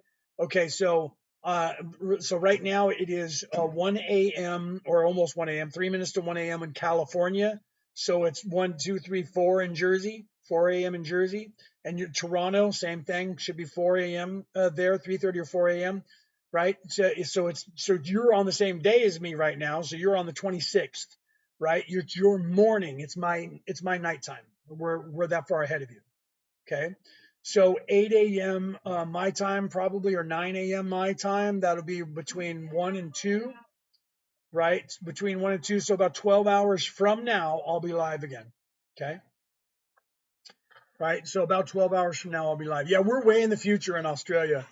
We're way in the future. The only people that are ahead of us in time from where we are on the east coast of Australia is New Zealand, Christmas Island, and I think Fiji, maybe. Otherwise, there's no one else on Earth that are that far ahead of the world than we are in Australia. Australia gets everything first, right? I love you guys. But yeah, I'll be back live about 12 hours from now. I'll be back live. Okay. Follow us here at Merlin and Maeve. Hit the bell so you know when I go live. And when I do, you guys can hop in and ask me questions while you guys are getting ready to go to bed, right? Because it'll be 8 in the morning. It'll be about 3 or 4 or 5 in the afternoon over on that Jersey side, right? Somewhere right around there for you guys. You'll be getting home from work, right? So yeah, don't forget, right? She's telling me don't forget the vouchers. Right here, right? You can win a voucher if you pay for any of our services, right? Or put a down payment, like if you're going to be doing a Reiki, right? Yeah, Defense Against the Dark Arts right here is only 88 Australian dollars. You guys on the American dollar. If you're in Canada, it's about 88. Right? Hold on. Big train going by. Hold on a second. Okay, sorry about that. Big train going by and honking. If you're on American dollars or the European euro or the pound sterling, the 88 Australian dollars is about $65 for you. If you're Canadian, you'll have to look at the thing because we're pretty close. You might be paying close to $88. I don't know if your dollar is much stronger than ours in Canada. Okay, but you can Google that. We'll send you an invoice that actually, because the invoice will be from PayPal and it'll do the math for you. It'll say 88 Australian dollars. That means this amount of money is coming out of your account. Okay. But if you're on the pound sterling, American dollar, or the euro, I'll tell you that our $88 for the Defense Against the Dark Arts is about 65 for you. Okay. So if you pay for anything, any one of our products before March 5th, okay, before March 5th, New South Wales time at 9 p.m., then you will get into this contest that will be on Friday, our Friday at 10 a.m., which will be, nighttime for you the day before because your guys are over there, right? 10 a.m. for us will be like 6 p.m. for you on Thursday. But then we'll be live here, okay? And then we'll be giving away these vouchers for 30 Australian dollars, 60 Australian dollars, and 90 Australian dollars that you can use on any of our products. So if you put a down payment, say on Reiki 1, and put $100 down on that, and then you win one of the vouchers, you can add that voucher to that and then have to pay even less money, right? Then also know that if you buy something from us or we teach you something and you pay us for that, even if we just give you some Reiki healing or we do a medium read for you or anything like that, you become what we call a wayfarer. That's part of our club. That's not something that you get from joining the thing here, but when you pay, we get you on file. You get 5% discount off of everything, okay, for the rest of your life, not just for like one or twosie, forever. You get 5% off of all of our prices and all of our products. Okay. 9 a.m. in London. Yeah, you guys are over in London. You guys are 11 hours behind us. So it's 9 a.m. for you over there. We also do Reiki classes and Defense Against the Dark Arts classes that would be in your morning time in London, 6, 7, 8 o'clock in the morning. Because that'll be like 5 p.m. my time is 6 a.m. your time. I just did a Reiki class, 2-day Reiki class at my 5 p.m. And did 5 to 9:30 for 2 days in 2-day Reiki class, and then did the attunement today for a guy over in the UK. Okay, so we will work with you there too. That way, you guys don't have to stay up late. But if you're a night person and you like to stay up late, we do it at 10 o'clock our time, which is like 9 o'clock your time, or we'll do it, you know what I mean, in the morning, or we do it 8 o'clock, which is your 7 p.m. And then you would end up staying up until like midnight or something each night. But we also do that, right? So yes, I will. I thank you for that, Star. I'll look at the DMs and make sure. And like I said, if you guys want any information or you want to get into the voucher drawing, make sure that you send us an email at merlinandmaeve@gmail.com and then get us to send you a invoice for one of our products. Sign up for one of our classes, right? You get that paid. If you get that paid before the drawing, even if you haven't had the class yet, but you've gotten it paid, you still can get entered into that to get a voucher, okay? So pay attention to that and take a look at it, all right? Yeah, even if you just want like Reiki healing, right? We do that. Yeah. So, we do Reiki. What do we do? Like $30 for 20 minutes. So 30 Australian dollars, 20-minute healing. You get that done. We send you a healing, right? And then now you can enter into the contest, right? And if you're in America and you pay $30 for 20 minutes, and that's almost half because you're getting a good deal, you'll end up paying $15 or $16, sit around for 20 minutes, and we'll be giving you some Reiki healing, right? So you guys can get in pretty cheap over there in Europe, in the UK, especially the pound sterling.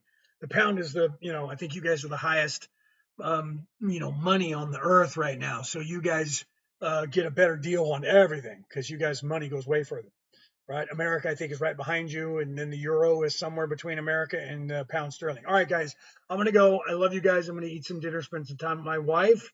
I'll be back in 12 hours, approximately 12 hours. I'll come back. I'll go live if you guys have questions. If you're still awake, then I'll be here to talk to you and give you guys answers. Okay. So yeah, 9 p.m. and if you're in London, brother, 9 p.m. I'll be back on. All right. I love you guys. Have a great day. Have a great morning. Have a great night. And I will see you guys the next time I'm live. All right. And if I never see you again, have a great life. And I'll see you after. Okay.